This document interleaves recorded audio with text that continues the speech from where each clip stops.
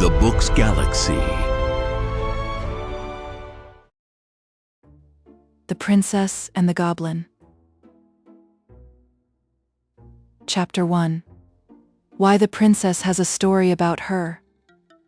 There was once a little princess whose father was king over a great country full of mountains and valleys. His palace was built upon one of the mountains, and was very grand and beautiful.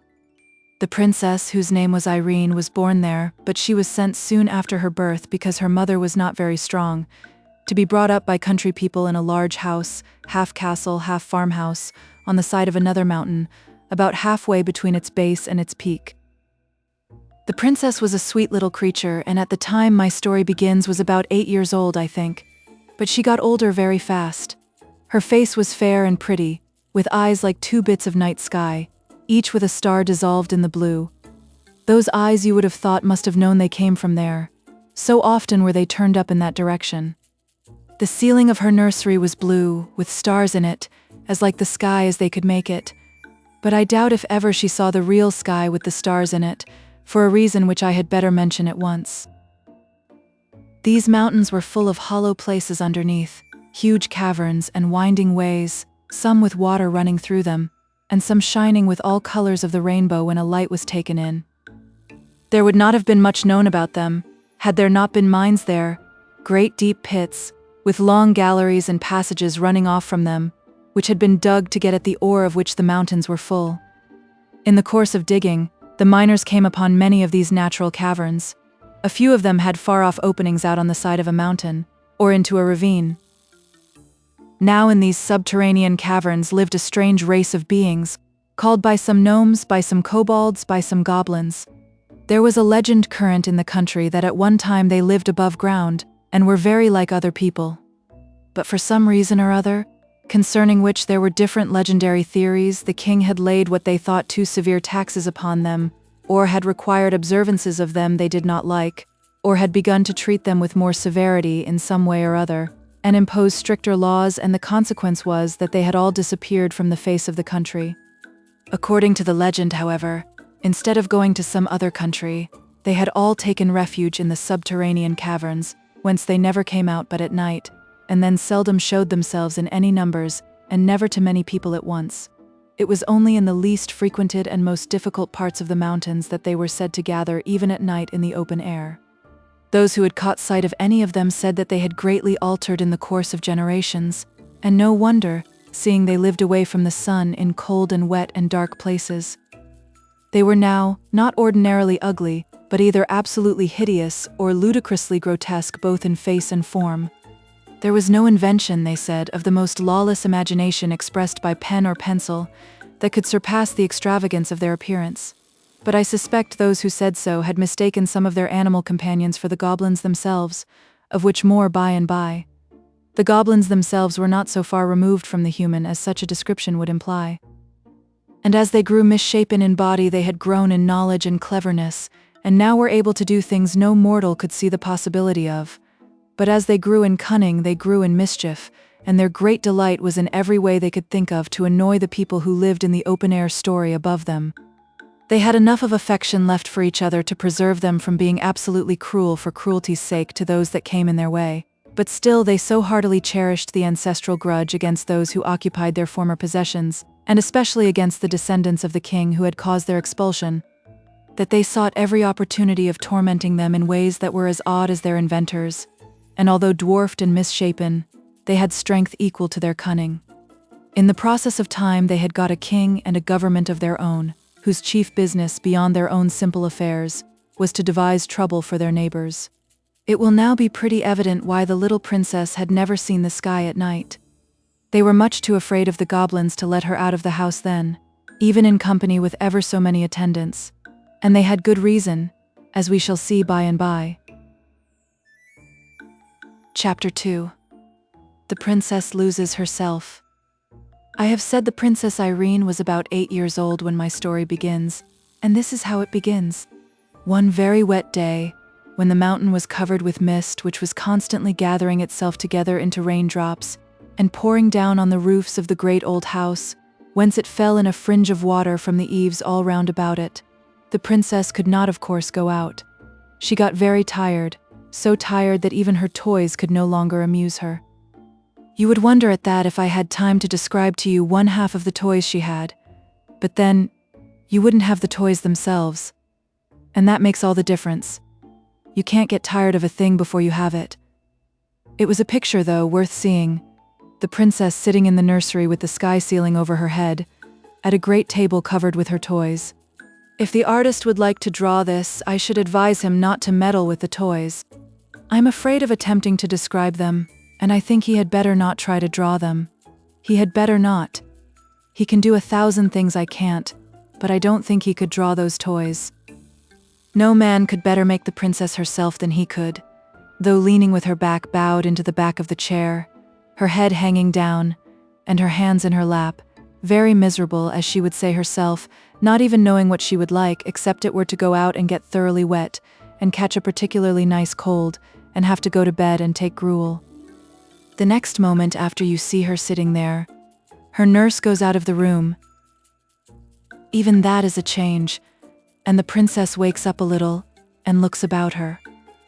Then she tumbles off her chair and runs out of the door, not the same door the nurse went out of, but one which opened at the foot of a curious old stair of worm-eaten oak, which looked as if never anyone had set foot upon it.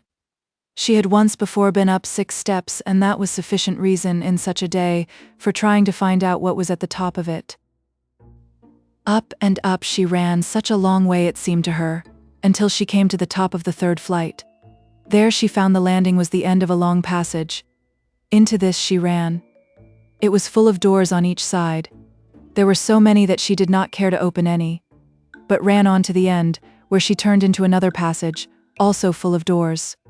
When she had turned twice more, and still saw doors and only doors about her, she began to get frightened. It was so silent, and all those doors must hide rooms with nobody in them. That was dreadful. Also the rain made a great trampling noise on the roof. She turned and started at full speed, her little footsteps echoing through the sounds of the rain, back for the stairs and her safe nursery. So she thought, but she had lost herself long ago. It doesn't follow that she was lost, because she had lost herself, though. She ran for some distance, turned several times, and then began to be afraid. Very soon she was sure that she had lost the way back. Rooms everywhere and no stair. Her little heart beat as fast as her little feet ran, and a lump of tears was growing in her throat. But she was too eager and perhaps too frightened to cry for some time. At last her hope failed her. Nothing but passages and doors everywhere. She threw herself on the floor and burst into a wailing cry broken by sobs. She did not cry long, however, for she was as brave as could be expected of a princess of her age. After a good cry, she got up and brushed the dust from her frock. Oh, what old dust it was! Then she wiped her eyes with her hands, for princesses don't always have their handkerchiefs in their pockets, any more than some other little girls I know of. Next, like a true princess, she resolved on going wisely to work to find her way back. She would walk through the passages and look in every direction for the stair. This she did, but without success. She went over the same ground again and again without knowing it, for the passages and doors were all alike. At last, in a corner, through a half-open door, she did see a stair. But alas, it went the wrong way. Instead of going down, it went up. Frightened as she was, however, she could not help wishing to see where yet further the stair could lead. It was very narrow, and so steep that she went on like a 4-legged creature on her hands and feet. Chapter 3. The Princess and We Shall See Who. When she came to the top, she found herself in a little square place, with 3 doors, 2 opposite each other, and 1 opposite the top of the stair. She stood for a moment, without an idea in her little head what to do next. But as she stood, she began to hear a curious humming sound. Could it be the rain? No. It was much more gentle and even monotonous than the sound of the rain, which now she scarcely heard. The low, sweet humming sound went on, sometimes stopping for a little while and then beginning again. It was more like the hum of a very happy bee that had found a rich well of honey in some globular flower than anything else I can think of at this moment. Where could it come from? She laid her ear first to one of the doors to hearken if it was there, then to another. When she laid her ear against the third door, there could be no doubt where it came from. It must be from something in that room. What could it be? She was rather afraid, but her curiosity was stronger than her fear, and she opened the door very gently and peeped in. What do you think she saw? A very old lady who sat spinning. Perhaps you will wonder how the princess could tell that the old lady was an old lady, when I inform you that not only was she beautiful but her skin was smooth and white. I will tell you more. Her hair was combed back from her forehead and face, and hung loose far down and all over her back. That is not much like an old lady, is it? Ah, but it was white, almost as snow. And although her face was so smooth, her eyes looked so wise that you could not have helped seeing she must be old. The princess, though she could not have told you why, did think her very old indeed. Quite 50, she said to herself. But she was rather older than that, as you shall hear.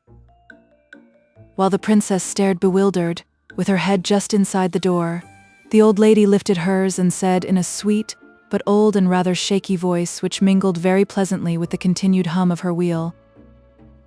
"Come in, my dear. Come in. I am glad to see you." That the princess was a real princess you might see now quite plainly, for she didn't hang on to the handle of the door and stare without moving, as I have known some do who ought to have been princesses but were only rather vulgar little girls. She did as she was told, stepped inside the door at once, and shut it gently behind her. "Come to me, my dear," said the old lady. And again the princess did as she was told. She approached the old lady rather slowly, I confess, but did not stop until she stood by her side, and looked up in her face with her blue eyes and the 2 melted stars in them. "Why, what have you been doing with your eyes, child?" asked the old lady. "Crying," answered the princess. "Why, child?" "Because I couldn't find my way down again." "But you could find your way up." "Not at first, not for a long time. But your face is streaked like the back of a zebra. Hadn't you a handkerchief to wipe your eyes with?" "No." "Then why didn't you come to me to wipe them for you?"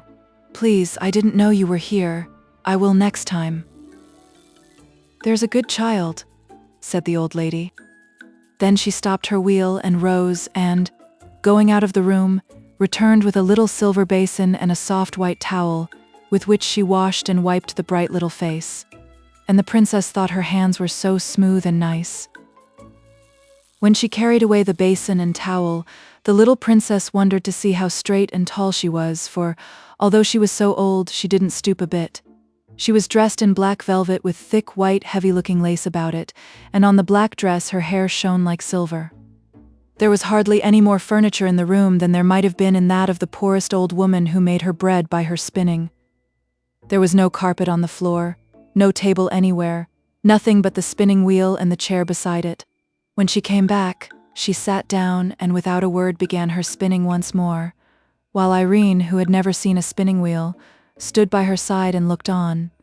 When the old lady had got her thread fairly going again, she said to the princess, but without looking at her, "Do you know my name, child?" "No, I don't know it," answered the princess. "My name is Irene." "That's my name!" cried the princess. "I know that. I let you have mine. I haven't got your name. You've got mine." "How can that be?" asked the princess, bewildered. "I've always had my name. Your papa, the king, asked me if I had any objection to your having it, and of course I hadn't. I let you have it with pleasure. It was very kind of you to give me your name, and such a pretty one," said the princess. "Oh, not so very kind," said the old lady. "A name is one of those things one can give away and keep all the same. I have a good many such things. Wouldn't you like to know who I am, child?" "Yes, that I should, very much." "I'm your great-great-grandmother," said the lady. "What's that?" asked the princess. "I'm your father's father's mother." "Oh dear, I can't understand that," said the princess. "I dare say not. I didn't expect you would, but that's no reason why I shouldn't say it." "Oh no," answered the princess. "I will explain it all to you when you are older," the lady went on. "But you will be able to understand this much now. I came here to take care of you." "Is it long since you came? Was it yesterday or was it today? Because it was so wet that I couldn't get out." "I've been here ever since you came yourself." "What a long time," said the princess. "I don't remember it at all." "No, I suppose not. But I never saw you before." "No, but you shall see me again." "Do you live in this room always?" "I don't sleep in it. I sleep on the opposite side of the landing. I sit here most of the day." "I shouldn't like it. My nursery is much prettier. You must be a queen too if you are my great big grandmother." "Yes, I am a queen." "Where is your crown then?" "In my bedroom." "I should like to see it." "You shall someday, not today." "I wonder why Nursey never told me." "Nursey doesn't know. She never saw me." "But somebody knows that you are in the house?" "No, nobody." "How do you get your dinner then?" "I keep poultry of a sort." "Where do you keep them?" "I will show you." "And who makes the chicken broth for you?" "I never kill any of my chickens." "Then I can't understand." "What did you have for breakfast this morning?" asked the lady. "Oh, I had bread and milk, and an egg. I dare say you eat their eggs." "Yes, that's it. I eat their eggs." "Is that what makes your hair so white?" "No, my dear, it's old age. I am very old." "I thought so." "Are you 50? "Yes, more than that." "Are you 100? "Yes, more than that." "I am too old for you to guess. Come and see my chickens." Again she stopped her spinning. She rose, took the princess by the hand, led her out of the room and opened the door opposite the stair. The princess expected to see a lot of hens and chickens, but instead of that, she saw the blue sky first, and then the roofs of the house, with a multitude of the loveliest pigeons, mostly white, but of all colors, walking about, making bows to each other, and talking a language she could not understand. She clapped her hands with delight, and up rose such a flapping of wings that she in her turn was startled. "You frightened my poultry," said the old lady, smiling. "And they've frightened me," said the princess, smiling too. "But what very nice poultry. Are the eggs nice?" "Yes, very nice. What a small egg spoon you must have. Wouldn't it be better to keep hens and get bigger eggs?" "How should I feed them, though?" "I see," said the princess. "The pigeons feed themselves. They've got wings. Just so. If they couldn't fly, I couldn't eat their eggs." "But how do you get at the eggs? Where are their nests?" The lady took hold of a little loop of string in the wall at the side of the door and, lifting a shutter, showed a great many pigeonholes with nests, some with young ones and some with eggs in them. The birds came in at the other side, and she took out the eggs on this side. She closed it again quickly, lest the young ones should be frightened. "Oh, what a nice way," cried the princess. "Will you give me an egg to eat? I'm rather hungry." "I will some day. But now you must go back, or Nursey will be miserable about you. I dare say she's looking for you everywhere." "Except here," answered the princess. "Oh, how surprised she will be when I tell her about my great big grandmother." "Yes, that she will," said the old lady with a curious smile. "Mind you tell her all about it exactly." "That I will. Please, will you take me back to her?" "I can't go all the way, but I will take you to the top of the stair, and then you must run down quite fast into your own room." The little princess put her hand in the old lady's, who, looking this way and that, brought her to the top of the first stair, and thence to the bottom of the second, and did not leave her till she saw her halfway down the third. When she heard the cry of her nurse's pleasure at finding her, she turned and walked up the stairs again, very fast indeed for such a very great grandmother, and sat down to her spinning with another strange smile on her sweet old face. About this spinning of hers I will tell you more another time. Guess what? She was spinning. Chapter 4. What the nurse thought of it. "Why, where can you have been, princess?" asked the nurse, taking her in her arms. "It's very unkind of you to hide away so long. I began to be afraid." Here she checked herself. "What were you afraid of, Nursey?" asked the princess. "Never mind," she answered. "Perhaps I will tell you another day. Now tell me where you have been." "I've been up a long way to see my very great, huge, old grandmother," said the princess. "What do you mean by that?" asked the nurse, who thought she was making fun. "I mean that I've been a long way up and up to see my great-grandmother." "Ah, Nursey, you don't know what a beautiful mother of grandmothers I've got upstairs. She is such an old lady with such lovely white hair, as white as my silver cup. Now when I think of it, I think her hair must be silver." "What nonsense you are talking, princess," said the nurse. "I'm not talking nonsense," returned Irene, rather offended. "I will tell you all about her. She's much taller than you, and much prettier." "Oh, I dare say," remarked the nurse. "And she lives upon pigeons' eggs." "Most likely," said the nurse. "And she sits in an empty room, spinning all day long." "Not a doubt of it," said the nurse. "And she keeps her crown in her bedroom." "Of course, quite the proper place to keep her crown in." "She wears it in bed, I'll be bound." "She didn't say that. And I don't think she does." "That wouldn't be comfortable, would it?" "I don't think my papa wears his crown for a nightcap. Does he, Nursey?" "I never asked him." "I dare say he does. And she's been there ever since I came here, ever so many years." "Anybody could have told you that?" said the nurse, who did not believe a word Irene was saying. "Why didn't you tell me then?" "There was no necessity. You could make it all up for yourself." "You don't believe me then?" exclaimed the princess, astonished and angry, as she well might be. "Did you expect me to believe you, princess?" asked the nurse coldly. "I know princesses are in the habit of telling make-believes, but you are the first I ever heard of who expected to have them believed," she added, seeing that the child was strangely in earnest. The princess burst into tears. "Well, I must say," remarked the nurse, now thoroughly vexed with her for crying, "it is not at all becoming in a princess to tell stories and expect to be believed just because she is a princess." "But it's quite true, I tell you." "You've dreamt it then, child." "No, I didn't dream it.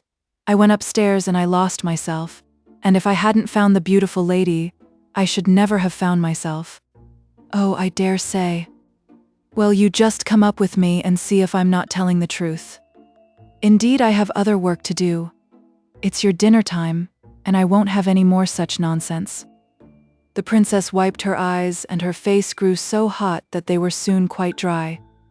She sat down to her dinner but ate next to nothing. Not to be believed does not at all agree with princesses, for a real princess cannot tell a lie, so all the afternoon she did not speak a word. Only when the nurse spoke to her, she answered her, for a real princess is never rude, even when she does well to be offended. Of course, the nurse was not comfortable in her mind. Not that she suspected the least truth in Irene's story, but that she loved her dearly, and was vexed with herself for having been cross to her. She thought her crossness was the cause of the princess's unhappiness, and had no idea that she was really and deeply hurt at not being believed. But, as it became more and more plain during the evening in her every motion and look that, although she tried to amuse herself with her toys, her heart was too vexed and troubled to enjoy them. Her nurse's discomfort grew and grew. When bedtime came, she undressed and laid her down, but the child, instead of holding up her little mouth to be kissed, turned away from her and lay still. Then Nursey's heart gave way altogether and she began to cry. At the sound of her first sob, the princess turned again and held her face to kiss her as usual, but the nurse had her handkerchief to her eyes and did not see the movement. "Nursey," said the princess, "why won't you believe me?" "Because I can't believe you," said the nurse, getting angry again. "Ah, then, you can't help it," said Irene, "and I will not be vexed with you any more. I will give you a kiss and go to sleep." "You little angel," cried the nurse, and caught her out of bed, and walked about the room with her in her arms, kissing and hugging her. "You will let me take you to see my dear old great big grandmother, won't you?" said the princess, as she laid her down again. "And you won't say I'm ugly any more, will you, princess?" "Nursey, I never said you were ugly. What can you mean?" "Well, if you didn't say it, you meant it." "Indeed, I never did." "You said I wasn't so pretty as that, As my beautiful grandmother, yes, I did say that, and I say it again, for it's quite true. Then I do think you are unkind, said the nurse, and put her handkerchief to her eyes again. Nursey dear, everybody can't be as beautiful as every other body, you know. You are very nice looking, but if you had been as beautiful as my grandmother— Bother your grandmother, said the nurse. Nurse, that's very rude. You are not fit to be spoken to till you can behave better. The princess turned away once more, and again the nurse was ashamed of herself. I'm sure I beg your pardon, princess, she said, though still in an offended tone. But the princess let the tone pass, and heeded only the words. You won't say it again, I am sure, she answered, once more turning towards her nurse. I was only going to say that if you had been twice as nice-looking as you are, some king or other would have married you, and then what would have become of me? You are an angel, repeated the nurse, again embracing her. Now, insisted Irene, you will come and see my grandmother, won't you? I will go with you anywhere you like, my cherub, she answered, and in 2 minutes the weary little princess was fast asleep. Chapter 5. The princess lets well alone. When she woke the next morning, the first thing she heard was the rain still falling. Indeed, this day was so like the last that it would have been difficult to tell where was the use of it. The first thing she thought of, however, was not the rain but the lady in the tower, and the first question that occupied her thoughts was whether she should not ask the nurse to fulfill her promise this very morning, and go with her to find her grandmother as soon as she had had her breakfast. But she came to the conclusion that perhaps the lady would not be pleased if she took anyone to see her without first asking leave, especially as it was pretty evident, seeing she lived on pigeons' eggs and cooked them herself, that she did not want the household to know she was there. So the princess resolved to take the first opportunity of running up alone and asking whether she might bring her nurse. She believed the fact that she could not otherwise convince her she was telling the truth would have much weight with her grandmother. The princess and her nurse were the best of friends all dressing time, and the princess in consequence ate an enormous little breakfast. I wonder, Ludi, that was her pet name for her nurse, what pigeons' eggs taste like, she said, as she was eating her egg, not quite a common one, for they always picked out the pinky ones for her. We'll get you a pigeon's egg, and you shall judge for yourself, said the nurse. Oh, no, no, returned Irene, suddenly reflecting they might disturb the old lady in getting it, and that even if they did not, she would have one less in consequence. What a strange creature you are, said the nurse, first to want a thing and then to refuse it. But she did not say it crossly, and the princess never minded any remarks that were not unfriendly. Well, you see, Ludi, there are reasons, she returned, and said no more, for she did not want to bring up the subject of their former strife, lest her nurse should offer to go before she had had her grandmother's permission to bring her. Of course she could refuse to take her, but then she would believe her less than ever. Now the nurse, as she said herself afterwards, could not be every moment in the room, and as never before yesterday had the princess given her the smallest reason for anxiety, it had not yet come into her head to watch her more closely. So she soon gave her a chance, and the very first that offered, Irene was off and up the stairs again. This day's adventure, however, did not turn out like yesterday's, although it began like it, and indeed today is very seldom like yesterday if people would note the differences even when it rains. The princess ran through passage after passage and could not find the stair of the tower. My own suspicion is that she had not gone up high enough, and was searching on the second instead of the third floor. When she turned to go back, she failed equally in her search after the stair. She was lost once more. Something made it even worse to bear this time, and it was no wonder that she cried again. Suddenly it occurred to her that it was after having cried before that she had found her grandmother's stair. She got up at once, wiped her eyes, and started upon a fresh quest. This time, although she did not find what she hoped, she found what was next best. She did not come on a stair that went up, but she came upon one that went down. It was evidently not the stair she had come up, yet it was a good deal better than none, so down she went, and was singing merrily before she reached the bottom. There, to her surprise, she found herself in the kitchen. Although she was not allowed to go there alone, her nurse had often taken her, and she was a great favorite with the servants. So there was a general rush at her the moment she appeared, for everyone wanted to have her, and the report of where she was soon reached the nurse's ears. She came at once to fetch her, but she never suspected how she had got there, and the princess kept her own counsel. Her failure to find the old lady not only disappointed her, but made her very thoughtful. Sometimes she came almost to the nurse's opinion that she had dreamed all about her, but that fancy never lasted very long. She wondered much whether she should ever see her again, and thought it very sad not to have been able to find her when she particularly wanted her. She resolved to say nothing more to her nurse on the subject, seeing it was so little in her power to prove her words. Chapter 6. The Little Miner. The next day the great clouds still hung over the mountain, and the rain poured like water from a full sponge. The princess was very fond of being out of doors, and she nearly cried when she saw that the weather was no better. But the mist was not of such a dark, dingy gray. There was light in it, and as the hours went on it grew brighter and brighter, until it was almost too brilliant to look at. And late in the afternoon the sun broke out so gloriously that Irene clapped her hands, crying, "See, see, Ludi! The sun has had his face washed. Look how bright he is. Do get my hat, and let us go out for a walk. Oh dear, how happy I am." Ludi was very glad to please the princess. She got her hat and cloak, and they set out together for a walk up the mountain. For the road was so hard and steep that the water could not rest upon it, and it was always dry enough for walking a few minutes after the rain ceased. The clouds were rolling away in broken pieces like great, over-woolly sheep, whose wool the sun had bleached till it was almost too white for the eyes to bear. Between them the sky shone with a deeper and purer blue, because of the rain. The trees on the roadside were hung all over with drops which sparkled in the sun like jewels. The only things that were no brighter for the rain were the brooks that ran down the mountain. They had changed from the clearness of crystal to a muddy brown, but what they lost in color they gained in sound, or at least in noise, for a brook when it is swollen is not so musical as before.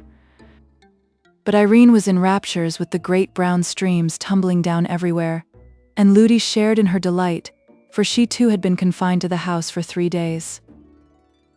At length she observed that the sun was getting low and said it was time to be going back.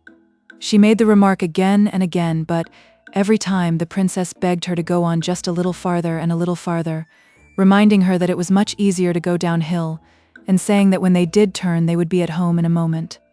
So on and on they did go, now to look at a group of ferns over whose tops a stream was pouring in a watery arch, now to pick a shining stone from a rock by the wayside, now to watch the flight of some bird. Suddenly the shadow of a great mountain peak came up from behind, and shot in front of them. When the nurse saw it, she started and shook, and catching hold of the princess's hand turned and began to run down the hill. "What's all the haste, Nursey?" asked Irene, running alongside of her. "We must not be out a moment longer." "But we can't help being out a good many moments longer." It was too true. The nurse almost cried. They were much too far from home. It was against express orders to be out with the princess one moment after the sun was down, and they were nearly a mile up the mountain. If His Majesty Irene's papa were to hear of it, Ludi would certainly be dismissed, and to leave the princess would break her heart. It was no wonder she ran. But Irene was not in the least frightened, not knowing anything to be frightened at. She kept on chattering as well as she could, but it was not easy. "Ludi, Ludi, why do you run so fast? It shakes my teeth when I talk." "Then don't talk," said Ludi. But the princess went on talking. She was always saying, "Look, look, Ludi," but Ludi paid no more heed to anything she said, only ran on. "Look, look, Ludi! Don't you see that funny man peeping over the rock?" Ludi only ran the faster. They had to pass the rock, and when they came nearer, the princess saw it was only a lump of the rock itself that she had taken for a man. "Look, look, Ludi! There's such a curious creature at the foot of that old tree. Look at it, Ludi. It's making faces at us, I do think." Ludi gave a stifled cry and ran faster still, so fast that Irene's little legs could not keep up with her, and she fell with a crash. It was a hard downhill road, and she had been running very fast, so it was no wonder she began to cry. This put the nurse nearly beside herself, but all she could do was to run on, the moment she got the princess on her feet again. "Who's that laughing at me?" said the princess, trying to keep in her sobs and running too fast for her grazed knees. "Nobody, child," said the nurse almost angrily. But that instant there came a burst of coarse tittering from somewhere near, and a hoarse, indistinct voice that seemed to say, "Lies, lies, lies." "Oh," cried the nurse with a sigh that was almost a scream, and ran on faster than ever. "Nursey, Ludi, I can't run any more. Do let us walk a bit." "What am I to do?" said the nurse. "Here, I will carry you." She caught her up, but found her much too heavy to run with, and had to set her down again. Then she looked wildly about her, gave a great cry, and said, "We've taken the wrong turning somewhere, and I don't know where we are. We are lost. Lost."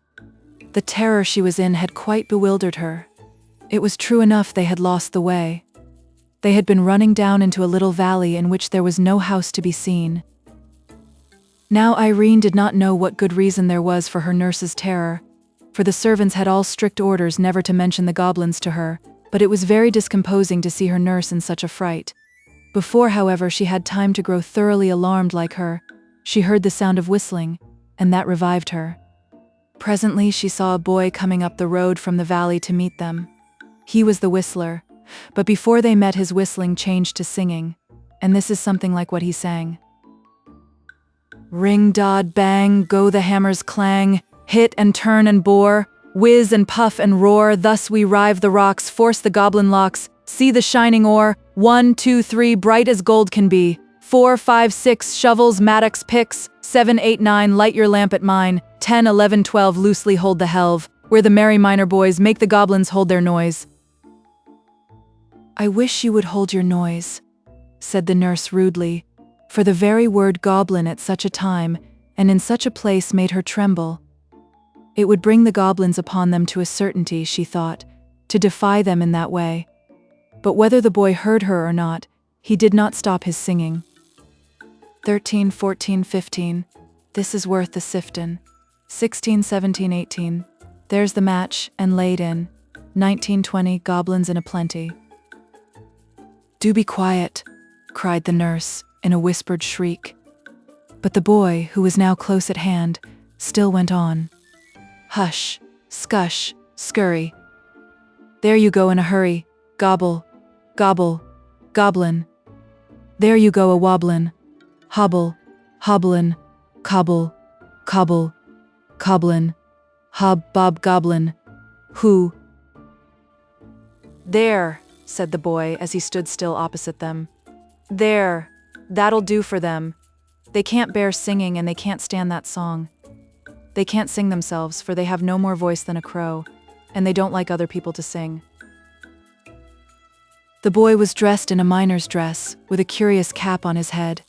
He was a very nice-looking boy, with eyes as dark as the mines in which he worked, and as sparkling as the crystals in their rocks. He was about 12 years old. His face was almost too pale for beauty, which came of his being so little in the open air and the sunlight, for even vegetables grown in the dark are white. But he looked happy, merry indeed, perhaps at the thought of having routed the goblins, and his bearing as he stood before them had nothing clownish or rude about it. "I saw them," he went on, "as I came up, and I'm very glad I did. I knew they were after somebody, but I couldn't see who it was. They won't touch you so long as I'm with you." "Why, who are you?" asked the nurse, offended at the freedom with which he spoke to them. "I'm Peter's son." "Who's Peter?" "Peter the miner." "I don't know him." "I'm his son, though." "And why should the goblins mind you, pray?" "Because I don't mind them. I'm used to them." "What difference does that make?" "If you're not afraid of them, they're afraid of you. I'm not afraid of them, that's all. But it's all that's wanted up here, that is. It's a different thing down there. They won't always mind that song even, down there. And if anyone sings it, they stand grinning at him awfully. And if he gets frightened and misses a word, or says a wrong one, don't they give it him?" "What do they do to him?" asked Irene with a trembling voice. Don't go frightening the princess, said the nurse. The princess? Repeated the little miner, taking off his curious cap. I beg your pardon, but you oughtn't to be out so late. Everybody knows that's against the law. Yes, indeed it is, said the nurse, beginning to cry again. And I shall have to suffer for it. What does that matter? Said the boy. It must be your fault. It is the princess who will suffer for it. I hope they didn't hear you call her the princess. If they did, they're sure to know her again. They're awfully sharp. Ludi, Ludi, cried the princess. Take me home. Don't go on like that, said the nurse to the boy, almost fiercely. How could I help it? I lost my way. You shouldn't have been out so late. You wouldn't have lost your way if you hadn't been frightened, said the boy. Come along. I'll soon set you right again. Shall I carry your little highness? Impertinence, murmured the nurse. But she did not say it aloud, for she thought if she made him angry he might take his revenge by telling someone belonging to the house, and then it would be sure to come to the king's ears. No thank you, said Irene. I can walk very well, though I can't run so fast as Nursey. If you will give me one hand, Ludi will give me another, and then I shall get on famously. They soon had her between them, holding a hand of each. Now let's run, said the nurse. No, no, said the little miner. That's the worst thing you can do. If you hadn't run before, you would not have lost your way. And if you run now, they will be after you in a moment. I don't want to run, said Irene. You don't think of me, said the nurse. Yes, I do, Ludi. The boy says they won't touch us if we don't run. Yes, but if they know at the house that I've kept you out so late, I shall be turned away, and that would break my heart. Turned away, Ludi. Who would turn you away? Your papa, child. But I'll tell him it was all my fault, and you know it was, Ludi. He won't mind that. I'm sure he won't. Then I'll cry, and go down on my knees to him and beg him not to take away my own dear Ludi. The nurse was comforted at hearing this, and said no more. They went on, walking pretty fast, but taking care not to run a step. I want to talk to you, said Irene to the little miner, but it's so awkward. I don't know your name. My name's Curdie, little princess. What a funny name. Curdie. What more? Curdie Peterson. What's your name, please? Irene. What more? I don't know what more. What more is my name, Ludi? Princesses haven't got more than one name. They don't want it. Oh then, Curdie, you must call me just Irene and no more. No indeed, said the nurse indignantly. He shall do no such thing. What shall he call me then, Ludi? Your Royal Highness. My Royal Highness. What's that? No, no, Ludi, I won't be called names. I don't like them. You told me once yourself it's only rude children that call names, and I'm sure Curdie wouldn't be rude. Curdie, my name's Irene. Well, Irene, said Curdie, with a glance at the nurse which showed he enjoyed teasing her. It is very kind of you to let me call you anything. I like your name very much. He expected the nurse to interfere again, but he soon saw that she was too frightened to speak. She was staring at something a few yards before them in the middle of the path, where it narrowed between rocks so that only one could pass at a time. It is very much kinder of you to go out of your way to take us home, said Irene. I'm not going out of my way yet, said Curdie.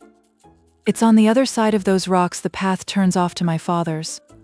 You wouldn't think of leaving us till we're safe home, I'm sure, gasped the nurse. Of course not, said Curdie. You dear, good, kind Curdie. I'll give you a kiss when we get home, said the princess. The nurse gave her a great pull by the hand she held. But at that instant the something in the middle of the way, which had looked like a great lump of earth brought down by the rain, began to move. One after another it shot out 4 long things, like 2 arms and 2 legs, but it was now too dark to tell what they were. The nurse began to tremble from head to foot. Irene clasped Curdie's hand yet faster, and Curdie began to sing again. 1, 2, hit and hew, 3, 4, blast and bore. 5, 6, there's a fix. 7, 8, hold it straight.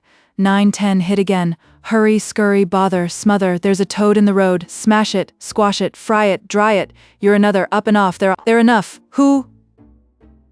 As he uttered the last words, Curdie let go his hold of his companion and rushed at the thing in the road as if he would trample it under his feet. It gave a great spring and ran straight up one of the rocks like a huge spider. Curdie turned back laughing and took Irene's hand again.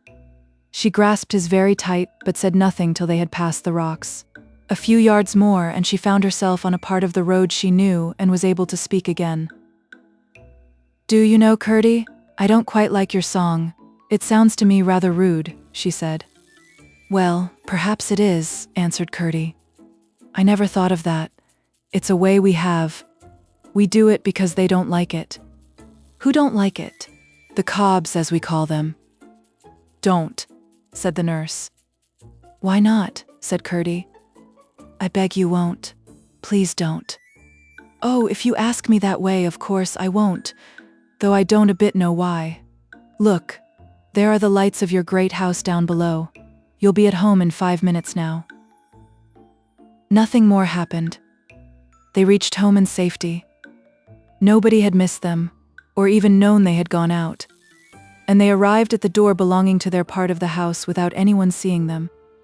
The nurse was rushing in with a hurried and not over-gracious good night to Curdie, but the princess pulled her hand from hers and was just throwing her arms round Curdie's neck when she caught her again and dragged her away. "Ludi! Ludi! I promised a kiss," cried Irene. "A princess mustn't give kisses. It's not at all proper," said Ludi. "But I promised," said the princess. "There's no occasion. He's only a miner boy. He's a good boy, and a brave boy, and he has been very kind to us." "Ludi, Ludi, I promised." "Then you shouldn't have promised." "Ludi, I promised him a kiss." "Your Royal Highness," said Ludi, suddenly grown very respectful, "must come in directly." "Nurse, a princess must not break her word," said Irene, drawing herself up and standing stock still. Ludi did not know which the king might count the worst, to let the princess be out after sunset, or to let her kiss a miner boy. She did not know that, being a gentleman, as many kings have been, he would have counted neither of them the worse. However much he might have disliked his daughter to kiss the miner boy, he would not have had her break her word for all the goblins in creation. But, as I say, the nurse was not lady enough to understand this, and so she was in a great difficulty, for, if she insisted, someone might hear the princess cry and run to see, and then all would come out. But here Curdie came again to the rescue. "Never mind, Princess Irene," he said. "You mustn't kiss me tonight, but you shan't break your word. I will come another time. You may be sure I will." "Oh, thank you, Curdie," said the princess, and stopped crying. "Good night, Irene." "Good night, Ludi," said Curdie, and turned and was out of sight in a moment. "I should like to see him," muttered the nurse, as she carried the princess to the nursery. "You will see him," said Irene. "You may be sure Curdie will keep his word. He's sure to come again." "I should like to see him," repeated the nurse, and said no more. She did not want to open a new cause of strife with the princess by saying more plainly what she meant. Glad enough that she had succeeded both in getting home unseen and in keeping the princess from kissing the miner's boy, she resolved to watch her far better in future. Her carelessness had already doubled the danger she was in. Formerly the goblins were her only fear. Now she had to protect her charge from Curdie as well. Chapter 7. The Mines. Curdie went home whistling. He resolved to say nothing about the princess for fear of getting the nurse into trouble, for while he enjoyed teasing her because of her absurdity, he was careful not to do her any harm. He saw no more of the goblins and was soon fast asleep in his bed. He woke in the middle of the night and thought he heard curious noises outside. He sat up and listened, then got up and, opening the door very quietly, went out. When he peeped round the corner, he saw, under his own window, a group of stumpy creatures, whom he at once recognized by their shape.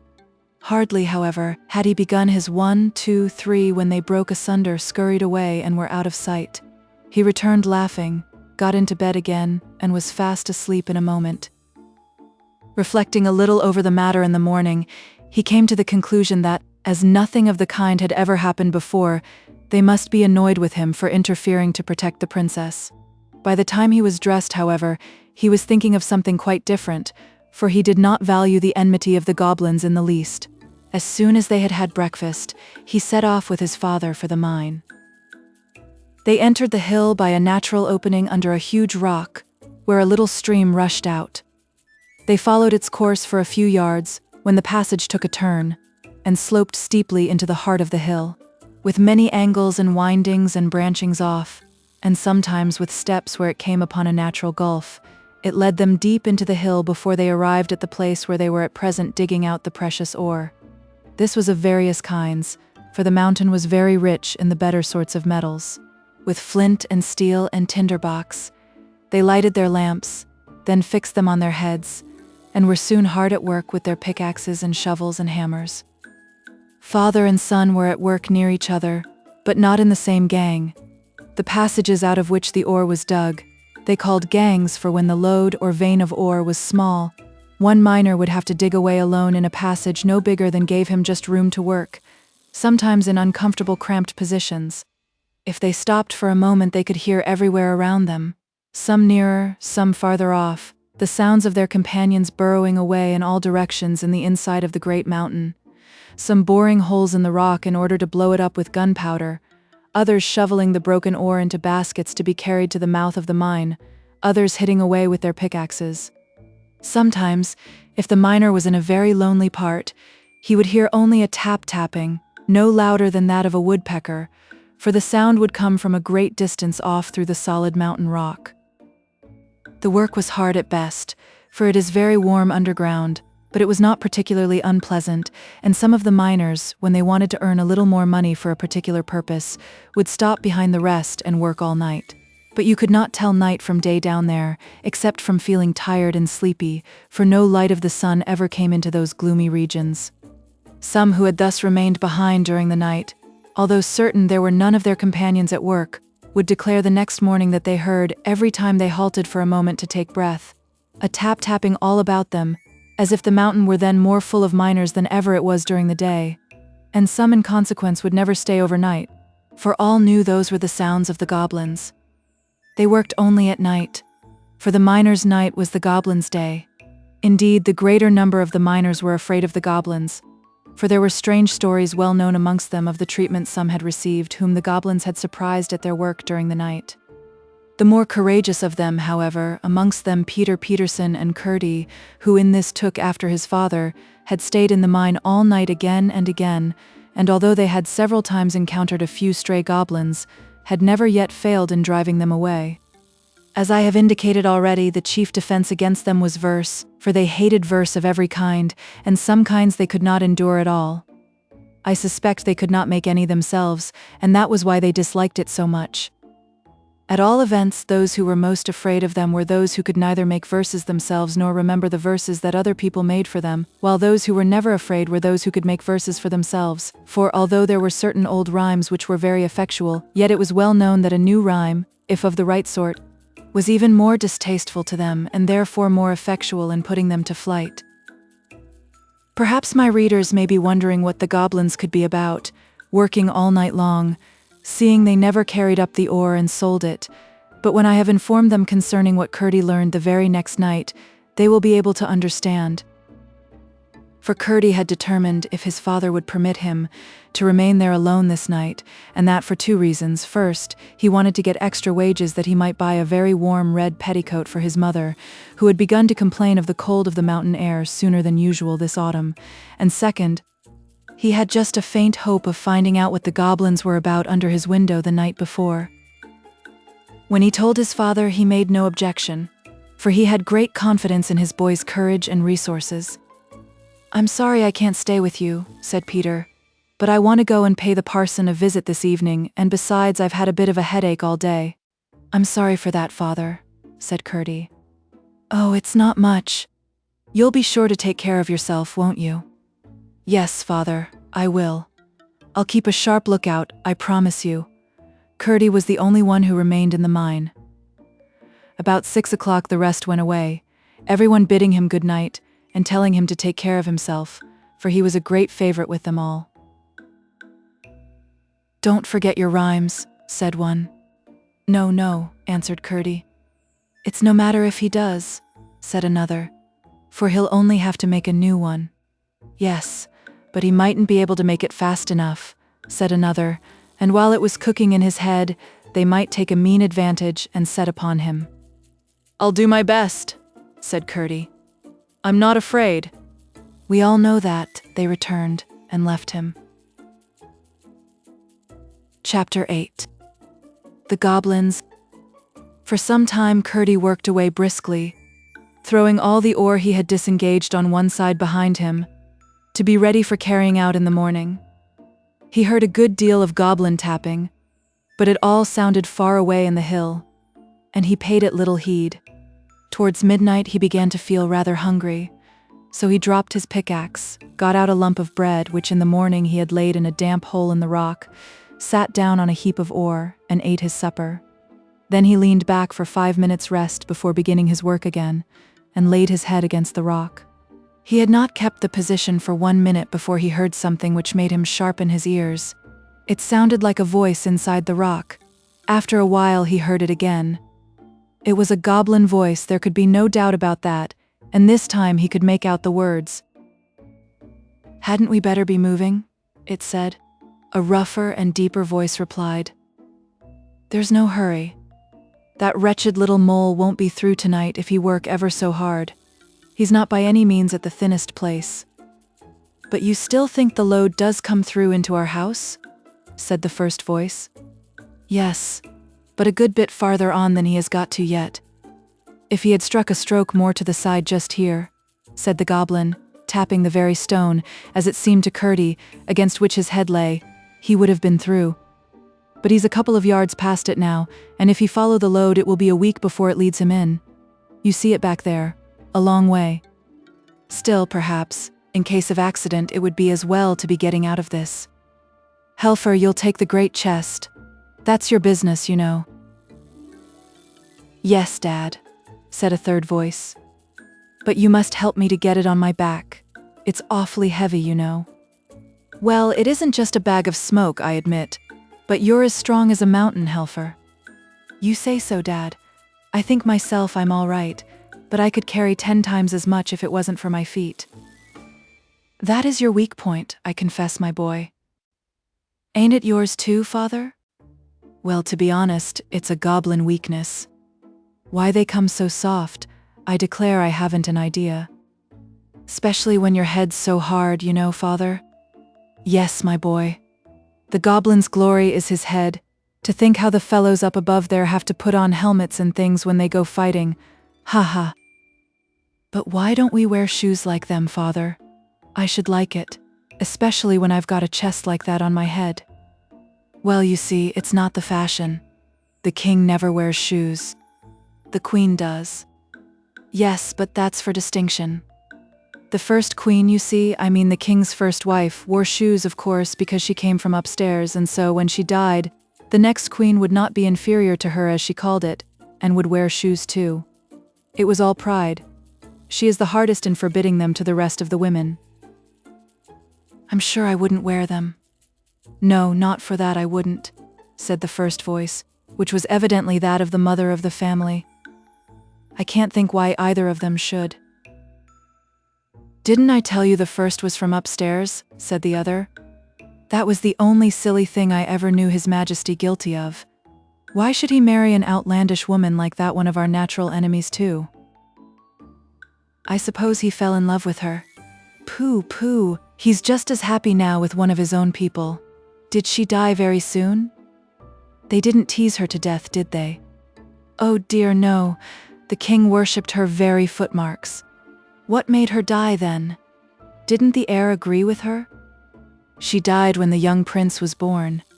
"How silly of her. We never do that. It must have been because she wore shoes." "I don't know that. Why do they wear shoes up there?" "Ah, now that's a sensible question, and I will answer it. but in order to do so, I must first tell you a secret. I once saw the queen's feet. Without her shoes? Yes, without her shoes. No, did you? How was it? Never you mind how it was? She didn't know I saw them. And what do you think? They had toes. Toes. What's that? You may well ask. I should never have known if I had not seen the queen's feet. Just imagine. The ends of her feet were split up into 5 or 6 thin pieces. Oh, horrid. How could the king have fallen in love with her? You forget that she wore shoes. That is just why she wore them. That is why all the men and women too, upstairs wear shoes. They can't bear the sight of their own feet without them. Ah, now I understand. If ever you wish for shoes again, Helfer, I'll hit your feet, I will. No, no, mother, pray don't. Then don't you? But with such a big box on my head. A horrid scream followed, which Curdie interpreted as in reply to a blow from his mother upon the feet of her eldest goblin. Well, I never knew so much before, remarked a fourth voice. Your knowledge is not universal quite yet, said the father. You were only 50 last month. Mind you see to the bed and bedding. As soon as we've finished our supper, we'll be up and going. Ha ha ha. What are you laughing at, husband? I'm laughing to think what a mess the miners will find themselves in, somewhere before this day 10 years. Why? What do you mean? Oh, nothing. Oh yes, you do mean something.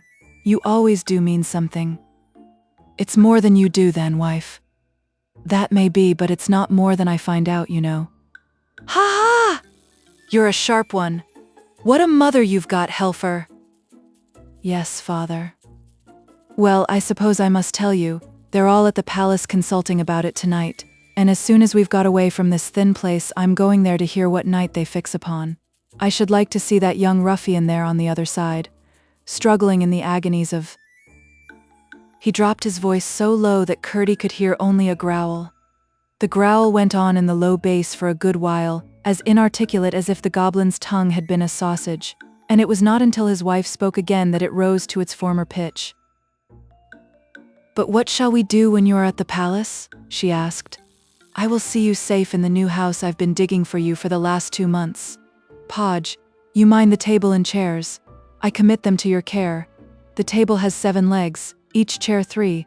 I shall require them all at your hands. After this arose a confused conversation about the various household goods and their transport, and Curdie heard nothing more that was of any importance. He now knew at least one of the reasons for the constant sound of the goblin hammers and pickaxes at night. They were making new houses for themselves, to which they might retreat when the miners should threaten to break into their dwellings. But he had learned 2 things of far greater importance. The first was that some grievous calamity was preparing and almost ready to fall upon the heads of the miners. The second was the one weak point of a goblin's body. He had not known that their feet were so tender as he had now reason to suspect. He had heard it said that they had no toes. He had never had opportunity of inspecting them closely enough, in the dusk in which they always appeared, to satisfy himself whether it was a correct report. Indeed, he had not been able even to satisfy himself as to whether they had no fingers, although that also was commonly said to be the fact. One of the miners, indeed, who had had more schooling than the rest, was wont to argue that such must have been the primordial condition of humanity, and that education and handicraft had developed both toes and fingers, with which proposition Curdie had once heard his father sarcastically agree, alleging in support of it the probability that babies' gloves were a traditional remnant of the old state of things, while the stockings of all ages, no regard being paid in them to the toes, pointed in the same direction. But what was of importance was the fact concerning the softness of the goblin feet, which he foresaw might be useful to all miners. What he had to do in the meantime, however, was to discover, if possible, the special evil design the goblins had now in their heads. Although he knew all the gangs and all the natural galleries with which they communicated in the mined part of the mountain, he had not the least idea where the palace of the king of the gnomes was. Otherwise he would have set out at once on the enterprise of discovering what the said design was. He judged, and rightly, that it must lie in a farther part of the mountain, between which and the mine there was as yet no communication. There must be one nearly completed, however, for it could be but a thin partition which now separated them. If only he could get through in time to follow the goblins as they retreated. A few blows would doubtless be sufficient, just where his ear now lay. But if he attempted to strike there with his pickaxe, he would only hasten the departure of the family, put them on their guard, and perhaps lose their involuntary guidance. He therefore began to feel the wall with his hands, and soon found that some of the stones were loose enough to be drawn out with little noise. Laying hold of a large one with both his hands, he drew it gently out and let it down softly. "What was that noise?" said the goblin father. Curdie blew out his light, lest it should shine through. "It must be that one miner that stayed behind the rest," said the mother.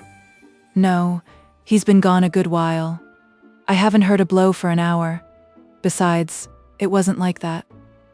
Then I suppose it must have been a stone carried down the brook inside. Perhaps it will have more room by and by." Curdie kept quite still. After a little while, hearing nothing but the sounds of their preparations for departure, mingled with an occasional word of direction, and anxious to know whether the removal of the stone had made an opening into the goblin's house, he put in his hand to feel. It went in a good way, and then came in contact with something soft. He had but a moment to feel it over. It was so quickly withdrawn. It was one of the toeless goblin feet. The owner of it gave a cry of fright. "What's the matter, Helfer?" asked his mother. "A beast came out of the wall and licked my foot." "Nonsense. There are no wild beasts in our country," said his father. "But it was, father. I felt it." "Nonsense, I say. Will you malign your native realms and reduce them to a level with the country upstairs, that is swarming with wild beasts of every description?" "But I did feel it, father." "I tell you to hold your tongue. You are no patriot." Curdie suppressed his laughter and lay still as a mouse, but no stiller. For every moment he kept nibbling away with his fingers at the edges of the hole. He was slowly making it bigger, for here the rock had been very much shattered with the blasting. There seemed to be a good many in the family, to judge from the mass of confused talk which now and then came through the hole. But when all were speaking together, and just as if they had bottle brushes, each at least one in their throats, it was not easy to make out much that was said. At length he heard once more what the father goblin was saying. "Now then," he said, "get your bundles on your backs. Here, Helfer, I'll help you up with your chest." "I wish it was my chest, father. Your turn will come in good time enough. Make haste, I must go to the meeting at the palace tonight. When that's over, we can come back and clear out the last of the things before our enemies return in the morning. Now light your torches, and come along." What a distinction it is to provide our own light, instead of being dependent on a thing hung up in the air, a most disagreeable contrivance, intended no doubt to blind us when we venture out under its baleful influence. Quite glaring and vulgar, I call it, though no doubt useful to poor creatures who haven't the wit to make light for themselves. Curdie could hardly keep himself from calling through to know whether they made the fire to light their torches by, but a moment's reflection showed him that they would have said they did, inasmuch as they struck two stones together, and the fire came. Chapter 9. The Hall of the Goblin Palace. A sound of many soft feet followed, but soon ceased. Then Curdie flew at the hole like a tiger, and tore and pulled. The sides gave way, and it was soon large enough for him to crawl through. He would not betray himself by rekindling his lamp, but the torches of the retreating company, which he found departing in a straight line up a long avenue from the door of their cave, threw back light enough to afford him a glance round the deserted home of the goblins. To his surprise, he could discover nothing to distinguish it from an ordinary natural cave in the rock, upon many of which he had come with the rest of the miners in the progress of their excavations. The goblins had talked of coming back for the rest of their household gear.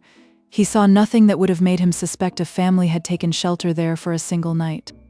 The floor was rough and stony, the walls full of projecting corners, the roof in one place 20 feet high, in another endangering his forehead, while on one side a stream no thicker than a needle, it is true, but still sufficient to spread a wide dampness over the wall, flowed down the face of the rock. But the troop in front of him was toiling under heavy burdens. He could distinguish Helfer now and then, in the flickering light and shade, with his heavy chest on his bending shoulders, while the second brother was almost buried in what looked like a great feather bed. "Where do they get the feathers?" thought Curdie. But in a moment the troop disappeared at a turn of the way, and it was now both safe and necessary for Curdie to follow them, lest they should be round the next turning before he saw them again, for so he might lose them altogether. He darted after them like a greyhound. When he reached the corner and looked cautiously round, he saw them again at some distance down another long passage. None of the galleries he saw that night bore signs of the work of man or of goblin either. Stalactites far older than the mines hung from their roofs, and their floors were rough with boulders and large round stones, showing that their water must have once run. He waited again at this corner till they had disappeared round the next, and so followed them a long way through one passage after another. The passages grew more and more lofty, and were more and more covered in the roof with shining stalactites. It was a strange enough procession which he followed, but the strangest part of it was the household animals which crowded amongst the feet of the goblins. It was true they had no wild animals down there, at least they did not know of any, but they had a wonderful number of tame ones. I must, however, reserve any contributions towards the natural history of these for a later position in my story. At length, turning a corner too abruptly, he had almost rushed into the middle of the goblin family, for there they had already set down all their burdens on the floor of a cave considerably larger than that which they had left. They were as yet too breathless to speak, else he would have had warning of their arrest. He started back, however, before anyone saw him, and retreating a good way, stood watching till the father should come out to go to the palace. Before very long, both he and his son Helfer appeared and kept on in the same direction as before, while Curdie followed them again with renewed precaution. For a long time he heard no sound except something like the rush of a river inside the rock, but at length what seemed the far-off noise of a great shouting reached his ears, which however presently ceased. After advancing a good way farther, he thought he heard a single voice. It sounded clearer and clearer as he went on, until at last he could almost distinguish the words. In a moment or two, keeping after the goblins round another corner, he once more started back, this time in amazement. He was at the entrance of a magnificent cavern, of an oval shape, once probably a huge natural reservoir of water, now the great palace hall of the goblins. It rose to a tremendous height, but the roof was composed of such shining materials, and the multitude of torches carried by the goblins who crowded the floor lighted up the place so brilliantly that Curdie could see to the top quite well. But he had no idea how immense the place was until his eyes had got accustomed to it, which was not for a good many minutes. The rough projections on the walls and the shadows thrown upwards from them by the torches made the sides of the chamber look as if they were crowded with statues upon brackets and pedestals, reaching in irregular tiers from floor to roof. The walls themselves were, in many parts, of gloriously shining substances, some of them gorgeously colored besides, which powerfully contrasted with the shadows. Curdie could not help wondering whether his rhymes would be of any use against such a multitude of goblins as filled the floor of the hall, and indeed felt considerably tempted to begin his shout of 1, 2, 3, but as there was no reason for routing them and much for endeavoring to discover their designs, he kept himself perfectly quiet and, peering round the edge of the doorway, listened with both his sharp ears. At the other end of the hall, high above the heads of the multitude, was a terrace-like ledge of considerable height, caused by the receding of the upper part of the cavern wall. Upon this sat the king and his court, the king on a throne hollowed out of a huge block of green copper ore, and his court upon lower seats around it. The king had been making them a speech, and the applause which followed it was what Curdie had heard. One of the court was now addressing the multitude. What he heard him say was to the following effect: "Hence it appears that two plans have been for some time together working in the strong head of His Majesty for the deliverance of his people. Regardless of the fact that we were the first possessors of the regions they now inhabit, regardless equally of the fact that we abandoned that region from the loftiest motives, regardless also of the self-evident fact that we excel them so far in mental ability as they excel us in stature. They look upon us as a degraded race and make a mockery of all our finer feelings. But the time has almost arrived when, thanks to His Majesty's inventive genius, it will be in our power to take a thorough revenge upon them once for all, in respect of their unfriendly behavior." "May it please your Majesty," cried a voice close by the door, which Curdie recognized as that of the goblin he had followed. "Who is he that interrupts the chancellor?" cried another from near the throne. "Glump," answered several voices. "He is our trusty subject," said the king himself, in a slow and stately voice. "Let him come forward and speak." A lane was parted through the crowd, and Glump, having ascended the platform and bowed to the king, spoke as follows. "Sire, I would have held my peace, had I not known that I only knew how near was the moment to which the chancellor had just referred. In all probability, before another day is passed, the enemy will have broken through into my house, the partition between being even now not more than a foot in thickness." "Not quite so much," thought Curdie to himself. "This very evening I have had to remove my household effects. Therefore, the sooner we are ready to carry out the plan, for the execution of which His Majesty has been making such magnificent preparations, the better. I may just add that within the last few days I have perceived a small outbreak in my dining room, which, combined with observations upon the course of the river escaping where the evil men enter, has convinced me that close to the spot must be a deep gulf in its channel. This discovery will, I trust, add considerably to the otherwise immense forces at His Majesty's disposal." He ceased, and the king graciously acknowledged his speech with a bend of his head, whereupon Glump, after a bow to His Majesty, slid down amongst the rest of the undistinguished multitude. Then the chancellor rose and resumed. "The information which the worthy Glump has given us," he said, "might have been of considerable import at the present moment, but for that other design already referred to, which naturally takes precedence. His Majesty, unwilling to proceed to extremities, and well aware that such measures sooner or later result in violent reactions, has excogitated a more fundamental and comprehensive measure, of which I need say no more. Should His Majesty be successful, as who dares to doubt? Then a peace, all to the advantage of the Goblin Kingdom, will be established for a generation at least, rendered absolutely secure by the pledge which His Royal Highness the Prince will have and hold for the good behavior of her relatives. Should His Majesty fail, which who shall dare even to imagine in his most secret thoughts? Then will be the time for carrying out with rigor the design to which Glump referred, and for which our preparations are even now all but completed. The failure of the former will render the latter imperative." Curdie, perceiving that the assembly was drawing to a close and that there was little chance of either plan being more fully discovered, now thought it prudent to make his escape before the goblins began to disperse, and slipped quietly away. There was not much danger of meeting any goblins, for all the men at least were left behind him in the palace. But there was considerable danger of his taking a wrong turning, for he had now no light, and had therefore to depend upon his memory and his hands. After he had left behind him the glow that issued from the door of Glump's new abode, he was utterly without guide, so far as his eyes were concerned. He was most anxious to get back through the hole before the goblins should return to fetch the remains of their furniture. It was not that he was in the least afraid of them, but, as it was of the utmost importance that he should thoroughly discover what the plans they were cherishing were, he must not occasion the slightest suspicion that they were watched by a miner. He hurried on, feeling his way along the walls of rock. Had he not been very courageous, he must have been very anxious, for he could not but know that if he lost his way it would be the most difficult thing in the world to find it again.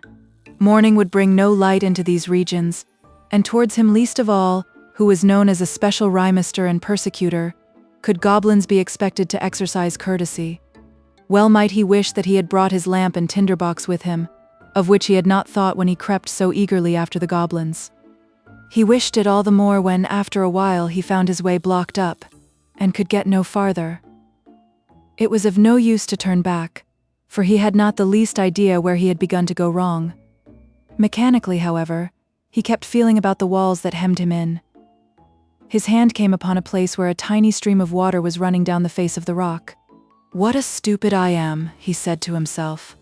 "I am actually at the end of my journey, and there are the goblins coming back to fetch their things," he added, as the red glimmer of their torches appeared at the end of the long avenue that led up to the cave. In a moment he had thrown himself on the floor, and wriggled backwards through the hole. The floor on the other side was several feet lower, which made it easier to get back. It was all he could do to lift the largest stone he had taken out of the hole, but he did manage to shove it in again. He sat down on the ore heap and thought. He was pretty sure that the latter plan of the goblins was to inundate the mine by breaking outlets for the water accumulated in the natural reservoirs of the mountain, as well as running through portions of it. While the part hollowed by the miners remained shut off from that inhabited by the goblins, they had had no opportunity of injuring them thus. But now that a passage was broken through, and the goblins' part proved the higher in the mountain, it was clear to Curdie that the mine could be destroyed in an hour.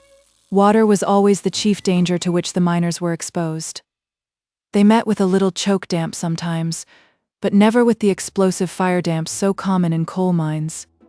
Hence they were careful as soon as they saw any appearance of water. As the result of his reflections while the goblins were busy in their old home, it seemed to Curdie that it would be best to build up the whole of this gang, filling it with stone and clay or lye, so that there should be no smallest channel for the water to get into. There was not, however, any immediate danger, for the execution of the goblins' plan was contingent upon the failure of that unknown design which was to take precedence of it, and he was most anxious to keep the door of communication open, that he might, if possible, discover what the former plan was.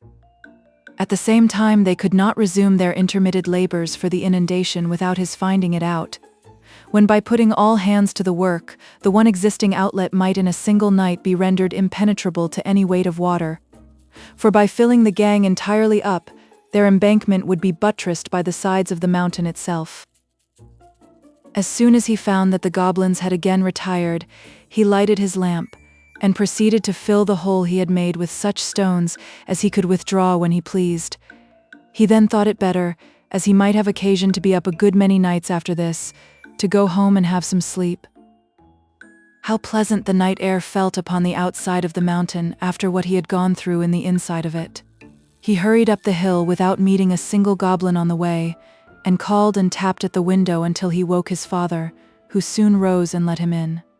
He told him the whole story, and, just as he had expected, his father thought it best to work that load no farther, but at the same time to pretend occasionally to be at work there still, in order that the goblins might have no suspicions.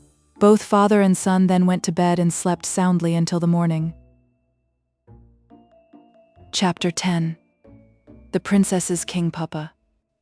The weather continued fine for weeks, and the little princess went out every day. So long a period of fine weather had indeed never been known upon that mountain. The only uncomfortable thing was that her nurse was so nervous and particular about being in before the sun was down that often she would take to her heels when nothing worse than a fleecy cloud crossing the sun threw a shadow on the hillside, and many an evening they were home a full hour before the sunlight had left the weathercock on the stables. If it had not been for such odd behavior, Irene would, by this time, have almost forgotten the goblins. She never forgot Curdie, but him she remembered for his own sake, and indeed would have remembered him if only because a princess never forgets her debts until they are paid. One splendid sunshiny day, about an hour after noon, Irene, who was playing on a lawn in the garden, heard the distant blast of a bugle. She jumped up with a cry of joy, for she knew by that particular blast that her father was on his way to see her. This part of the garden lay on the slope of the hill and allowed a full view of the country below. So she shaded her eyes with her hand and looked far away to catch the first glimpse of shining armor. In a few moments, a little troop came glittering round the shoulder of a hill. Spears and helmets were sparkling and gleaming, banners were flying, horses prancing, and again came the bugle blast, which was to her like the voice of her father calling across the distance, "Irene, I'm coming." On and on they came until she could clearly distinguish the king. He rode a white horse and was taller than any of the men with him. He wore a narrow circle of gold set with jewels around his helmet, and as he came still nearer, Irene could discern the flashing of the stones in the sun. It was a long time since he had been to see her, and her little heart beat faster and faster as the shining troop approached, for she loved her King Papa very dearly and was nowhere so happy as in his arms. When they reached a certain point, after which she could see them no more from the garden, she ran to the gate, and there stood till up they came, clanging and stamping, with one more bright bugle blast which said, "Irene, I am come." By this time the people of the house were all gathered at the gate, but Irene stood alone in front of them. When the horseman pulled up, she ran to the side of the white horse and held up her arms. The king stopped and took her hands. In an instant she was on the saddle and clasped in his great strong arms. I wish I could describe the king so that you could see him in your mind. He had gentle blue eyes, but a nose that made him look like an eagle. A long dark beard, streaked with silvery lines, flowed from his mouth almost to his waist, and as Irene sat on the saddle and hid her glad face upon his bosom, it mingled with the golden hair which her mother had given her, and the two together were like a cloud with streaks of the sun woven through it.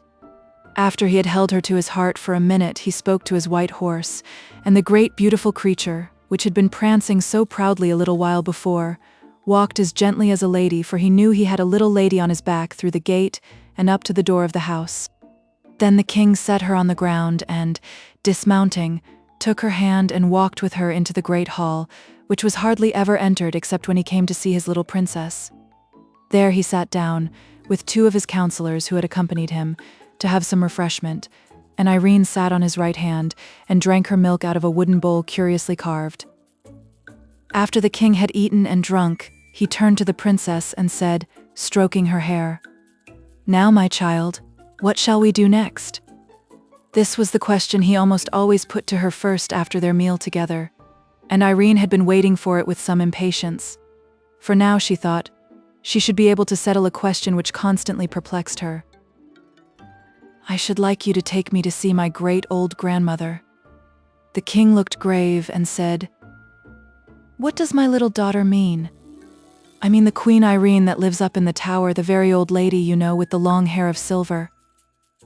The king only gazed at his little princess with a look which she could not understand. "She's got her crown in her bedroom," she went on, "but I've not been in there yet. You know she's there, don't you?" "No," said the king, very quietly. "Then it must all be a dream," said Irene. "I half thought it was, but I couldn't be sure. Now I am sure of it. Besides, I couldn't find her the next time I went up." At that moment, a snow-white pigeon flew in at an open window and settled upon Irene's head. She broke into a merry laugh, cowered a little, and put up her hands to her head, saying, "Dear Dovey, don't peck me. You'll pull out my hair with your long claws if you don't mind."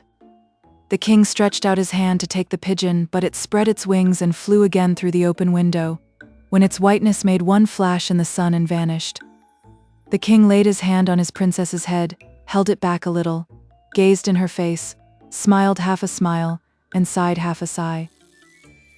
"Come, my child, we'll have a walk in the garden together," he said. "You won't come up and see my huge, great, beautiful grandmother then, King Papa?" said the princess. "Not this time," said the king very gently. "She has not invited me, you know, and great old ladies like her do not choose to be visited without leave asked and given." The garden was a very lovely place. Being upon a mountainside, there were parts in it where the rocks came through in great masses, and all immediately about them remained quite wild. Tufts of heather grew upon them, and other hardy mountain plants and flowers, while near them would be lovely roses and lilies and all pleasant garden flowers. This mingling of the wild mountain with the civilized garden was very quaint, and it was impossible for any number of gardeners to make such a garden look formal and stiff. Against one of these rocks was a garden seat, shadowed from the afternoon sun by the overhanging of the rock itself. There was a little winding path up to the top of the rock, and on top another seat, but they sat on the seat at its foot because the sun was hot, and there they talked together of many things. At length the king said, "You were out late one evening, Irene." "Yes, Papa. It was my fault, and Ludi was very sorry." "I must talk to Ludi about it," said the king. "Don't speak loud to her, please, Papa," said Irene. "She's been so afraid of being late ever since. Indeed, she has not been naughty. It was only a mistake for once."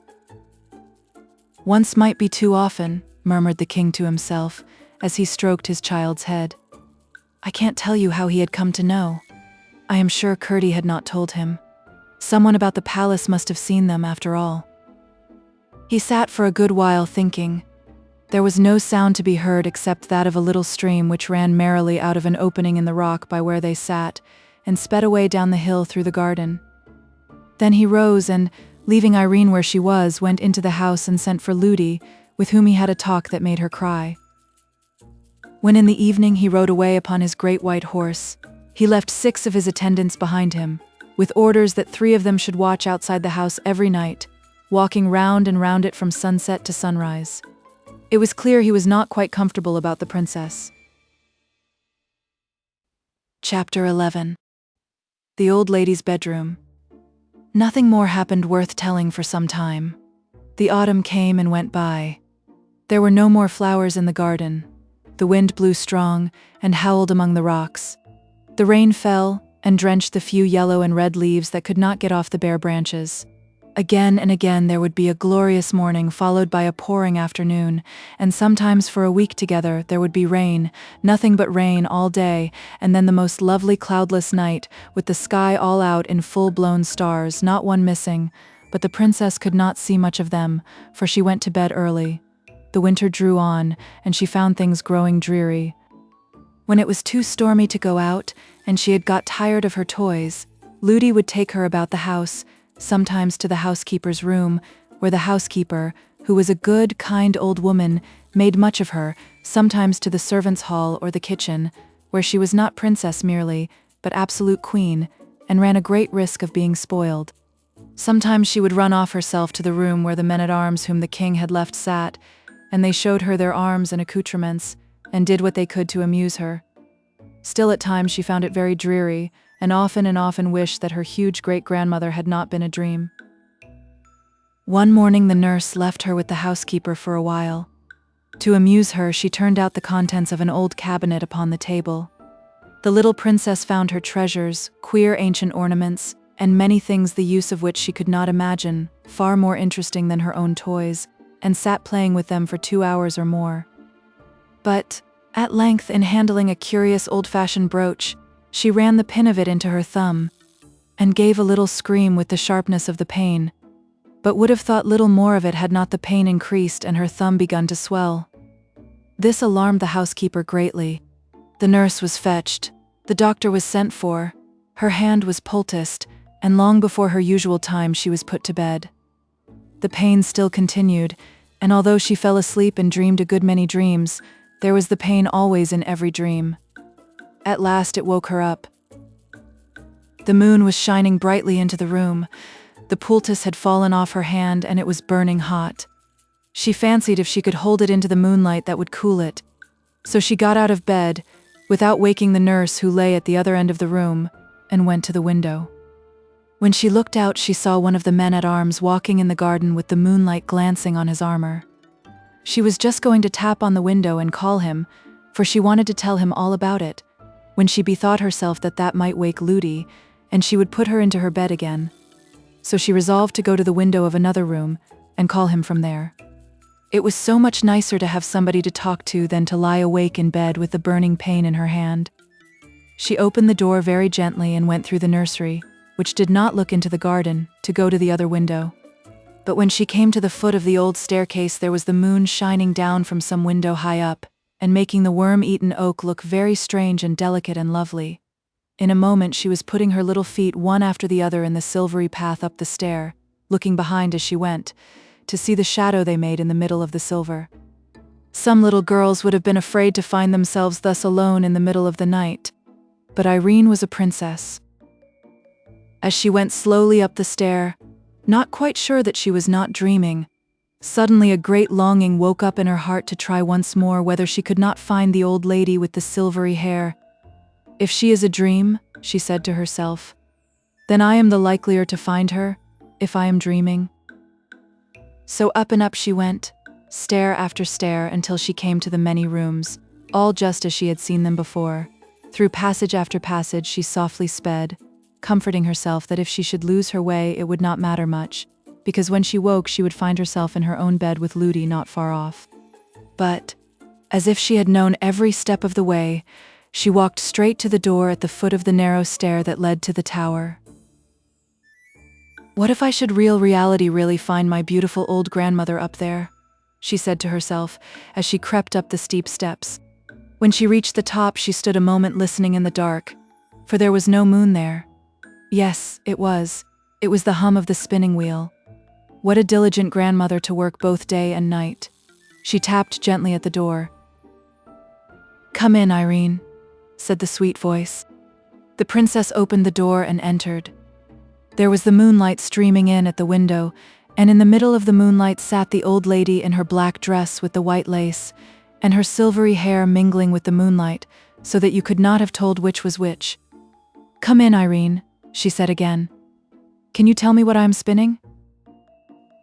She speaks, thought Irene, just as if she had seen me 5 minutes ago or yesterday at the farthest. "No," she answered, "I don't know what you're spinning. Please, I thought you were a dream. Why couldn't I find you before, great-great-grandmother?" "That you are hardly old enough to understand, but you would have found me sooner if you hadn't come to think I was a dream. I will give you one reason, though, why you couldn't find me. I didn't want you to find me." "Why, please?" "Because I did not want Ludi to know I was here." "But you told me to tell Ludi." "Yes, but I knew Ludi would not believe you. If she were to see me sitting spinning here, she wouldn't believe me either." "Why?" "Because she couldn't. She would rub her eyes and go away and say she felt queer and forget half of it and more, and then say it had been all a dream." "Just like me," said Irene, feeling very much ashamed of herself. "Yes, a good deal like you, but not just like you, for you've come again and Ludi wouldn't have come again. She would have said no, she had had enough of such nonsense." "Is it naughty of Ludi, then?" "It would be naughty of you. I've never done anything for Ludi." "And you did wash my face and hands for me," said Irene, beginning to cry. The old lady smiled a sweet smile and said, "I'm not vexed with you, my child, nor with Ludi either, but I don't want you to say anything more to Ludi about me. If she should ask you, you must just be silent, but I do not think she will ask you." All the time they talked, the old lady kept on spinning. "You haven't told me yet what I am spinning," she said. "Because I don't know. It's very pretty stuff." It was indeed very pretty stuff. There was a good bunch of it on the distaff attached to the spinning wheel, and in the moonlight it shone like, what shall I say it was like? It was not white enough for silver. Yes, it was like silver, but shone gray rather than white, and glittered only a little. And the thread the old lady drew out from it was so fine that Irene could hardly see it. "I am spinning this for you, my child." "For me? What am I to do with it, please?" "I will tell you by and by. But first I will tell you what it is. It is spider web of a particular kind. My pigeons bring it me from over the great sea. There is only one forest where the spiders live who make this particular kind, the finest and strongest of any. I have nearly finished my present job. What is on the rock now will be enough. I have a week's work there yet, though," she added, looking at the bunch. "Do you work all day and all night too, great-great-great-great-grandmother?" said the princess, thinking to be very polite with so many greats. "I am not quite so great as all that," she answered, smiling almost merrily. "If you call me grandmother, that will do? No, I don't work every night, only moonlit nights, and then no longer than the moon shines upon my wheel. I shan't work much longer tonight." "And what will you do next, grandmother?" "Go to bed. Would you like to see my bedroom?" "Yes, that I should." "Then I think I won't work any longer tonight. I shall be in good time." The old lady rose and left her wheel standing just as it was. You see, there was no good in putting it away, for where there was not any furniture, there was no danger of being untidy. Then she took Irene by the hand, but it was her bad hand, and Irene gave a little cry of pain.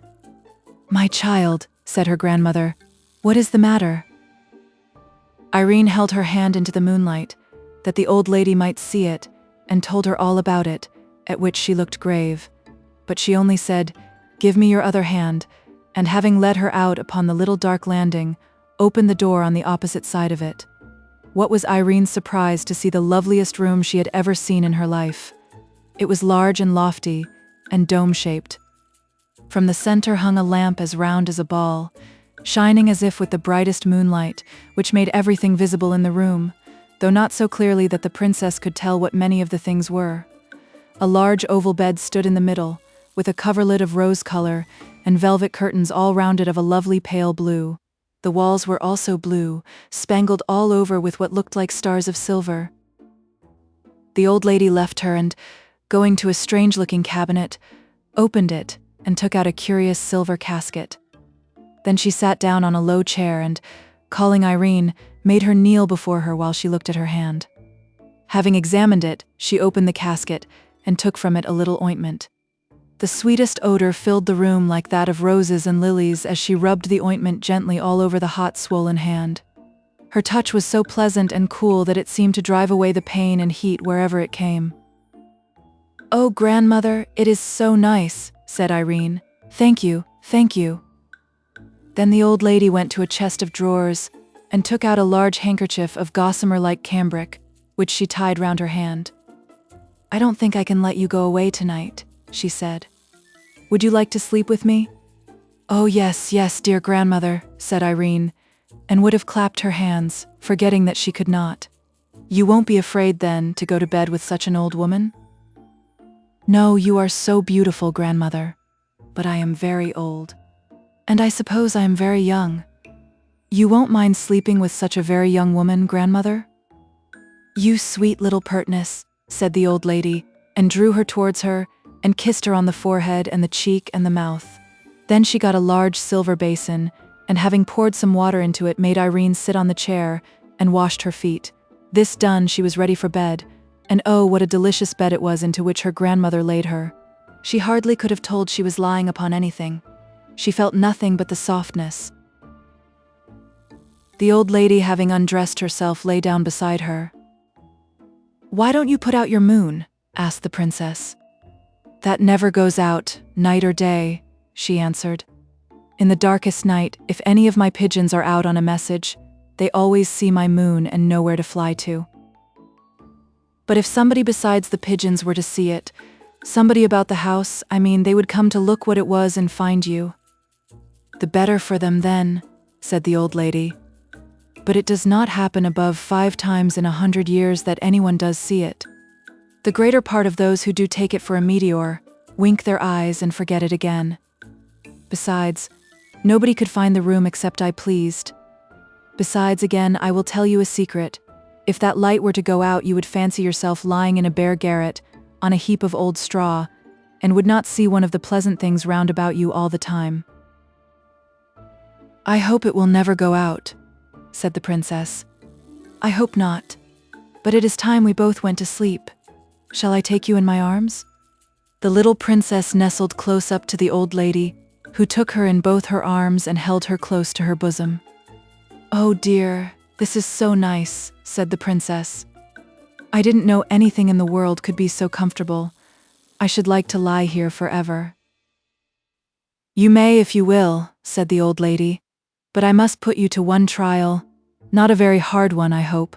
This night week you must come back to me. If you don't, I do not know when you may find me again, and you will soon want me very much." "Oh, please don't let me forget." "You shall not forget. The only question is whether you will believe I am anywhere, whether you will believe I am anything but a dream. You may be sure I will do all I can to help you to come, but it will rest with yourself after all. On the night of next Friday, you must come to me. Mind now." "I will try," said the princess. "Then good night," said the old lady, and kissed the forehead which lay in her bosom. In a moment more, the little princess was dreaming in the midst of the loveliest dreams of summer seas and moonlight and mossy springs and great murmuring trees, and beds of wild flowers with such odors as she had never smelled before. But after all, no dream could be more lovely than what she had left behind when she fell asleep. In the morning she found herself in her own bed. There was no handkerchief or anything else on her hand, only a sweet odor lingered about it. The swelling had all gone down, the prick of the brooch had vanished. In fact, her hand was perfectly well. Chapter 12. A short chapter about Curdie. Curdie spent many nights in the mine. His father and he had taken Mrs. Peterson into the secret, for they knew mother could hold her tongue, which was more than could be said of all the miners' wives. But Curdie did not tell her that every night he spent in the mine, part of it went in earning a new red petticoat for her. Mrs. Peterson was such a nice, good mother.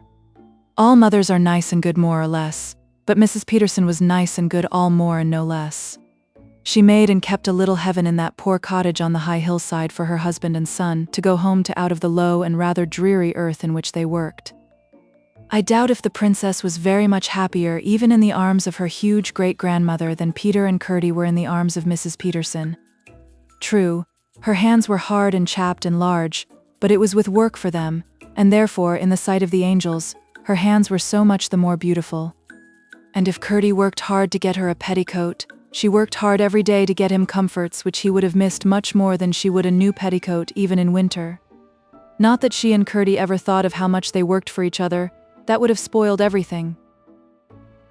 When left alone in the mine, Curdie always worked on for an hour or two at first, following the lode which, according to Glump, would lead at last into the deserted habitation. After that he would set out on a reconnoitering expedition. In order to manage this, or rather the return from it, better than the first time, he had bought a huge ball of fine string, having learned the trick from Hop-o'-my-Thumb, whose history his mother had often told him. Not that Hop-o'-my-Thumb had ever used a ball of string, I should be sorry to be supposed so far out in my classics, but the principle was the same as that of the pebbles. The end of this string he fastened to his pickaxe, which figured no bad anchor, and then, with the ball in his hand, unrolling it as he went, set out in the dark through the natural gangs of the goblins' territory.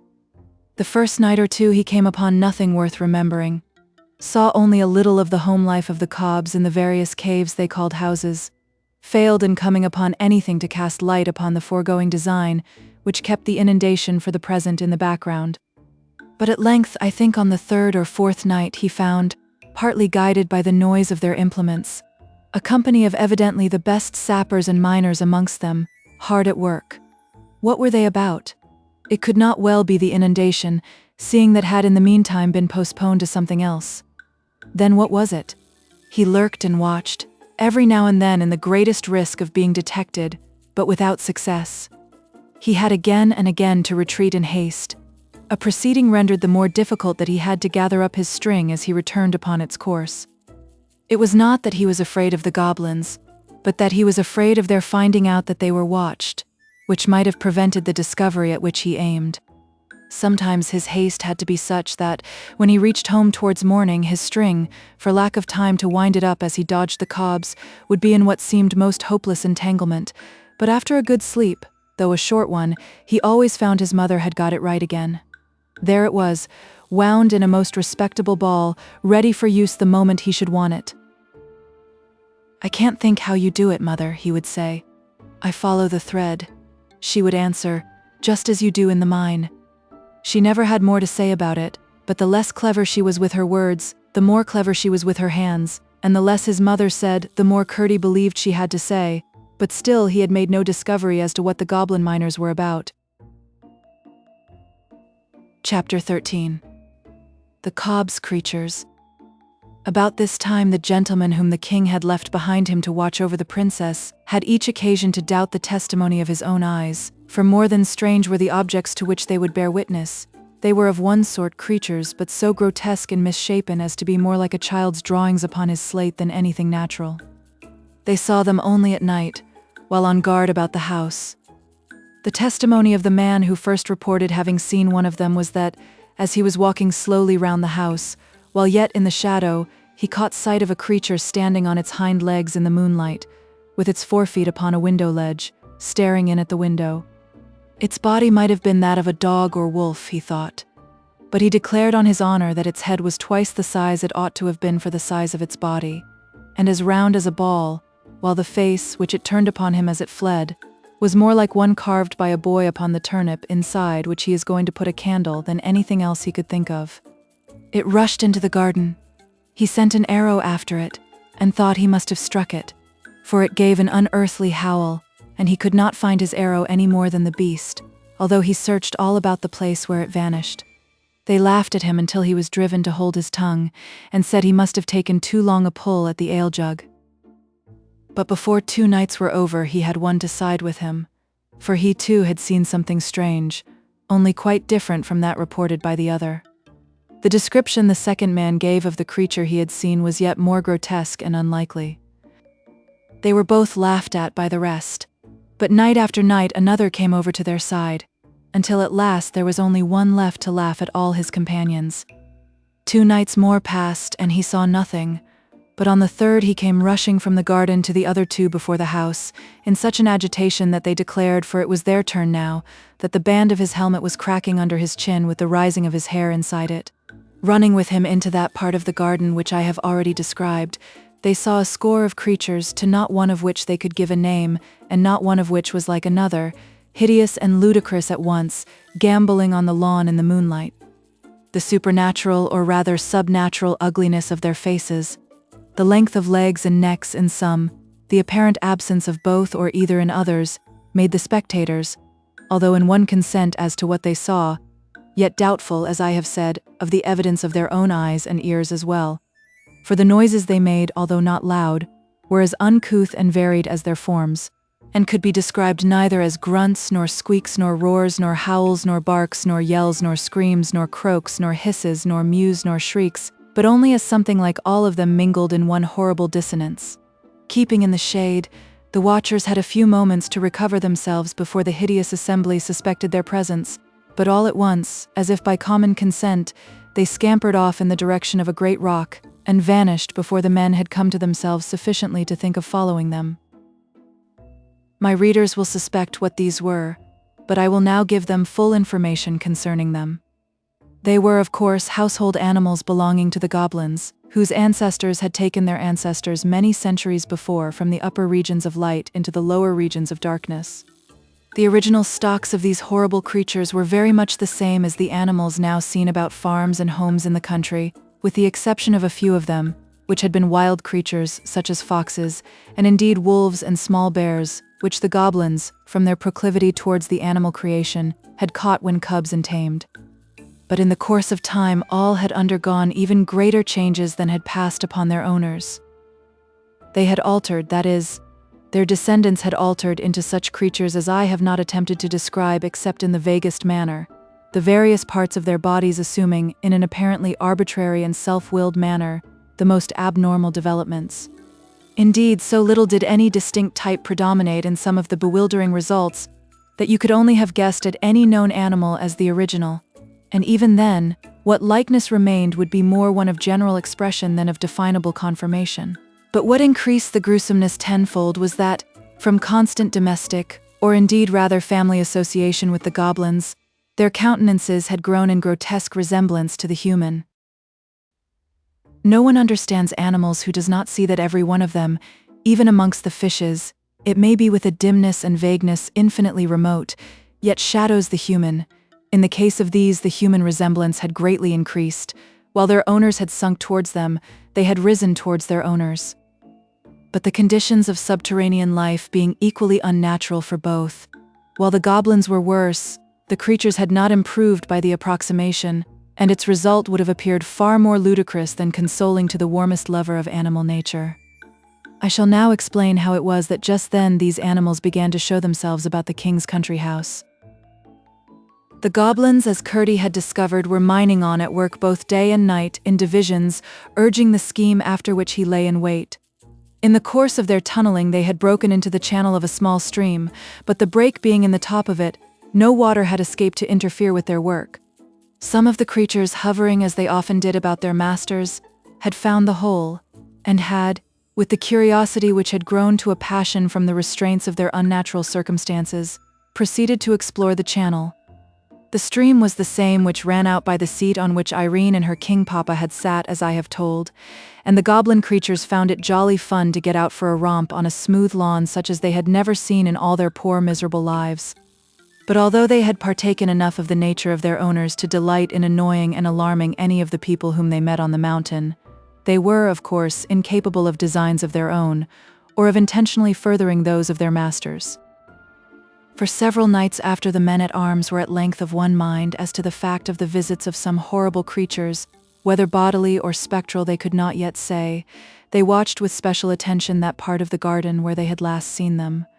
Perhaps indeed they gave in consequence too little attention to the house. But the creatures were too cunning to be easily caught, nor were the watchers quick-eyed enough to descry the head, or the keen eyes in it, which, from the opening whence the stream issued, would watch them in turn, ready, the moment they should leave the lawn, to report the place clear. Chapter 14. that night week. During the whole of the week, Irene had been thinking every other moment of her promise to the old lady, although even now she could not feel quite sure that she had not been dreaming. Could it really be that an old lady lived up in the top of the house, with pigeons and a spinning wheel, and a lamp that never went out? She was, however, nonetheless determined on the coming Friday to ascend the 3 stairs, walk through the passages with the many doors, and try to find the tower in which she had either seen or dreamed her grandmother. Her nurse could not help wondering what had come to the child. She would sit so thoughtfully silent, and even in the midst of a game with her would so suddenly fall into a dreamy mood. But Irene took care to betray nothing, whatever efforts Ludi might make to get at her thoughts. And Ludi had to say to herself, "What an odd child she is," and give it up. At length the longed-for Friday arrived, and lest Ludi should be moved to watch her, Irene endeavored to keep herself as quiet as possible. In the afternoon she asked for her doll's house, and went on arranging and rearranging the various rooms and their inhabitants for a whole hour. Then she gave a sigh and threw herself back in her chair. One of the dolls would not sit, and another would not stand, and they were all very tiresome. Indeed, there was one would not even lie down, which was too bad. But it was now getting dark, and the darker it got, the more excited Irene became, and the more she felt it necessary to be composed. "I see you want your tea, princess," said the nurse. "I will go and get it. The room feels close. I will open the window a little. The evening is mild. It won't hurt you." "There's no fear of that, Ludi," said Irene, wishing she had put off going for the tea till it was darker, when she might have made her attempt with every advantage. I fancy Ludi was longer in returning than she had intended, for when Irene, who had been lost in thought, looked up, she saw it was nearly dark, and at the same moment caught sight of a pair of eyes, bright with a green light, glowering at her through the open window. The next instant something leaped into the room. "It was like a cat, with legs as long as a horse's," Irene said, "but its body no bigger, and its legs no thicker than those of a cat." She was too frightened to cry out, but not too frightened to jump from her chair and run from the room. It is plain enough to every one of my readers what she ought to have done, and indeed, Irene thought of it herself. But when she came to the foot of the old stair, just outside the nursery door, she imagined the creature running up those long ascents after her, and pursuing her through the dark passages which, after all, might lead to no tower. That thought was too much.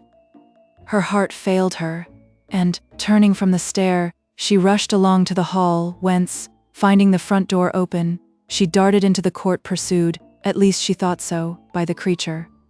No one happening to see her, on she ran, unable to think for fear, and ready to run anywhere to elude the awful creature with the stilt legs.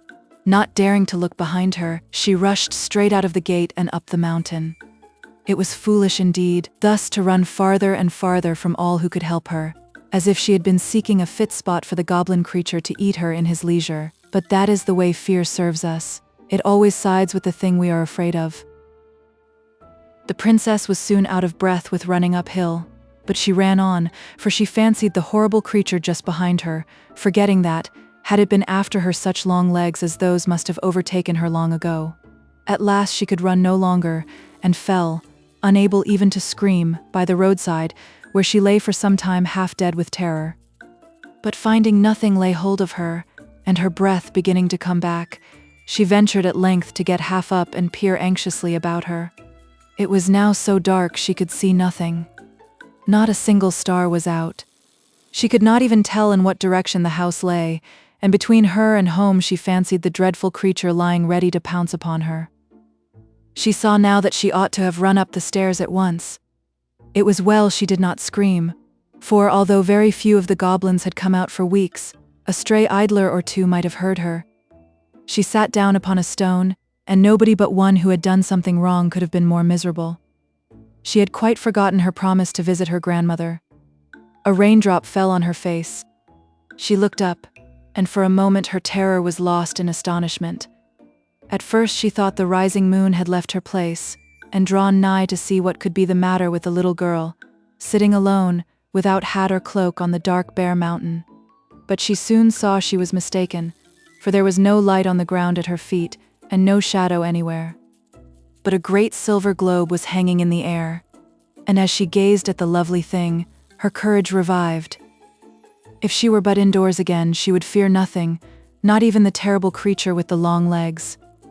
But how was she to find her way back? What could that light be? Could it be? No, it couldn't. But what if it should be? Yes, it must be her great-great-grandmother's lamp, which guided her pigeons home through the darkest night. She jumped up. She had but to keep that light in view, and she must find the house. Her heart grew strong. Speedily, yet softly, she walked down the hill, hoping to pass the watching creature unseen. Dark as it was, there was little danger now of choosing the wrong road. And which was most strange, the light that filled her eyes from the lamp, instead of blinding them for a moment to the object upon which they next fell, enabled her for a moment to see it, despite the darkness. By looking at the lamp and then dropping her eyes, she could see the road for a yard or two in front of her, and this saved her from several falls, for the road was very rough. But all at once, to her dismay, it vanished, and the terror of the beast, which had left her the moment she began to return, again laid hold of her heart. The same instant, however, she caught the light of the windows, and knew exactly where she was. It was too dark to run, but she made what haste she could, and reached the gate in safety. She found the house door still open, ran through the hall, and without even looking into the nursery, bounded straight up the stair, and the next, then turning to the right, ran through the long avenue of silent rooms, and found her way at once to the door at the foot of the tower stair. When first the nurse missed her, she fancied she was playing her a trick, and for some time took no trouble about her. But at last, getting frightened, she had begun to search, and when the princess entered, the whole household was hither and thither over the house, hunting for her. A few seconds after she reached the stair of the tower, they had even begun to search the neglected rooms, in which they would never have thought of looking had they not already searched every other place they could think of in vain. But by this time she was knocking at the old lady's door. Chapter 15. Woven and then spun. "Come in, Irene," said the silvery voice of her grandmother. The princess opened the door and peeped in, but the room was quite dark, and there was no sound of the spinning wheel. She grew frightened once more, thinking that, although the room was there, the old lady might be a dream after all. Every little girl knows how dreadful it is to find a room empty where she thought somebody was.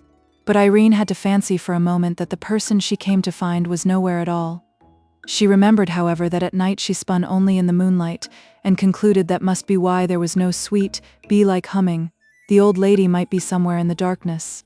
Before she had time to think another thought, she heard her voice again, saying as before, "Come in, Irene." From the sound, she understood at once that she was not in the room beside her. Perhaps she was in her bedroom. She turned across the passage, feeling her way to the other door. When her hand fell on the lock, again the old lady spoke. "Shut the other door behind you, Irene. I always close the door of my workroom when I go to my chamber." Irene wondered to hear her voice so plainly through the door. Having shut the other, she opened it and went in. Oh, what a lovely haven to reach from the darkness and fear through which she had come. The soft light made her feel as if she were going into the heart of the milkiest pearl, while the blue walls and their silver stars for a moment perplexed her, with the fancy that they were in reality the sky which she had left outside a minute ago covered with rain clouds. "I've lighted a fire for you, Irene. You're cold and wet," said her grandmother. Then Irene looked again, and saw that what she had taken for a huge bouquet of red roses on a low stand against the wall was in fact a fire which burned in the shapes of the loveliest and reddest roses, glowing gorgeously between the heads and wings of two cherubs of shining silver. And when she came nearer, she found that the smell of roses with which the room was filled came from the fire roses on the hearth. Her grandmother was dressed in the loveliest pale blue velvet, over which her hair, no longer white, but of a rich golden color, streamed like a cataract, here falling in dull gathered heaps, there rushing away in smooth shining falls. And ever as she looked, the hair seemed pouring down from her head and vanishing in a golden mist ere it reached the floor. It flowed from under the edge of a circle of shining silver, set with alternated pearls and opals. On her dress was no ornament whatever, neither was there a ring on her hand, or a necklace or carcanet about her neck. But her slippers glimmered with the light of the Milky Way. for they were covered with seed pearls and opals in one mass. Her face was that of a woman of 23. The princess was so bewildered with astonishment and admiration that she could hardly thank her, and drew nigh with timidity, feeling dirty and uncomfortable. The lady was seated on a low chair by the side of the fire, with hands outstretched to take her, but the princess hung back with a troubled smile. "Why, what's the matter?" asked her grandmother. "You haven't been doing anything wrong, I know that by your face, though it is rather miserable. What's the matter, my dear?" And she still held out her arms. "Dear grandmother," said Irene, "I'm not so sure that I haven't done something wrong. I ought to have run up to you at once when the long-legged cat came in at the window, instead of running out on the mountain and making myself such a fright. You were taken by surprise, my child, and you are not so likely to do it again. It is when people do wrong things willfully that they are the more likely to do them again. Come." And still she held out her arms. "But, grandmother, you're so beautiful and grand with your crown on, and I am so dirty with mud and rain, I should quite spoil your beautiful blue dress." With a merry little laugh, the lady sprung from her chair, more lightly far than Irene herself could, caught the child to her bosom, and kissing the tear-stained face over and over, sat down with her in her lap. "Oh, grandmother, you'll make yourself such a mess," cried Irene, clinging to her. "You darling, do you think I care more for my dress than for my little girl? Besides, look here."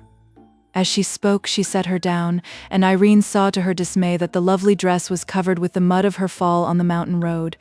But the lady stooped to the fire, and taking from it, by the stalk in her fingers, one of the burning roses, passed it once and again and a third time over the front of her dress, and when Irene looked, not a single stain was to be discovered.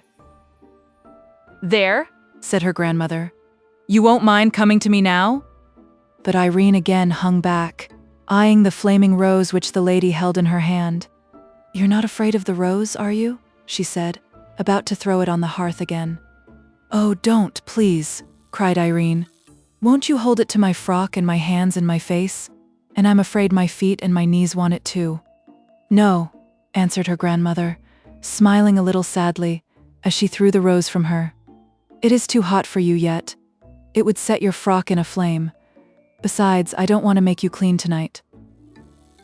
I want your nurse and the rest of the people to see you as you are, for you will have to tell them how you ran away for fear of the long-legged cat. I should like to wash you, but they would not believe you then. Do you see that bath behind you?"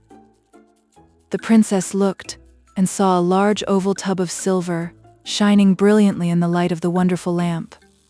"Go and look into it," said the lady. Irene went, and came back very silent with her eyes shining. "What did you see?" asked her grandmother. "The sky and the moon and the stars," she answered. "It looked as if there was no bottom to it." The lady smiled a pleased, satisfied smile, and was silent also for a few moments. Then she said, "Any time you want a bath, come to me. I know you have a bath every morning, but sometimes you want one at night too." "Thank you, grandmother. I will indeed," answered Irene, and was again silent for some moments thinking. Then she said, "How was it, grandmother, that I saw your beautiful lamp, not the light of it only, but the great round silvery lamp itself, hanging alone in the great open air, high up?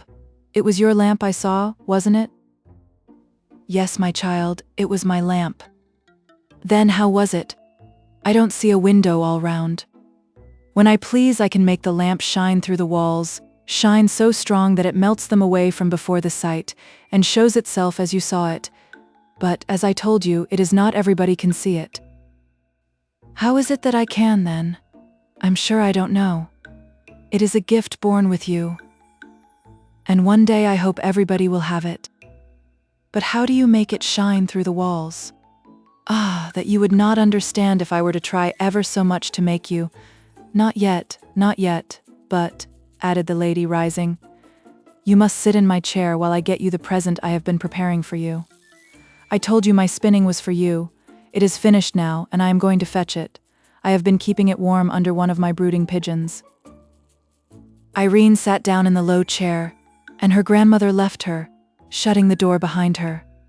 The child sat gazing, now at the rose fire, now at the starry walls, now at the silver light, and a great quietness grew in her heart.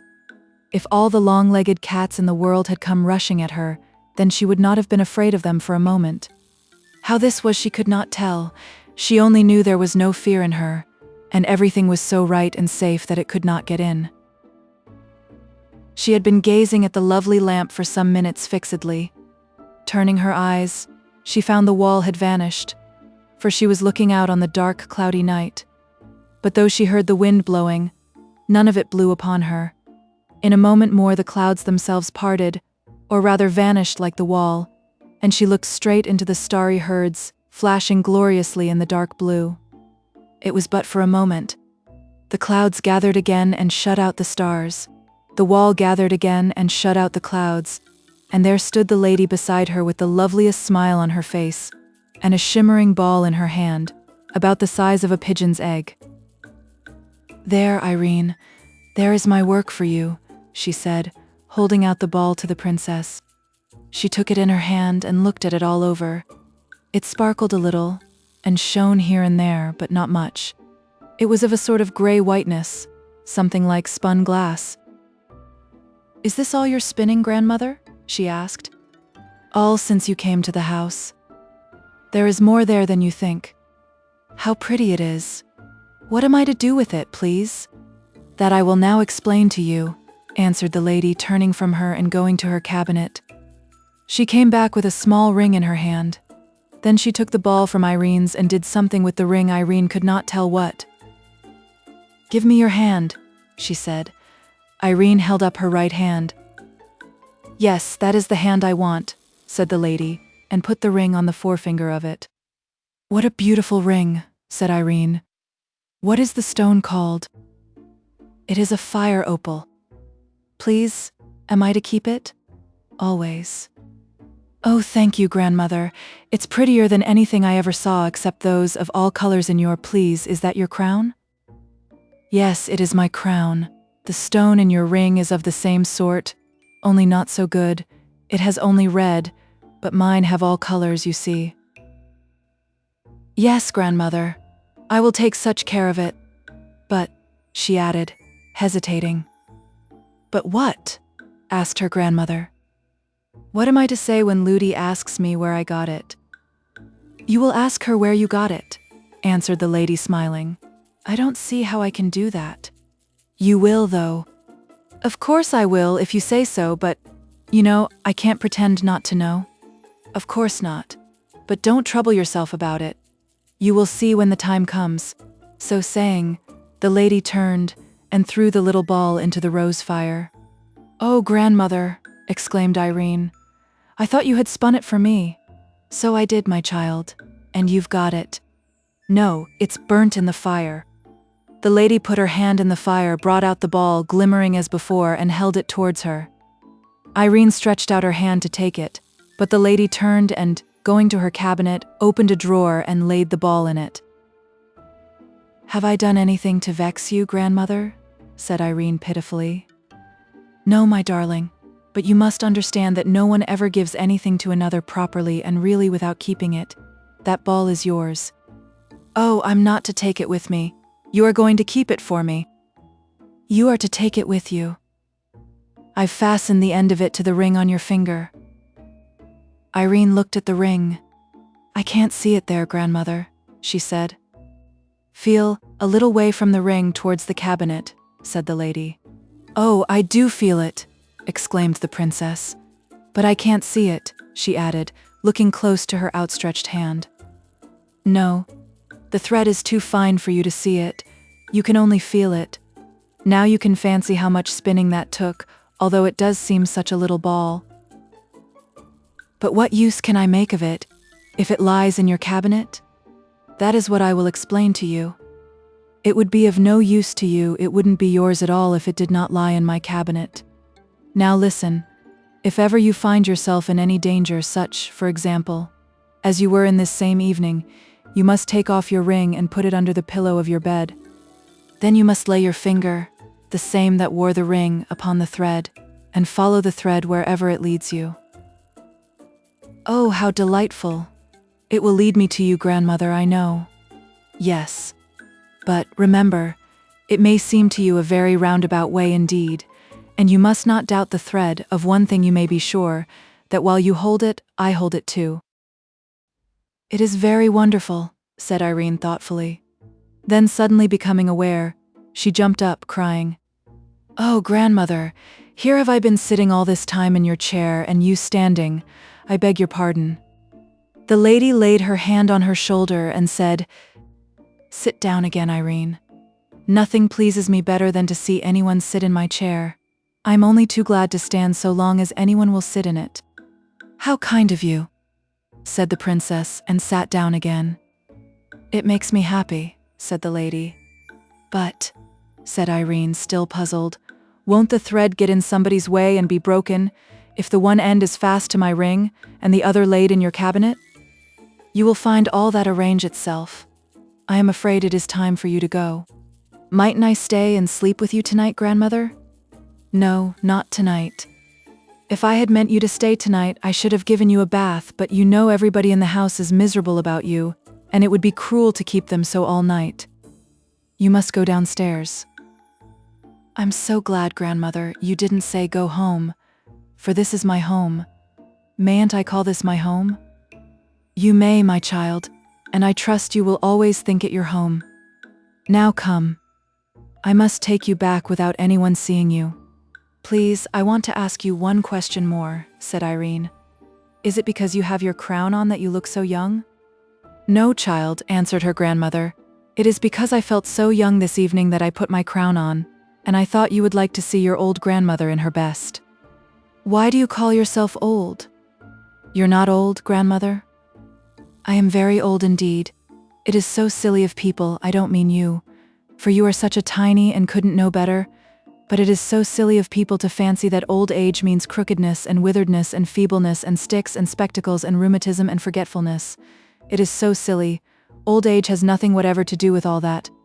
The right old age means strength and beauty and mirth and courage and clear eyes and strong painless limbs. I am older than you are able to think, and look at you, grandmother," cried Irene, jumping up and flinging her arms about her neck. "I won't be so silly again, I promise you. At least I'm rather afraid to promise, but if I am, I promise to be sorry for it. I do. I wish I were as old as you, grandmother. I don't think you're ever afraid of anything." "Not for long, at least, my child. Perhaps by the time I am 2,000 years of age, I shall indeed never be afraid of anything. But I confess I have sometimes been afraid about my children, sometimes about you, Irene." "Oh, I'm so sorry, grandmother. Tonight, I suppose you mean?"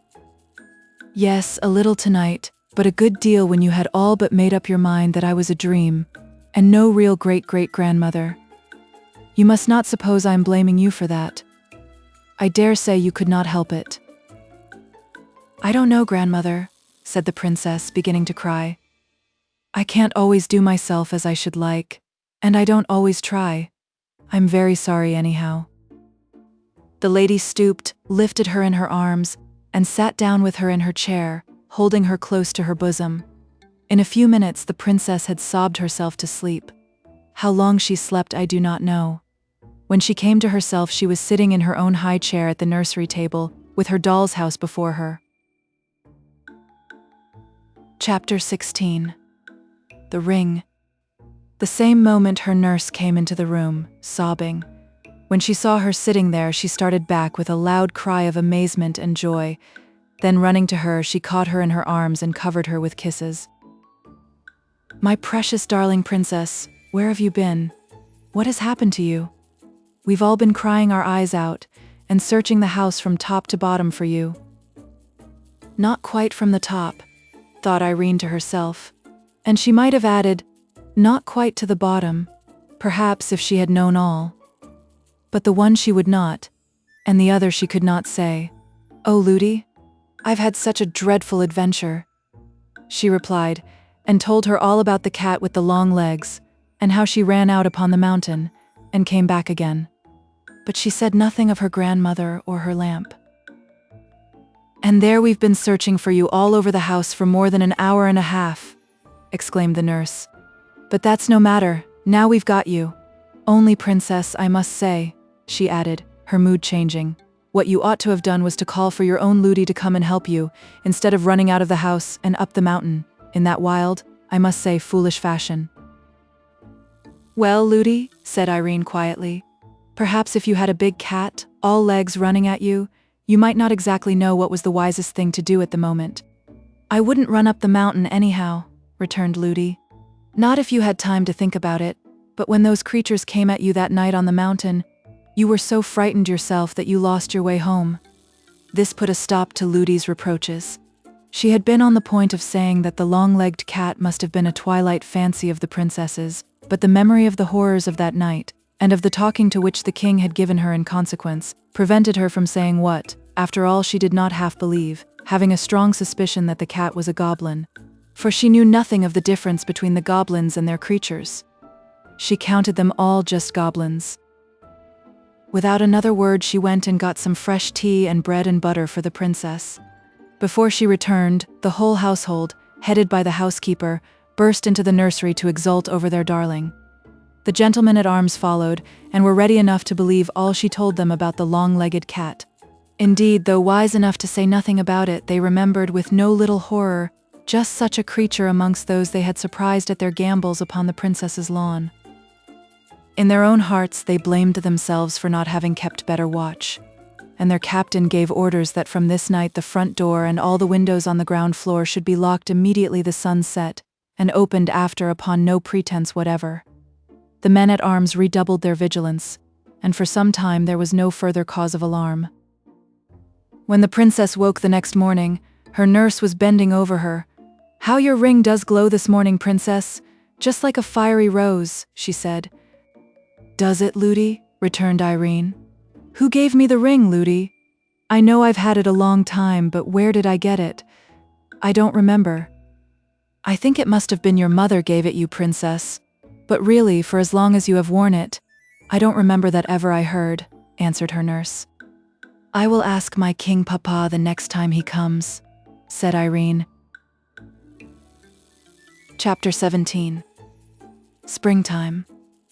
The spring, so dear to all creatures, young and old, came at last, and before the first few days of it had gone, the king rode through its budding valleys to see his little daughter. He had been in a distant part of his dominions all the winter, for he was not in the habit of stopping in one great city or of visiting only his favorite country houses, but he moved from place to place that all his people might know him. Wherever he journeyed, he kept a constant lookout for the ablest and best men to put into office.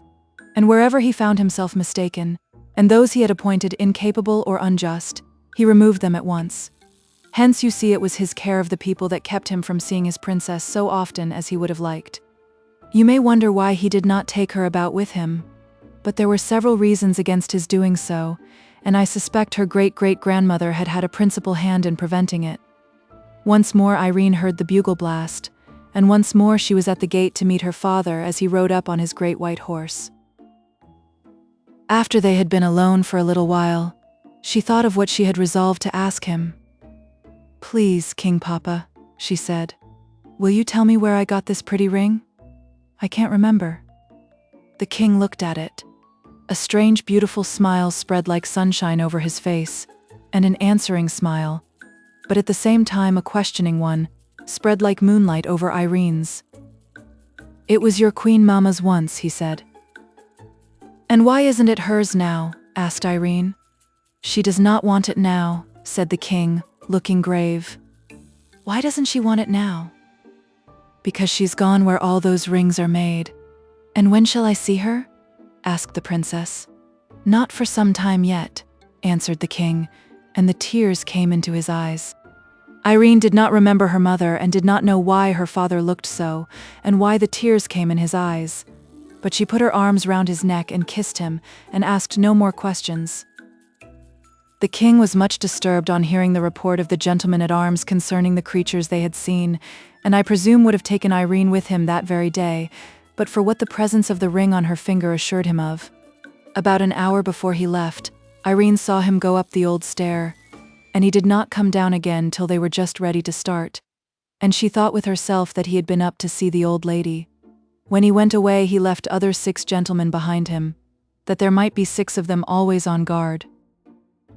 And now, in the lovely spring weather, Irene was out on the mountain the greater part of the day. In the warmer hollows there were lovely primroses, and not so many that she ever got tired of them. As often as she saw a new one opening an eye of light in the blind earth, she would clap her hands with gladness, and unlike some children I know, instead of pulling it, would touch it as tenderly as if it had been a new baby, and, having made its acquaintance, would leave it as happy as she found it.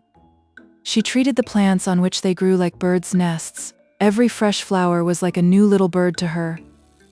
She would pay visits to all the flower nests she knew, remembering each by itself. She would go down on her hands and knees beside one and say, "Good morning. Are you all smelling very sweet this morning? Goodbye." And then she would go to another nest and say the same. It was a favorite amusement with her. There were many flowers up and down, and she loved them all, but the primroses were her favorites. "They're not too shy, and they're not a bit forward," she would say to Ludi. There were goats too about, over the mountain, and when the little kids came she was as pleased with them as with the flowers. The goats belonged to the miners mostly, a few of them to Curdie's mother, but there were a good many wild ones that seemed to belong to nobody. These the goblins counted theirs, and it was upon them partly that they lived. They set snares and dug pits for them, and did not scruple to take what tame ones happened to be caught, but they did not try to steal them in any other manner, because they were afraid of the dogs the hill people kept to watch them, for the knowing dogs always tried to bite their feet. But the goblins had a kind of sheep of their own, very queer creatures which they drove out to feed at night, and the other goblin creatures were wise enough to keep good watch over them, for they knew they should have their bones by and by. Chapter 18. Curdie's Clue. Curdie was as watchful as ever, but was almost getting tired of his ill success. Every other night or so he followed the goblins about, as they went on digging and boring, and getting as near them as he could, watched them from behind stones and rocks, but as yet he seemed no nearer finding out what they had in view. As at first, he always kept hold of the end of his string, while his pickaxe, left just outside the hole by which he entered the goblins' country from the mine, continued to serve as an anchor and hold fast the other end. The goblins, hearing no more noise in that quarter, had ceased to apprehend an immediate invasion, and kept no watch. One night, after dodging about and listening till he was nearly falling asleep with weariness, he began to roll up his ball, for he had resolved to go home to bed. It was not long, however, before he began to feel bewildered. One after another he passed goblin houses, caves, that is, occupied by goblin families, and at length was sure they were many more than he had passed as he came. He had to use great caution to pass unseen. They lay so close together. Could his string have led him wrong? He still followed, winding it, and still it led him into more thickly populated quarters, until he became quite uneasy, and indeed apprehensive, for although he was not afraid of the Cobs, he was afraid of not finding his way out. But what could he do? It was of no use to sit down and wait for the morning. The morning made no difference here. It was dark, and always dark, and if his string failed him he was helpless. He might even arrive within a yard of the mine and never know it. Seeing he could do nothing better, he would at least find where the end of his string was, and if possible, how it had come to play him such a trick. He knew by the size of the ball that he was getting pretty near the last of it, when he began to feel a tugging and pulling at it. What could it mean? Turning a sharp corner, he thought he heard strange sounds. These grew as he went on to a scuffling and growling and squeaking, and the noise increased until, turning a second sharp corner, he found himself in the midst of it, and the same moment tumbled over a wallowing mass, which he knew must be a knot of the Cobs creatures. Before he could recover his feet, he had caught some great scratches on his face and several severe bites on his legs and arms. But as he scrambled to get up, his hand fell upon his pickaxe, and before the horrid beasts could do him any serious harm, he was laying about with it right and left in the dark. The hideous cries which followed gave him the satisfaction of knowing that he had punished some of them pretty smartly for their rudeness, and by their scampering and their retreating howls, he perceived that he had routed them.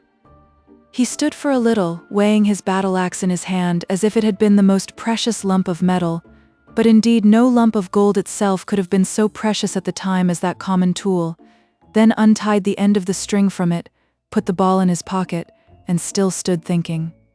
It was clear that the Cobs creatures had found his axe, had between them carried it off, and had so led him he knew not where. But for all his thinking he could not tell what he ought to do until suddenly he became aware of a glimmer of light in the distance. Without a moment's hesitation he set out for it, as fast as the unknown and rugged way would permit. Yet again turning a corner, led by the dim light, he spied something quite new in his experience of the underground regions, a small irregular shape of something shining. Going up to it, he found it was a piece of mica, or Muscovy glass, called sheep silver in Scotland, and the light flickered as if from a fire behind it. After trying in vain for some time to discover an entrance to the place where it was burning, he came at length to a small chamber in which an opening, high in the wall, revealed a glow beyond. To this opening he managed to scramble up, and then he saw a strange sight. Below sat a little group of goblins around a fire, the smoke of which vanished in the darkness far aloft. The sides of the cave were full of shining minerals like those of the palace hall, and the company was evidently of a superior order, for everyone wore stones about head or arms or waist, shining dull gorgeous colors in the light of the fire. Nor had Curdie looked long before he recognized the king himself, and found that he had made his way into the inner apartment of the royal family. He had never had such a good chance of hearing something. He crept through the hole as softly as he could, scrambled a good way down the wall towards them without attracting attention, and then sat down and listened. The king, evidently the queen, and probably the crown prince and the prime minister were talking together. He was sure of the queen by her shoes, for as she warmed her feet at the fire, he saw them quite plainly. "That will be fun," said the one he took for the crown prince. It was the first whole sentence he heard. "I don't see why you should think it such a grand affair," said his stepmother, tossing her head backward. "You must remember, my spouse," interposed his majesty, as if making excuse for his son. "He has got the same blood in him, his mother." "Don't talk to me of his mother. You positively encourage his unnatural fancies. Whatever belongs to that mother ought to be cut out of him." "You forget yourself, my dear," said the king. "I don't," said the queen, "nor you either. If you expect me to approve of such coarse tastes, you will find yourself mistaken. I don't wear shoes for nothing." "You must acknowledge, however," the king said with a little groan, "that this at least is no whim of Harelip's but a matter of state policy. You are well aware that his gratification comes purely from the pleasure of sacrificing himself to the public good." "Does it not, Harelip?" "Yes, father, of course it does. Only it will be nice to make her cry. I'll have the skin taken off between her toes, and tie them up till they grow together. Then her feet will be like other people's, and there will be no occasion for her to wear shoes." "Do you mean to insinuate I've got toes, you unnatural wretch?" cried the queen, and she moved angrily towards Harelip. The counselor, however, who was betwixt them, leaned forward so as to prevent her touching him, but only as if to address the prince. "Your Royal Highness," he said, "possibly requires to be reminded that you have got 3 toes yourself, 1 on one foot, 2 on the other." "Ha ha ha," shouted the queen triumphantly. The counselor, encouraged by this mark of favor, went on. "It seems to me, Your Royal Highness, it would greatly endear you to your future people, proving to them that you are not the less one of themselves that you had the misfortune to be born of a son-mother, if you were to command upon yourself the comparatively slight operation which, in a more extended form, you so wisely meditate with regard to your future princess." "Ha ha ha," laughed the queen louder than before, and the king and the minister joined in the laugh. Harelip growled, and for a few moments the others continued to express their enjoyment of his discomfiture. The queen was the only one Curdie could see with any distinctness. She sat sideways to him, and the light of the fire shone full upon her face. He could not consider her handsome. Her nose was certainly broader at the end than its extreme length, and her eyes, instead of being horizontal, were set up like 2 perpendicular eggs, one on the broad, the other on the small end. Her mouth was no bigger than a small buttonhole until she laughed, when it stretched from ear to ear only. To be sure, her ears were very nearly in the middle of her cheeks. Anxious to hear everything they might say, Curdie ventured to slide down a smooth part of the rock just under him, to a projection below, upon which he thought to rest, but whether he was not careful enough, or the projection gave way, Down he came with a rush on the floor of the cavern, bringing with him a great rumbling shower of stones. The goblins jumped from their seats in more anger than consternation, for they had never yet seen anything to be afraid of in the palace. But when they saw Curdie with his pick in his hand, their rage was mingled with fear, for they took him for the first of an invasion of miners. The king, notwithstanding, drew himself up to his full height of 4 feet, spread himself to his full breadth of 3.5, for he was the handsomest and squarest of all the goblins, and strutting up to Curdie, planted himself with outspread feet before him, and said with dignity, "Pray, what right have you in my palace?" "The right of necessity, your majesty," answered Curdie. "I lost my way and did not know where I was wandering to."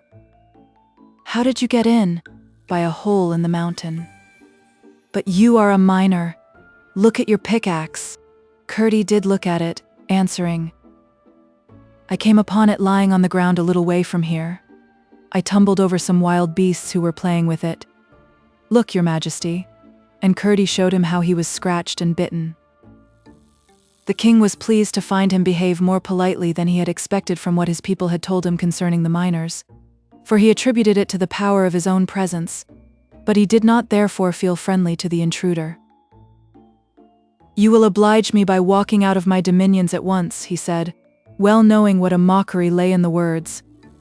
"With pleasure, if your majesty will give me a guide," said Curdie. "I will give you 1,000, said the king with a scoffing air of magnificent liberality. "One will be quite sufficient," said Curdie. But the king uttered a strange shout, half halloo, half roar, and in rushed goblins till the cave was swarming. He said something to the first of them which Curdie could not hear, and it was passed from one to another till in a moment the farthest in the crowd had evidently heard and understood it. They began to gather about him in a way he did not relish, and he retreated towards the wall. They pressed upon him. "Stand back," said Curdie, grasping his pickaxe tighter by his knee. They only grinned and pressed closer. Curdie bethought himself and began to rhyme. 10, 20, 30. You're all so very dirty. 20, 30, 40. You're all so thick and snorty. 30, 40, 50. You're all so puff and snifty. 40, 50, 60. Beast and man so mixty. 50, 60, 70. Mixty, maxty, 11ty, 60, 70, 80. All your cheeks so slaty. 70, 80, 90. All your hands so flinty. 80, 90, 100. Altogether dundred. The goblins fell back a little when he began, and made horrible grimaces all through the rhyme, as if eating something so disagreeable that it set their teeth on edge and gave them the creeps. But whether it was that the rhyming words were most of them no words at all, for a new rhyme being considered the more efficacious, Curdie had made it on the spur of the moment, or whether it was that the presence of the king and queen gave them courage, I cannot tell. But the moment the rhyme was over, they crowded on him again, and outshot 100 long arms, with a multitude of thick nailless fingers at the ends of them, to lay hold upon him. Then Curdie heaved up his axe, but being as gentle as courageous and not wishing to kill any of them, he turned the end, which was square and blunt like a hammer, and with that came down a great blow on the head of the goblin nearest him. Hard as the heads of all goblins are, he thought he must feel that, and so he did, no doubt, but he only gave a horrible cry and sprung at Curdie's throat. Curdie, however, drew back in time, and just at that critical moment remembered the vulnerable part of the goblin body. He made a sudden rush at the king and stamped with all his might on his majesty's feet. The king gave a most unkingly howl and almost fell into the fire. Curdie then rushed into the crowd, stamping right and left. The goblins drew back, howling on every side as he approached, but they were so crowded that few of those he attacked could escape his tread, and the shrieking and roaring that filled the cave would have appalled Curdie but for the good hope it gave him. They were tumbling over each other in heaps in their eagerness to rush from the cave, when a new assailant suddenly faced him, the queen, with flaming eyes and expanded nostrils, her hair standing half up from her head, rushed at him. She trusted in her shoes. They were of granite, hollowed like French sabots. Curdie would have endured much rather than hurt a woman, even if she was a goblin. But here was an affair of life and death. Forgetting her shoes, he made a great stamp on one of her feet, but she instantly returned it with very different effect, causing him frightful pain and almost disabling him. His only chance with her would have been to attack the granite shoes with his pickaxe, but before he could think of that, she had caught him up in her arms and was rushing with him across the cave. She dashed him into a hole in the wall with a force that almost stunned him. But although he could not move, he was not too far gone to hear her great cry, and the rush of multitudes of soft feet, followed by the sounds of something heaved up against the rock, after which came a multitudinous patter of stones falling near him. The last had not ceased when he grew very faint, for his head had been badly cut, and at last insensible. When he came to himself, there was perfect silence about him and utter darkness, but for the merest glimmer in one tiny spot. He crawled to it and found that they had heaved a slab against the mouth of the hole, past the edge of which a poor little gleam found its way from the fire. He could not move it a hairbreadth, for they had piled a great heap of stones against it. He crawled back to where he had been lying in the faint hope of finding his pickaxe, but after a vain search he was at last compelled to acknowledge himself in an evil plight. He sat down and tried to think, but soon fell fast asleep. Chapter 19. Goblin Counsels. He must have slept a long time, for when he awoke he felt wonderfully restored, indeed almost well and very hungry. There were voices in the outer cave. Once more, then, it was night, for the goblins slept during the day and went about their affairs during the night. In the universal and constant darkness of their dwelling they had no reason to prefer the one arrangement to the other, but from aversion to the Sun People they chose to be busy when there was least chance of their being met either by the miners below, when they were burrowing, or by the people of the mountain above, when they were feeding their sheep or catching their goats. And indeed it was only when the sun was away that the outside of the mountain was sufficiently like their own dismal regions to be endurable to their mole eyes, so thoroughly had they become unaccustomed to any light beyond that of their own fires and torches. Curdie listened and soon found that they were talking of himself. "How long will it take?" asked Harelip. "Not many days, I should think," answered the king. "They are poor feeble creatures, those Sun People, and want to be always eating. We can go a week at a time without food, and be all the better for it, but I've been told they eat 2 or 3 times every day. Can you believe it? They must be quite hollow inside, not at all like us, 9/10 of whose bulk is solid flesh and bone. Yes, I judge a week of starvation will do for him." "If I may be allowed a word," interposed the queen, "and I think I ought to have some voice in the matter." "The wretch is entirely at your disposal, my spouse," interrupted the king. "He is your property. You caught him yourself. We should never have done it." The queen laughed. She seemed in far better humor than the night before. "I was about to say," she resumed, "that it does seem a pity to waste so much fresh meat." "What are you thinking of, my love?" said the king. "The very notion of starving him implies that we are not going to give him any meat, either salt or fresh." "I'm not such a stupid as that comes to," returned Her Majesty. "What I mean is that by the time he is starved there will hardly be a picking upon his bones." The king gave a great laugh. "Well, my spouse, you may have him when you like," he said. "I don't fancy him for my part. I'm pretty sure he is tough eating." "That would be to honor instead of punish his insolence," returned the queen. "But why should our poor creatures be deprived of so much nourishment? Our little dogs and cats and pigs and small bears would enjoy him very much." "You are the best of housekeepers, my lovely queen," said her husband. "Let it be so by all means. Let us have our people in and get him out and kill him at once. He deserves it. The mischief he might have brought upon us, now that he had penetrated so far as our most retired citadel, is incalculable. Or rather, let us tie him hand and foot, and have the pleasure of seeing him torn to pieces by full torchlight in the great hall." "Better and better," cried the queen and the prince together, both of them clapping their hands, and the prince made an ugly noise with his hare-lip, just as if he had intended to be one at the feast. "But," added the queen, bethinking herself, "he is so troublesome. For poor creatures as they are, there is something about those Sun People that is very troublesome. I cannot imagine how it is that with such superior strength and skill and understanding as ours, we permit them to exist at all. Why do we not destroy them entirely and use their cattle and grazing lands at our pleasure? Of course we don't want to live in their horrid country. It is far too glaring for our quieter and more refined tastes, but we might use it as a sort of outhouse, you know? Even our creatures' eyes might get used to it, and if they did grow blind, that would be of no consequence, provided they grew fat as well. But we might even keep their great cows and other creatures, and then we should have a few more luxuries such as cream and cheese, which at present we only taste occasionally, when our brave men have succeeded in carrying some off from their farms. "It is worth thinking of," said the king, "and I don't know why you should be the first to suggest it, except that you have a positive genius for conquest. But still, as you say, there is something very troublesome about them, and it would be better, as I understand you to suggest, that we should starve him for a day or two first, so that he may be a little less frisky when we take him out. Once there was a goblin living in a hole, busy he was cobblin' a shoe without a sole. By came a birdie.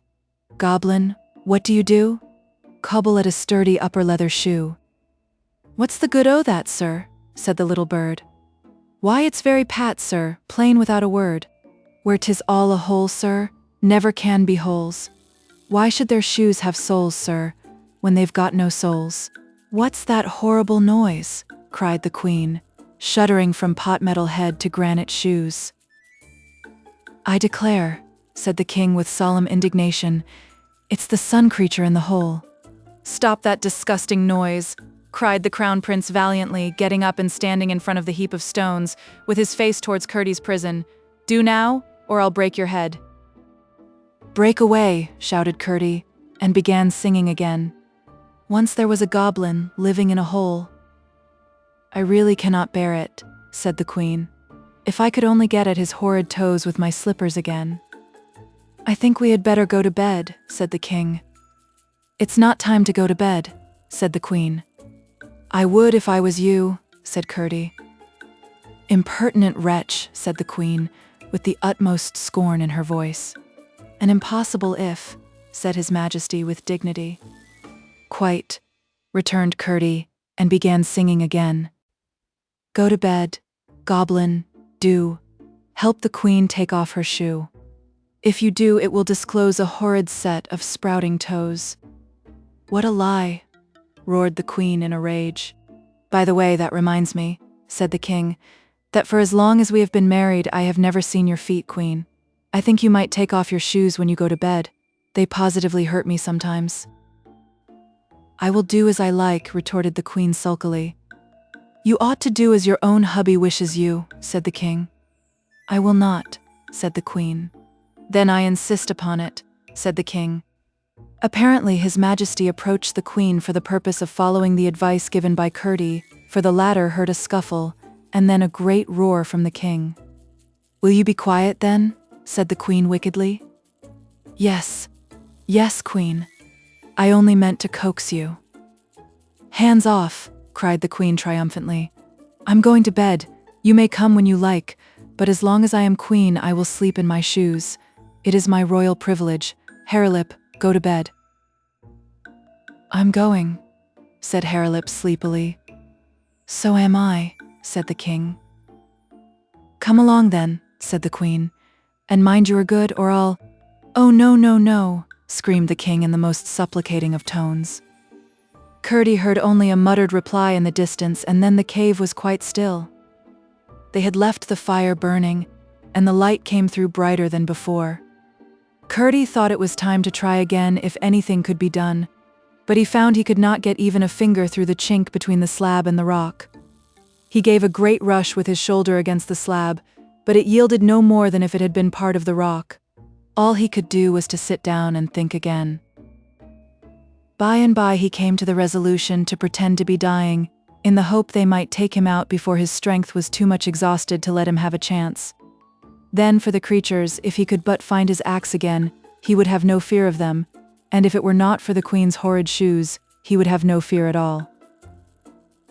Meantime, until they should come again at night, there was nothing for him to do but forge new rhymes, now his only weapons.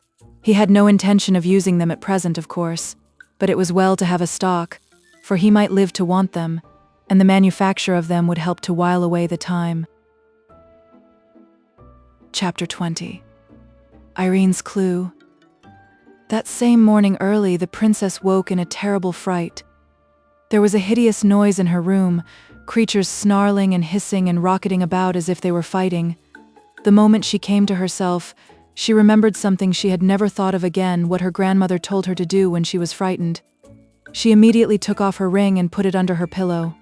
As she did so, she fancied she felt a finger and thumb take it gently from under her palm. "It must be my grandmother," she said to herself, and the thought gave her such courage that she stopped to put on her dainty little slippers before running from the room. While doing this, she caught sight of a long cloak of sky blue thrown over the back of a chair by the bedside. She had never seen it before, but it was evidently waiting for her. She put it on, and then, feeling with the forefinger of her right hand, soon found her grandmother's thread, which she proceeded at once to follow, expecting it would lead her straight up the old stair. When she reached the door, she found it went down and ran along the floor, so that she had almost to crawl in order to keep a hold of it. Then, to her surprise and somewhat to her dismay, she found that instead of leading her towards the stair, it turned in quite the opposite direction. It led her through certain narrow passages towards the kitchen, turning aside ere she reached it, and guiding her to a door which communicated with a small backyard. Some of the maids were already up, and this door was standing open. Across the yard the thread still ran along the ground, until it brought her to a door in the wall which opened upon the mountainside. When she had passed through, the thread rose to about half her height, and she could hold it with ease as she walked. It led her straight up the mountain. The cause of her alarm was less frightful than she supposed. The cook's great black cat, pursued by the housekeeper's terrier, had bounced against her bedroom door, which had not been properly fastened, and the two had burst into the room together and commenced a battle royal. How the nurse came to sleep through it was a mystery, but I suspect the old lady had something to do with it. It was a clear, warm morning. The wind blew deliciously over the mountainside. Here and there she saw a late primrose, but she did not stop to call upon them. The sky was mottled with small clouds. The sun was not yet up, but some of their fluffy edges had caught his light, and hung out orange and gold-colored fringes upon the air. The dew lay in round drops upon the leaves, and hung like tiny diamond earrings from the blades of grass about her path. "How lovely that bit of gossamer is," thought the princess, looking at a long, undulating line that shone at some distance from her up the hill. It was not the time for gossamers, though, and Irene soon discovered that it was her own thread she saw shining on before her in the light of the morning. It was leading her she knew not whither, but she had never in her life been out before sunrise, and everything was so fresh and cool and lively and full of something coming, that she felt too happy to be afraid of anything. After leading her up a good distance, the thread turned to the left, and down the path upon which she and Ludi had met Curdie. But she never thought of that, for now in the morning light, with its far outlook over the country, no path could have been more open and airy and cheerful. She could see the road almost to the horizon along which she had so often watched her King Papa and his troop come shining, with the bugle blast cleaving the air before them, and it was like a companion to her. Down and down the path went, then up, and then down and then up again, getting rugged and more rugged as it went, and still along the path went the silvery thread, and still along the thread went Irene's little rosy-tipped forefinger. By and by she came to a little stream that jabbered and prattled down the hill, and up the side of the stream went both path and thread. And still the path grew rougher and steeper, and the mountain grew wilder, till Irene began to think she was going a very long way from home, and when she turned to look back she saw that the level country had vanished and the rough bare mountain had closed in about her. But still on went the thread, and on went the princess. Everything around her was getting brighter and brighter as the sun came nearer, till at length his first rays all at once alighted on the top of a rock before her, like some golden creature fresh from the sky. Then she saw that the little stream ran out of a hole in that rock, that the path did not go past the rock, and that the thread was leading her straight up to it. A shudder ran through her from head to foot when she found that the thread was actually taking her into the hole out of which the stream ran.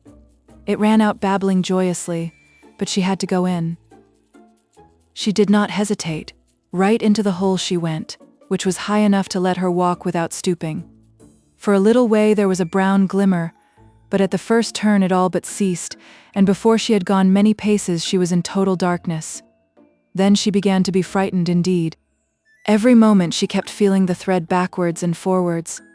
And as she went farther and farther into the darkness of the great hollow mountain, she kept thinking more and more about her grandmother, and all that she had said to her, and how kind she had been, and how beautiful she was, and all about her lovely room, and the fire of roses, and the great lamp that sent its light through stone walls. And she became more and more sure that the thread could not have gone there of itself, and that her grandmother must have sent it. But it tried her dreadfully when the path went down very steep, and especially when she came to places where she had to go down rough stairs, and even sometimes a ladder. Through one narrow passage after another, over lumps of rock and sand and clay, the thread guided her, until she came to a small hole through which she had to creep. Finding no change on the other side, "Shall I ever get back?" she thought over and over again, wondering at herself that she was not 10 times more frightened, and often feeling as if she were only walking in the story of a dream. Sometimes she heard the noise of water, a dull gurgling inside the rock. By and by she heard the sounds of blows, which came nearer and nearer, but again they grew duller and almost died away. In 100 directions she turned, obedient to the guiding thread. At last she spied a dull red shine, and came up to the mica window, and thence away and round about and right, into a cavern where glowed the red embers of a fire. Here the thread began to rise. It rose as high as her head and higher still. What should she do if she lost her hold? She was pulling it down. She might break it. She could see it far up, glowing as red as her fire opal in the light of the embers. But presently she came to a huge heap of stones, piled in a slope against the wall of the cavern. On these she climbed and soon recovered the level of the thread, only however to find, the next moment, that it vanished through the heap of stones and left her standing on it, with her face to the solid rock. For one terrible moment she felt as if her grandmother had forsaken her.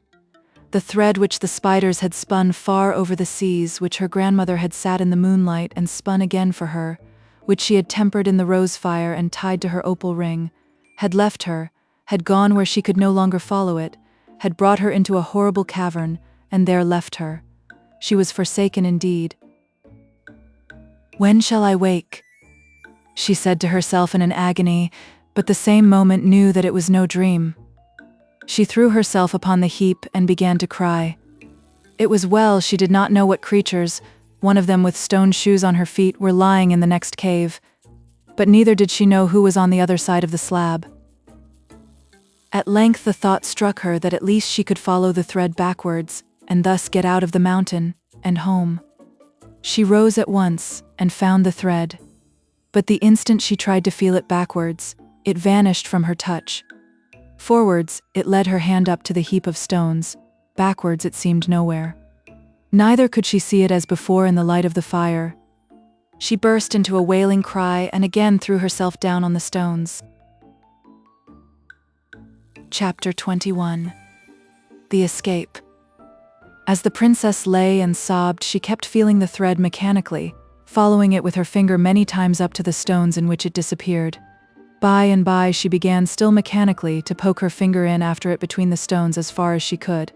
All at once it came into her head that she might remove some of the stones and see where the thread went next. Almost laughing at herself for never having thought of this before, she jumped to her feet. Her fear vanished.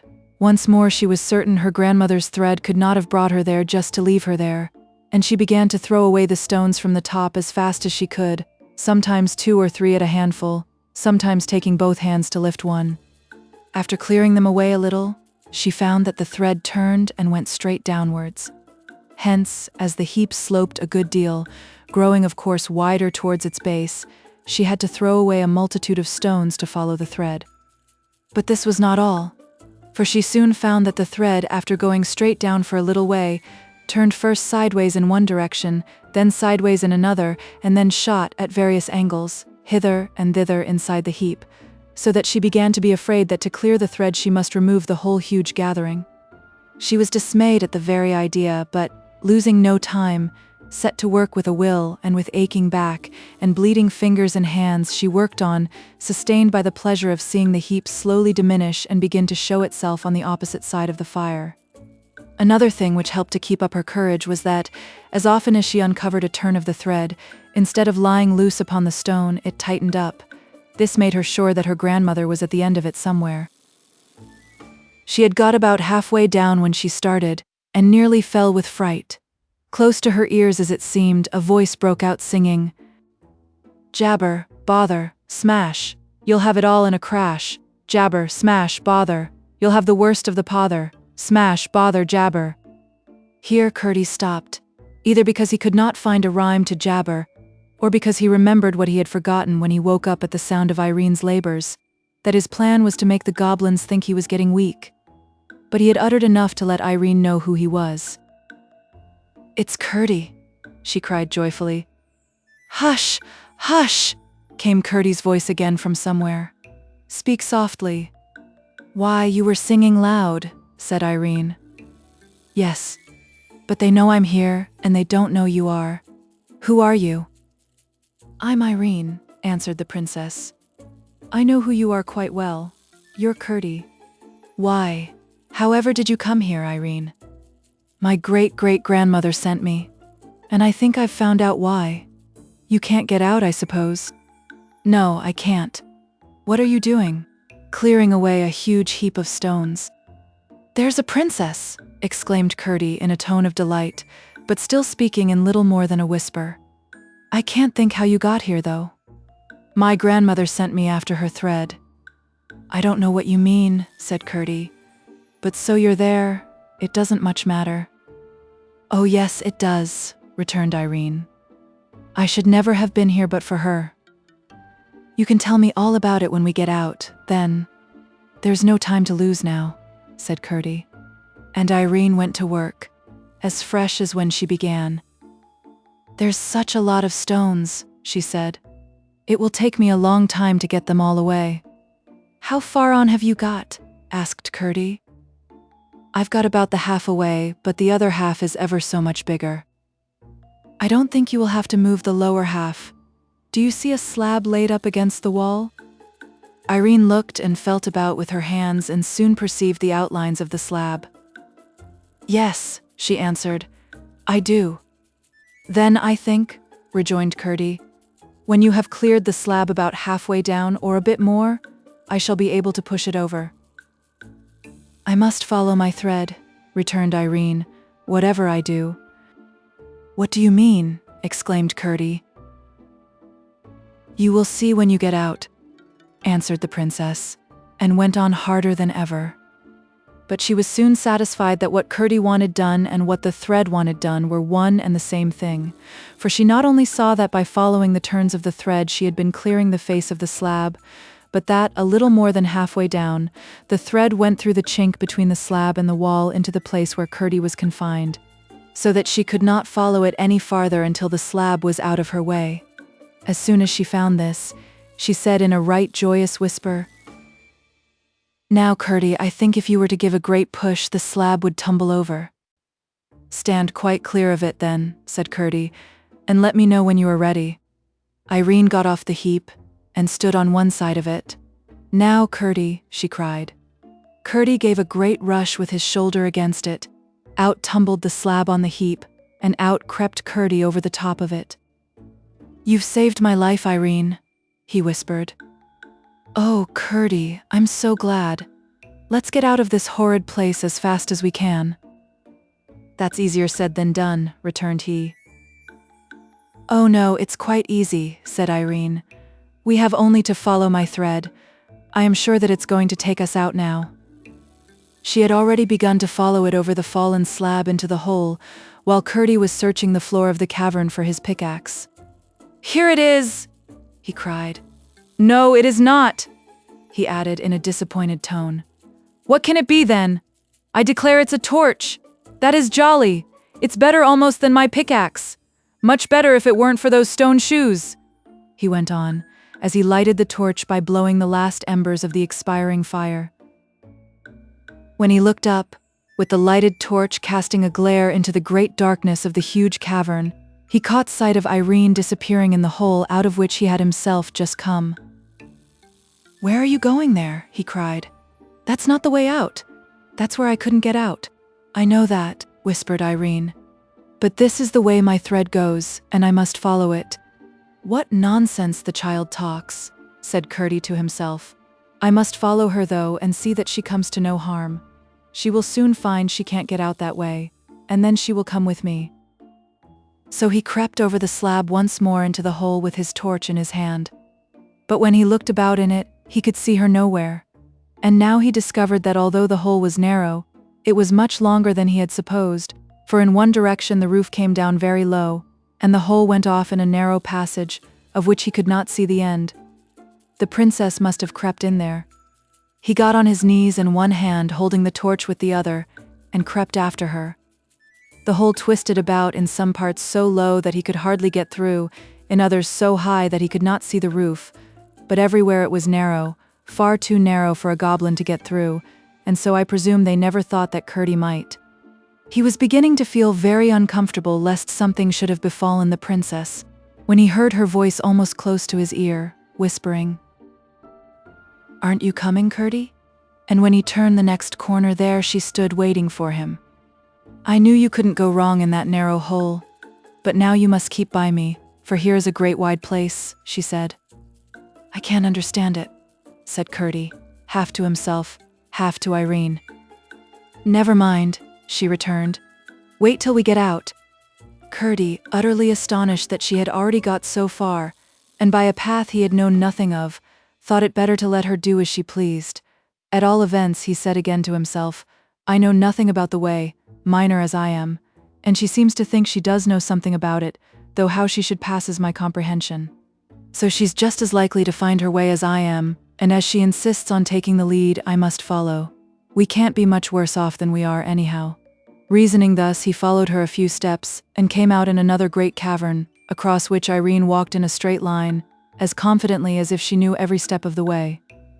Curdie went on after her, flashing his torch about and trying to see something of what lay around them.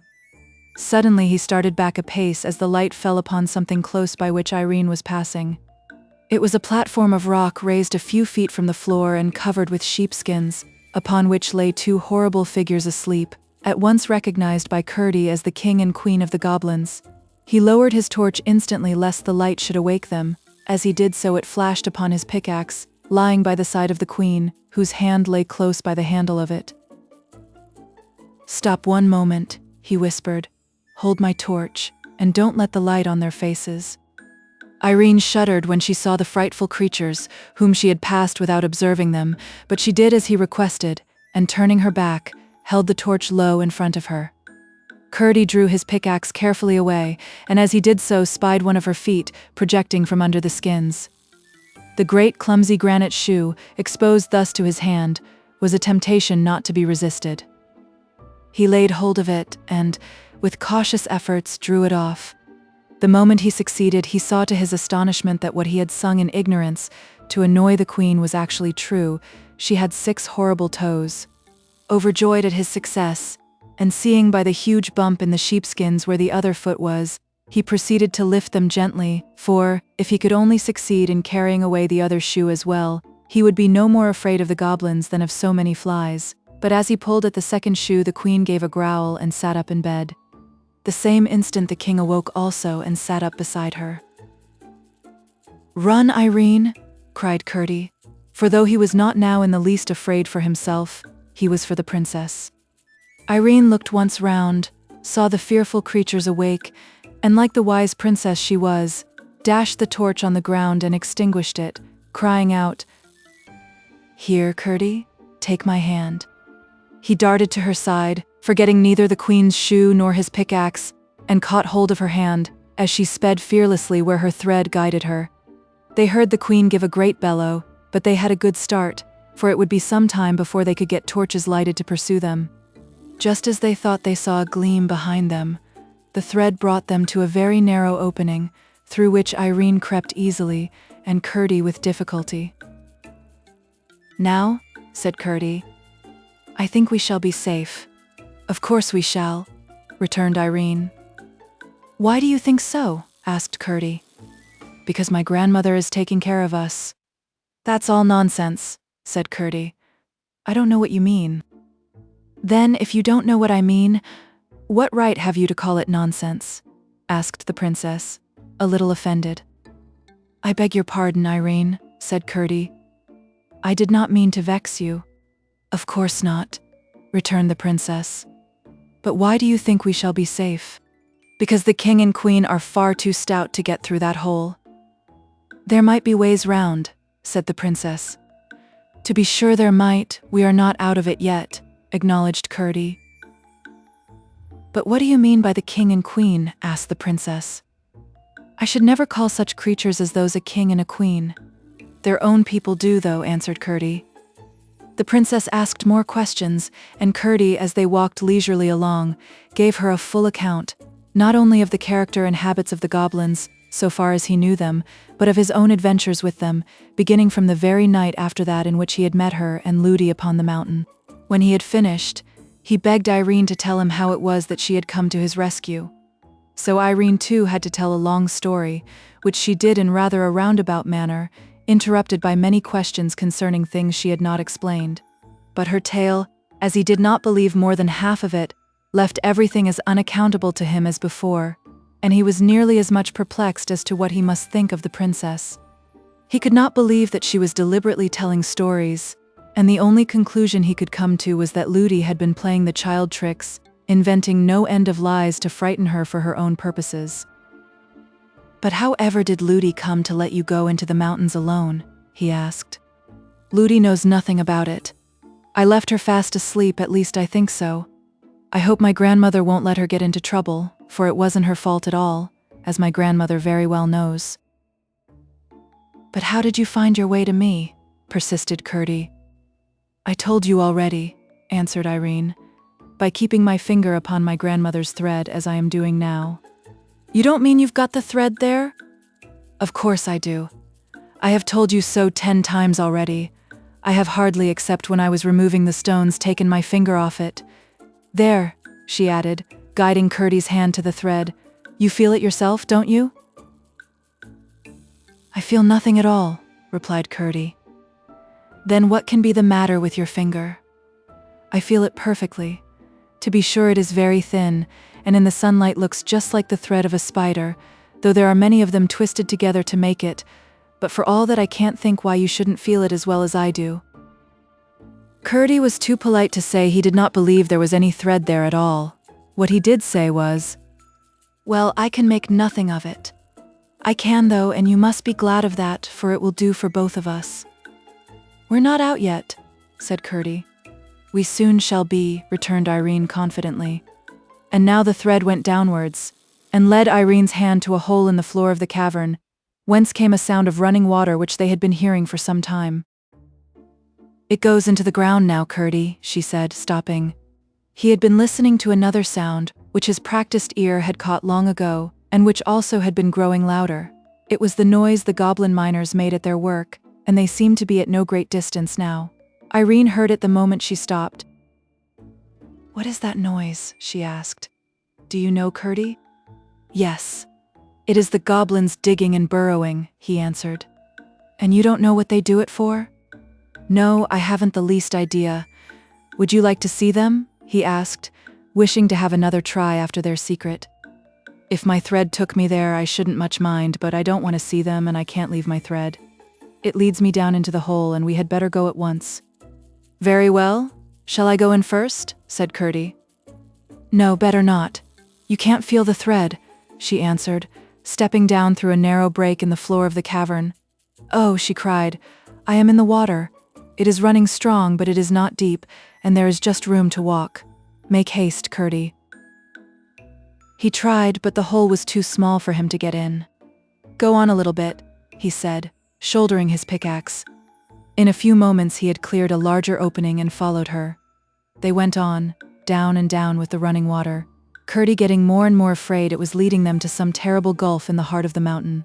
In one or two places he had to break away the rock to make room before even Irene could get through, at least without hurting herself. But at length they spied a glimmer of light, and in a minute more they were almost blinded by the full sunlight, into which they emerged. It was some little time before the princess could see well enough to discover that they stood in her own garden, close by the seat on which she and her king papa had sat that afternoon. They had come out by the channel of the little stream. She danced and clapped her hands with delight. "Now, Curdie," she cried, "won't you believe what I told you about my grandmother and her thread?" For she had felt all the time that Curdie was not believing what she told him. "There. Don't you see it shining on before us?" she added. "I don't see anything," persisted Curdie. "Then you must believe without seeing," said the princess. "For you can't deny it has brought us out of the mountain." "I can't deny we are out of the mountain, and I should be very ungrateful indeed to deny that you had brought me out of it." "I couldn't have done it but for the thread," persisted Irene. "That's the part I don't understand. Well, come along and Ludi will get you something to eat. I am sure you must want it very much." "Indeed I do. But my father and mother will be so anxious about me. I must make haste, first up the mountain to tell my mother, and then down into the mine again to let my father know." "Very well, Curdie, but you can't get out without coming this way, and I will take you through the house, for that is nearest." They met no one by the way, for, indeed, as before, the people were here and there and everywhere searching for the princess. When they got in, Irene found that the thread, as she had half expected, went up the old staircase, and a new thought struck her. She turned to Curdie and said, "My grandmother wants me. Do come up with me and see her. Then you will know that I have been telling you the truth. Do come to please me, Curdie. I can't bear you should think what I say is not true." "I never doubted you believed what you said," returned Curdie. "I only thought you had some fancy in your head that was not correct. But do come, dear Curdie." The little miner could not withstand this appeal, and though he felt shy in what seemed to him a huge grand house, he yielded and followed her up the stair. Chapter 22. The old lady and Curdie. Up the stair then they went, and the next, and through the long rows of empty rooms, and up the little tower stair, Irene growing happier and happier as she ascended. There was no answer when she knocked at length at the door of the workroom, nor could she hear any sound of the spinning wheel, and once more her heart sank within her, but only for one moment, as she turned and knocked at the other door. "Come in," answered the sweet voice of her grandmother, and Irene opened the door and entered, followed by Curdie. "You darling," cried the lady, who was seated by a fire of red roses mingled with white. "I've been waiting for you, and indeed getting a little anxious about you, and beginning to think whether I had not better go and fetch you myself." As she spoke, she took the little princess in her arms and placed her upon her lap. She was dressed in white now, and looking, if possible, more lovely than ever. "I've brought Curdie, grandmother. He wouldn't believe what I told him, and so I've brought him." "Yes, I see him. He is a good boy, Curdie, and a brave boy. Aren't you glad you've got him out?" "Yes, grandmother. But it wasn't very good of him not to believe me when I was telling him the truth. People must believe what they can, and those who believe more must not be hard upon those who believe less. I doubt if you would have believed it all yourself if you hadn't seen some of it." "Ah, yes, grandmother, I dare say. I'm sure you are right, but he'll believe now." "I don't know that," replied her grandmother. "Won't you, Curdie?" said Irene, looking round at him as she asked the question. He was standing in the middle of the floor, staring, and looking strangely bewildered. This, she thought, came of his astonishment at the beauty of the lady. "Make a bow to my grandmother, Curdie," she said. "I don't see any grandmother," answered Curdie rather gruffly. "Don't see my grandmother, when I'm sitting in her lap?" exclaimed the princess. "No, I don't," reiterated Curdie in an offended tone. "Don't you see the lovely fire of roses, white ones amongst them this time?" asked Irene, almost as bewildered as he. "No, I don't," answered Curdie, almost sulkily. "Nor the blue bed? Nor the rose-colored counterpane? Nor the beautiful light like the moon hanging from the roof?" "You're making game of me, your royal highness, and after what we have come through together this day, I don't think it is kind of you," said Curdie, feeling very much hurt. "Then what do you see?" asked Irene, who perceived at once that for her not to believe him was at least as bad as for him not to believe her. "I see a big, bare garret room like the one in Mother's cottage, Only big enough to take the cottage itself in and leave a good margin all round, answered Curdie. And what more do you see? I see a tub, and a heap of musty straw, and a withered apple, and a ray of sunlight coming through a hole in the middle of the roof and shining on your head, and making all the place look a curious dusky brown. I think you had better drop it, princess, and go down to the nursery, like a good girl. But don't you hear my grandmother talking to me? Asked Irene, almost crying. No, I hear the cooing of a lot of pigeons. If you won't come down, I will go without you. I think that will be better anyhow, for I'm sure nobody who met us would believe a word we said to them. They would think we made it all up. I don't expect anybody but my own father and mother to believe me. They know I wouldn't tell a story. And yet you won't believe me, Curdie? Expostulated the princess, now fairly crying with vexation and sorrow at the gulf between her and Curdie. No, I can't, and I can't help it, said Curdie, turning to leave the room. What shall I do, grandmother? Sobbed the princess, turning her face round upon the lady's bosom and shaking with suppressed sobs. You must give him time, said her grandmother, and you must be content not to be believed for a while. It is very hard to bear, but I have had to bear it, and shall have to bear it many a time yet. I will take care of what Curdie thinks of you in the end. You must let him go now. You're not coming, are you? Asked Curdie. No, Curdie, my grandmother says I must let you go. Turn to the right when you get to the bottom of all the stairs, and that will take you to the hall where the great door is. Oh, I don't doubt I can find my way without you, princess, or your old granny's thread either, said Curdie quite rudely. Oh, Curdie, Curdie, I wish I had gone home at once. I'm very much obliged to you, Irene, for getting me out of that hole, but I wish you hadn't made a fool of me afterwards. He said this as he opened the door, which he left open, and without another word went down the stair. Irene listened with dismay to his departing footsteps. Then turning again to the lady. What does it all mean, grandmother? She sobbed, and burst into fresh tears. It means, my love, that I did not mean to show myself. Curdie is not yet able to believe some things. Seeing is not believing, it is only seeing. You remember I told you that if Ludi were to see me, she would rub her eyes, forget the half she saw, and call the other half nonsense. Yes, but I should have thought Curdie. You are right, Curdie is much farther on than Ludi, and you will see what will come of it. But in the meantime you must be content, I say, to be misunderstood for a while. We are all very anxious to be understood, and it is very hard not to be, but there is one thing much more necessary. What is that, grandmother? To understand other people.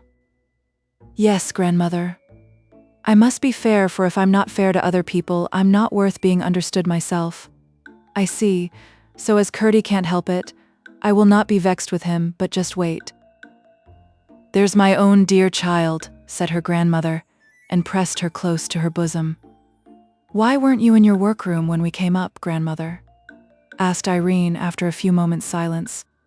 If I had been there, Curdie would have seen me well enough. But why should I be there rather than in this beautiful room? I thought you would be spinning. I've nobody to spin for just at present. I never spin without knowing for whom I am spinning. That reminds me, there is one thing that puzzles me, said the princess. How are you to get the thread out of the mountain again? Surely you won't have to make another for me? That would be such a trouble. The lady set her down and rose and went to the fire. Putting in her hand, she drew it out again and held up the shining ball between her finger and thumb. I've got it now, you see, she said, coming back to the princess. All ready for you when you want it. Going to her cabinet, she laid it in the same drawer as before. And here is your ring, she added, taking it from the little finger of her left hand and putting it on the forefinger of Irene's right hand. Oh, thank you, grandmother. I feel so safe now. You are very tired, my child, the lady went on. Your hands are hurt with the stones, and I have counted 9 bruises on you. Just look what you are like. And she held up to her a little mirror which she had brought from the cabinet. The princess burst into a merry laugh at the sight. She was so draggled with the stream and dirty with creeping through narrow places, that if she had seen the reflection without knowing it was a reflection, she would have taken herself for some gypsy child whose face was washed and hair combed about once in a month. The lady laughed too, and lifting her again upon her knee, took off her cloak and nightgown. Then she carried her to the side of the room. Irene wondered what she was going to do with her, but asked no questions, only starting a little when she found that she was going to lay her in the large silver bath. For as she looked into it, again she saw no bottom, but the stars shining miles away, as it seemed, in a great blue gulf. Her hands closed involuntarily on the beautiful arms that held her, and that was all. The lady pressed her once more to her bosom, saying, "Do not be afraid, my child." "No, grandmother," answered the princess with a little gasp, and the next instant she sank in the clear, cool water.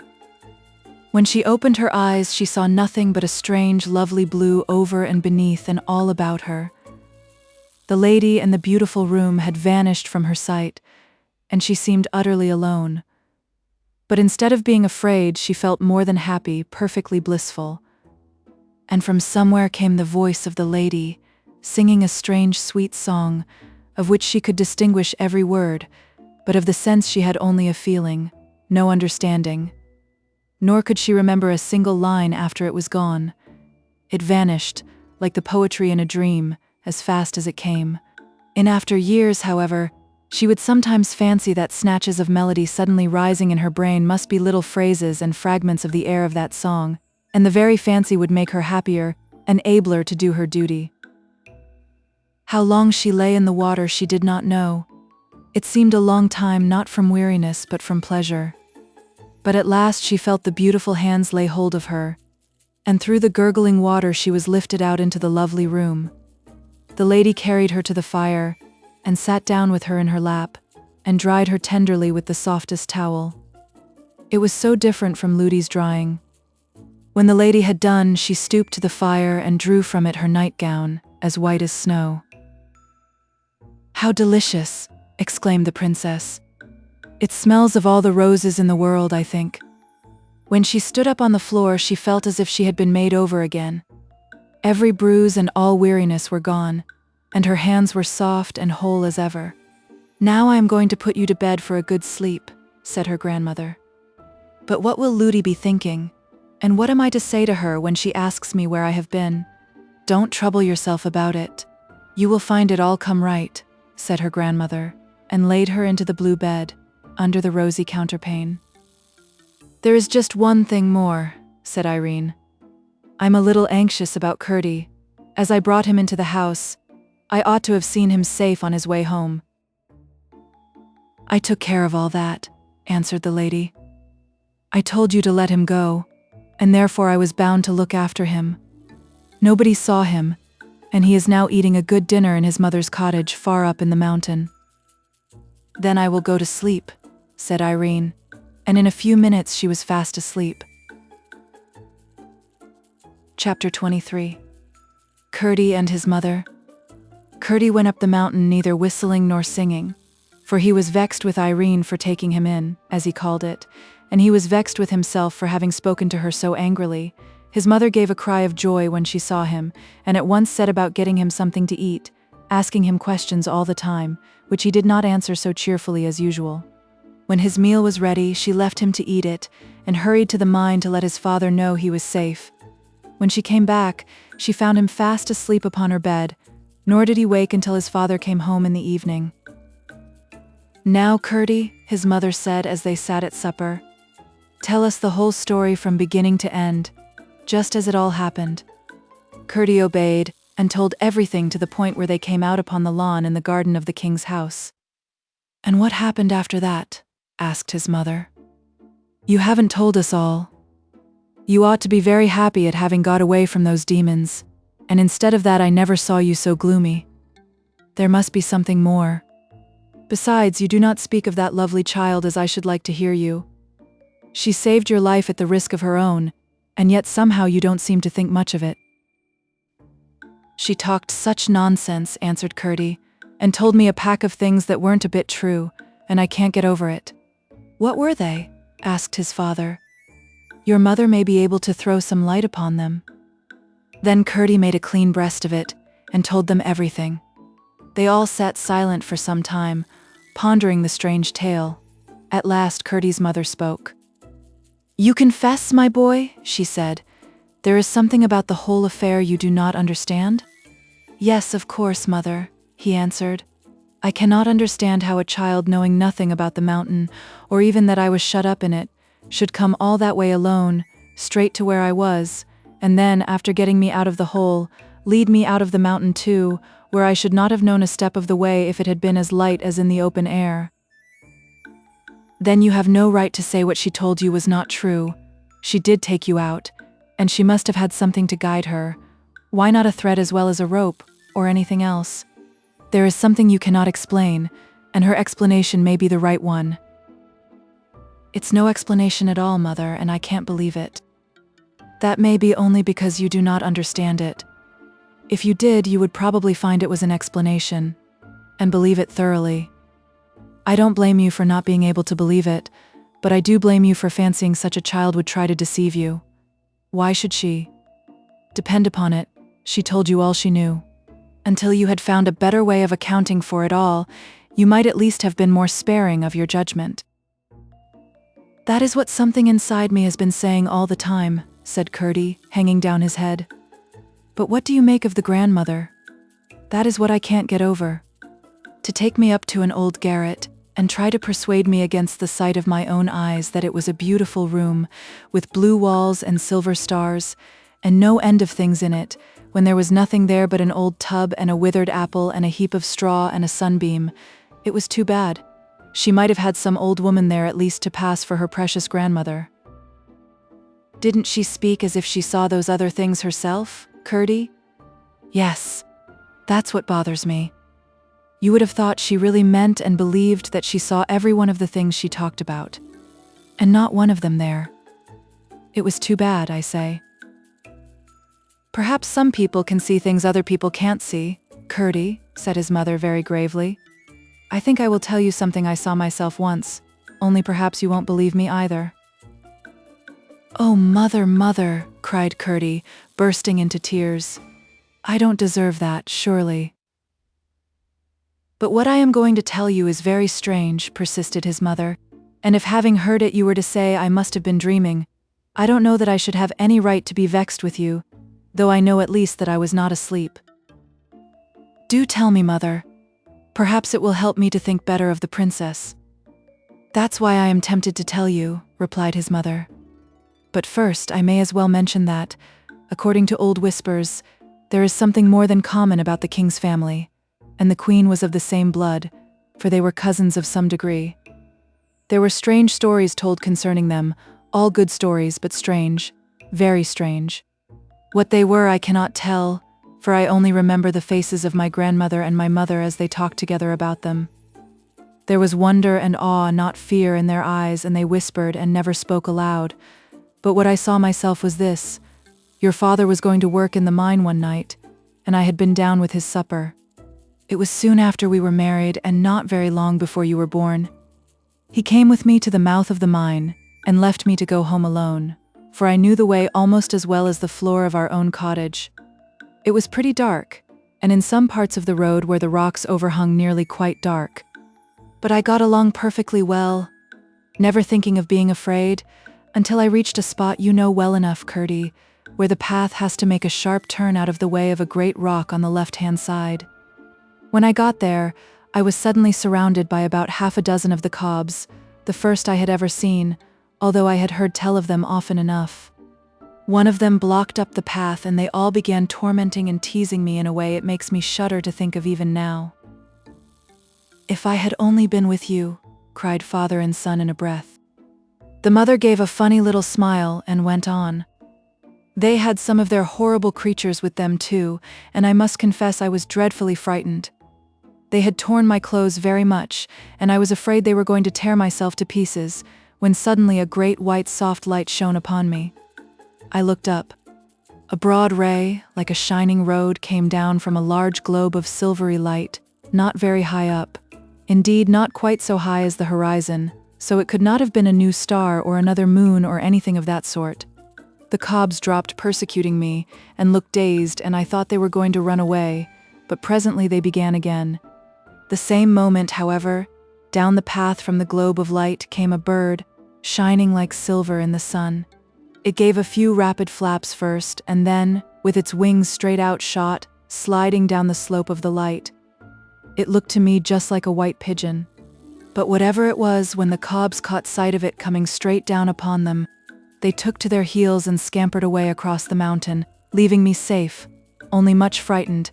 As soon as it had sent them off, the bird went gliding again up the light, and the moment it reached the globe, the light disappeared, just as if a shutter had been closed over a window, and I saw it no more. But I had no more trouble with the Cobs that night or ever after. "How strange!" exclaimed Curdie. "Yes, it was strange, but I can't help believing it, whether you do or not," said his mother. "It's exactly as your mother told it to me the very next morning," said his father. "You don't think I'm doubting my own mother?" cried Curdie. "There are other people in the world quite as well worth believing as your own mother," said his mother. "I don't know that she's so much the fitter to be believed that she happens to be your mother, Mr. Curdie. There are mothers far more likely to tell lies than the little girl I saw talking to the primroses a few weeks ago. If she were to lie, I should begin to doubt my own word." "But princesses have told lies as well as other people," said Curdie. "Yes, but not princesses like that child. She's a good girl, I'm certain. And that's more than being a princess. Depend upon it, you will have to be sorry for behaving so to her, Curdie. You ought at least to have held your tongue." "I am sorry now," answered Curdie. "You ought to go and tell her so then." "I don't see how I could manage that. They wouldn't let a miner boy like me have a word with her alone, and I couldn't tell her before that nurse of hers. She'd be asking ever so many questions, and I don't know how many the little princess would like me to answer. She told me that Ludi didn't know anything about her coming to get me out of the mountain. I am certain she would have prevented her somehow if she had known it, but I may have a chance before long, and meantime I must try to do something for her. I think, Father, I have got on the track at last."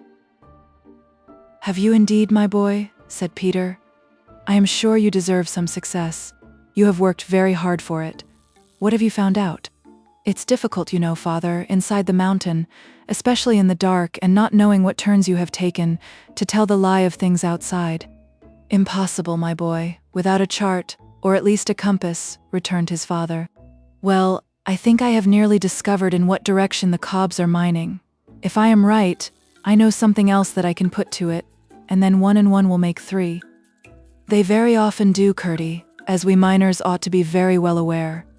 Now tell us, my boy, what the 2 things are, and see whether we can guess at the same third as you."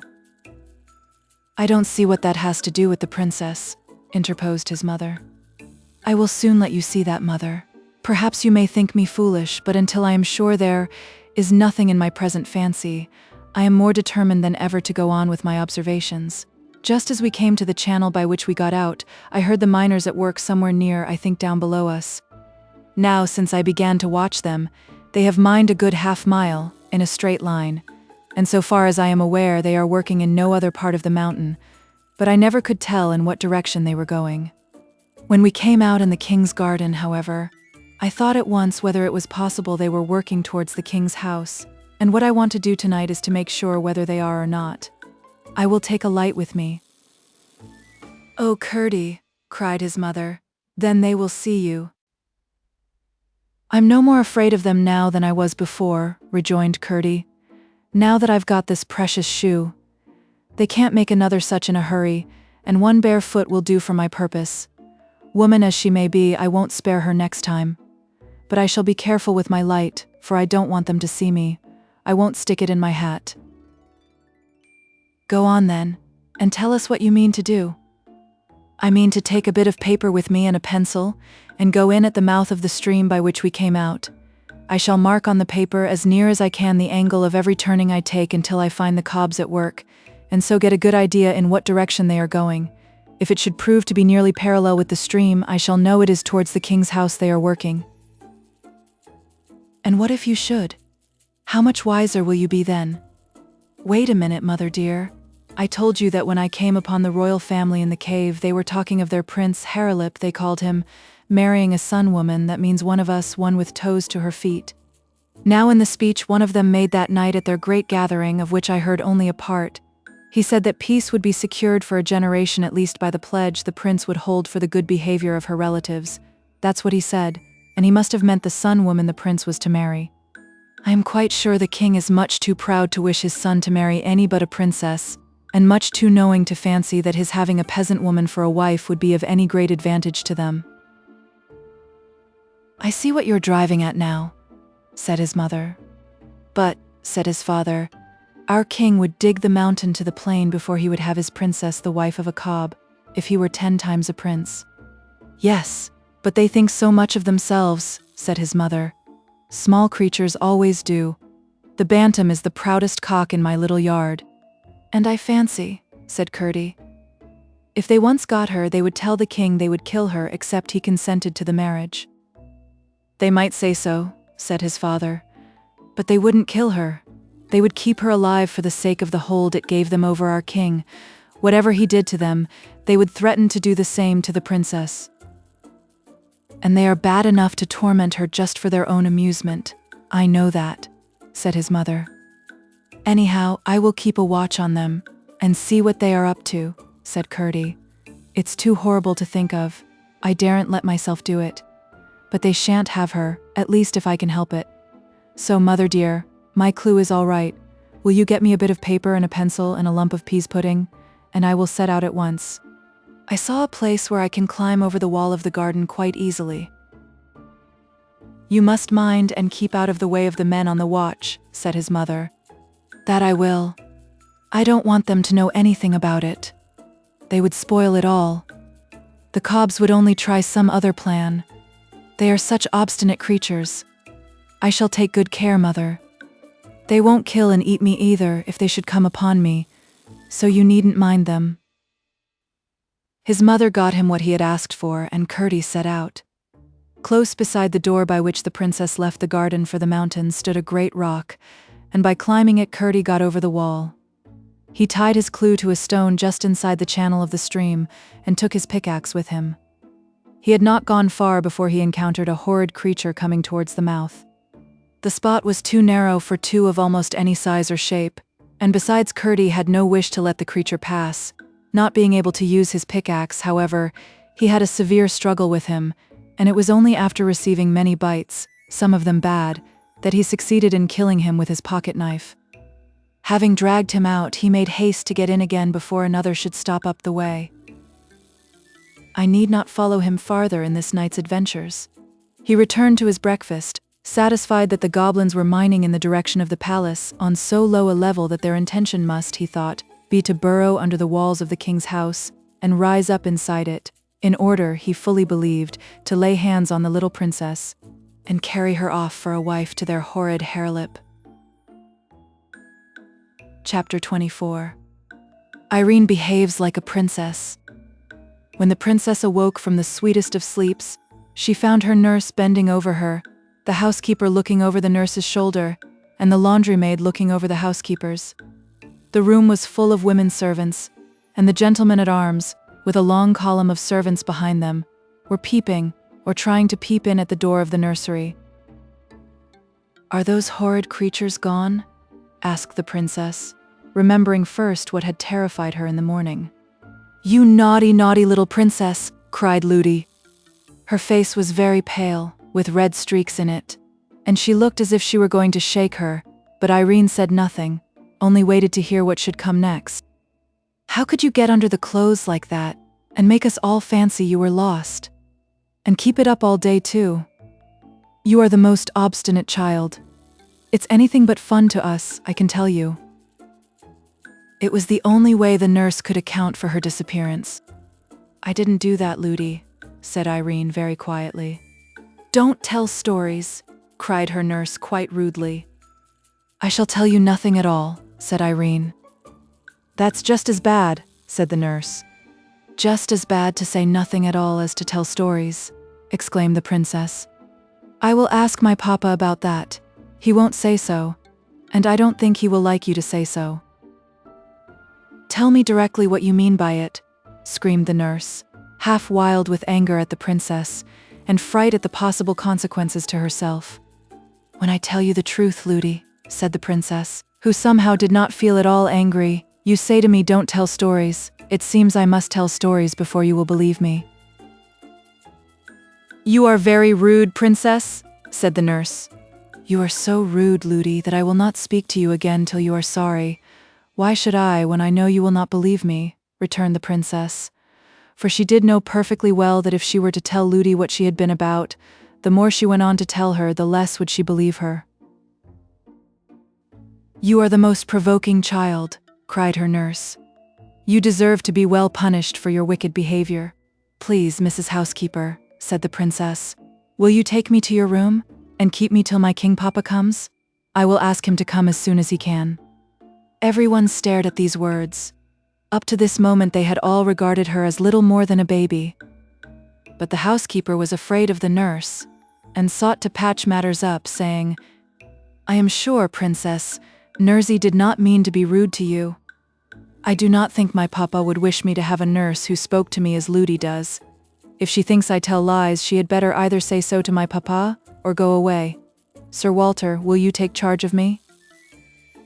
"With the greatest of pleasure, Princess," answered the captain of the gentlemen-at-arms, walking with his great stride into the room. The crowd of servants made eager way for him, and he bowed low before the little princess's bed. "I shall send my servant at once, on the fastest horse in the stable, to tell your king papa that your royal highness desires his presence.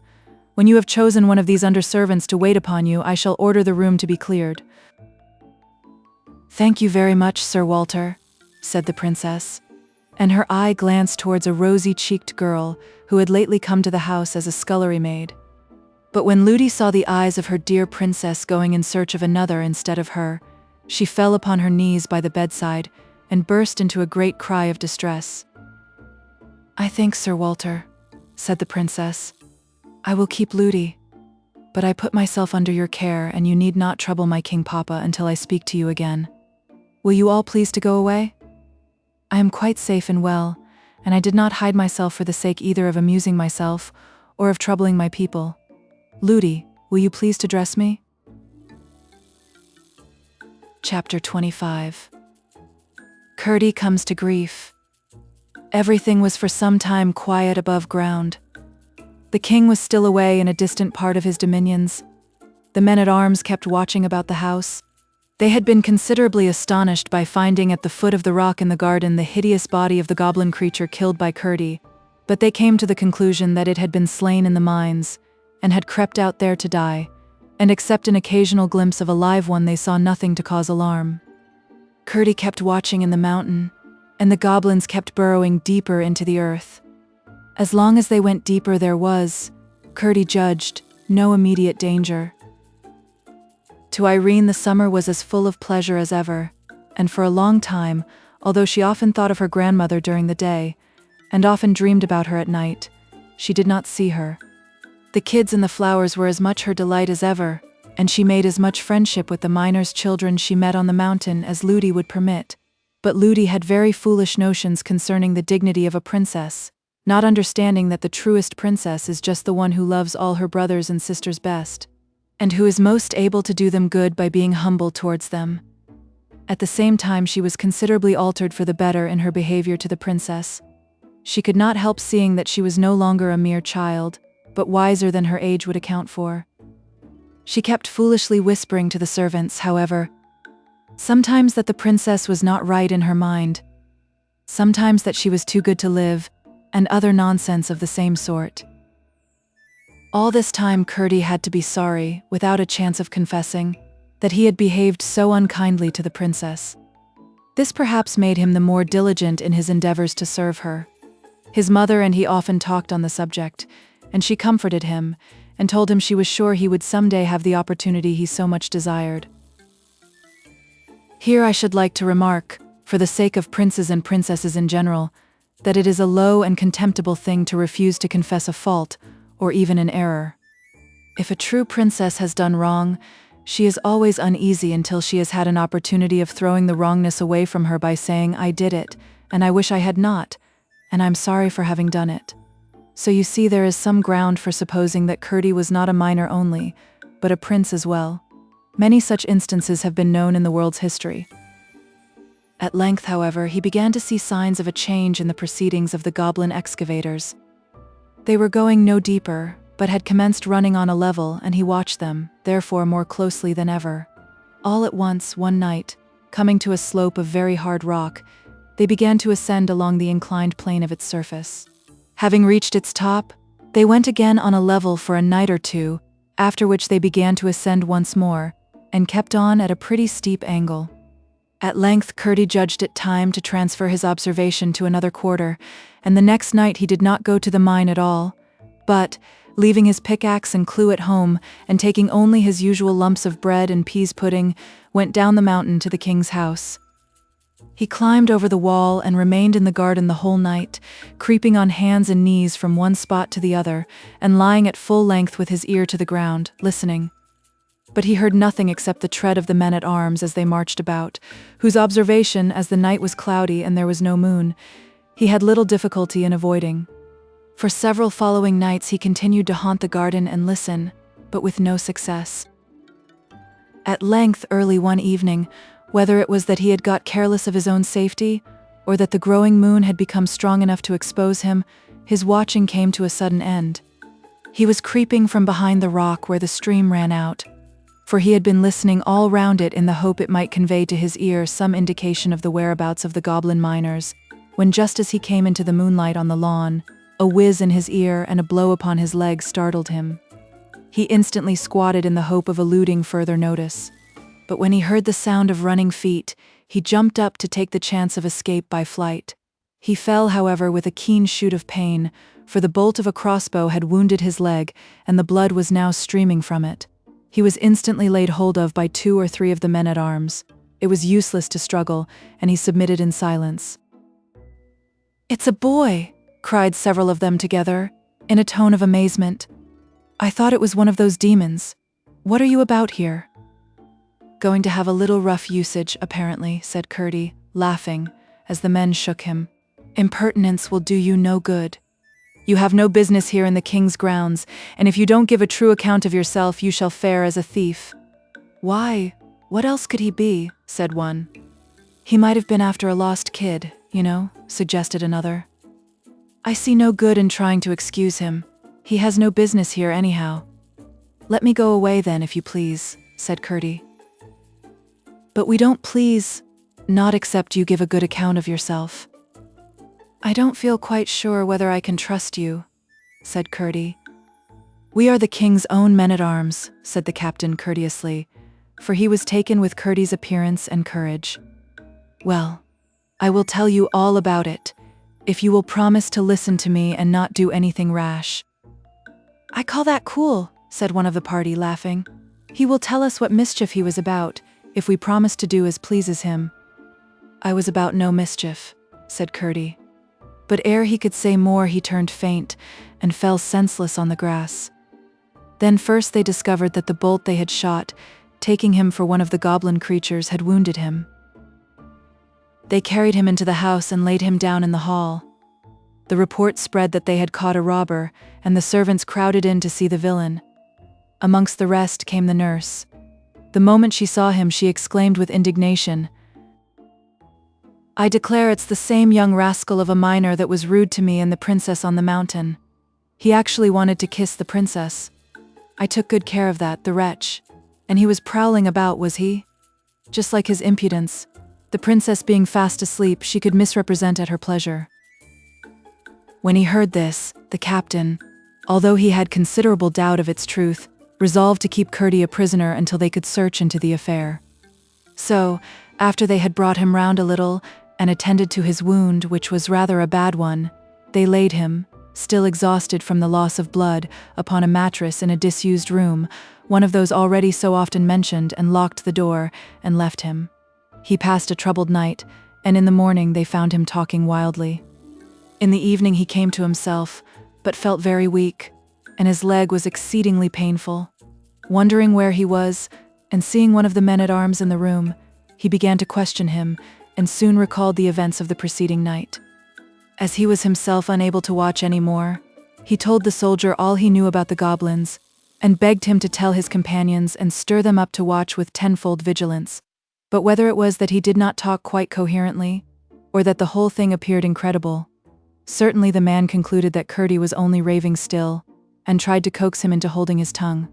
This, of course, annoyed Curdie dreadfully, who now felt in his turn what it was not to be believed, and the consequence was that his fever returned, and by the time when, at his persistent entreaties, the captain was called, there could be no doubt that he was raving.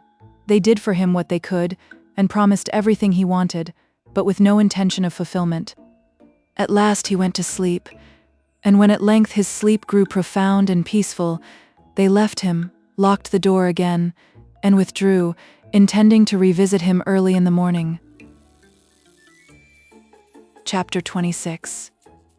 The Goblin-Miners. That same night, several of the servants were having a chat together before going to bed. "What can that noise be?" said one of the housemaids, who had been listening for a moment or two. "I've heard it the last 2 nights," said the cook. "If there were any about the place, I should have taken it for rats, but my Tom keeps them far enough." "I've heard, though," said the scullery maid, "that rats move about in great companies sometimes. There may be an army of them invading us. I've heard the noises yesterday and today too." "It'll be grand fun then for my Tom and Mrs. Housekeeper's Bob," said the cook. "They'll be friends for once in their lives and fight on the same side. I'll engage Tom and Bob together will put to flight any number of rats." "It seems to me," said the nurse, "that the noises are much too loud for that. I have heard them all day, and my princess has asked me several times what they could be. Sometimes they sound like distant thunder, and sometimes like the noises you hear in the mountain from those horrid miners underneath." "I shouldn't wonder," said the cook, "if it was the miners after all. They may have come on some hole in the mountain through which the noises reach to us. They are always boring and blasting and breaking, you know." As he spoke, there came a great rolling rumble beneath them, and the house quivered. They all started up in a fright, and rushing to the hall found the gentlemen-at-arms in consternation also. They had sent to wake their captain, who said from their description that it must have been an earthquake, an occurrence which, although very rare in that country, had taken place almost within the century, and then went to bed again, strange to say, and fell fast asleep without once thinking of Curdie, or associating the noises they had heard with what he had told them. He had not believed Curdie. If he had, he would at once have thought of what he had said, and would have taken precautions. As they heard nothing more, they concluded that Sir Walter was right, and that the danger was over for perhaps another 100 years. The fact, as discovered afterwards, was that the goblins had, in working up a second sloping face of stone, arrived at a huge block which lay under the cellars of the house, within the line of the foundations.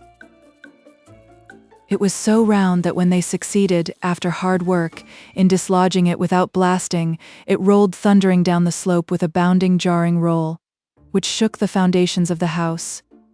The goblins were themselves dismayed at the noise, for they knew by careful spying and measuring that they must now be very near, if not under the king's house, and they feared giving an alarm. They therefore remained quiet for a while, and when they began to work again, they no doubt thought themselves very fortunate in coming upon a vein of sand which filled a winding fissure in the rock on which the house was built. By scooping this away, they came out in the king's wine cellar. No sooner did they find where they were than they scurried back again like rats into their holes, and running at full speed to the Goblin Palace, announced their success to the king and queen with shouts of triumph. In a moment the Goblin royal family and the whole Goblin people were on their way in hot haste to the king's house, each eager to have a share in the glory of carrying off that same night the Princess Irene. The queen went stumping along in one shoe of stone and one of skin. This could not have been pleasant, and my readers may wonder that, with such skillful workmen about her, she had not yet replaced the shoe carried off by Curdie.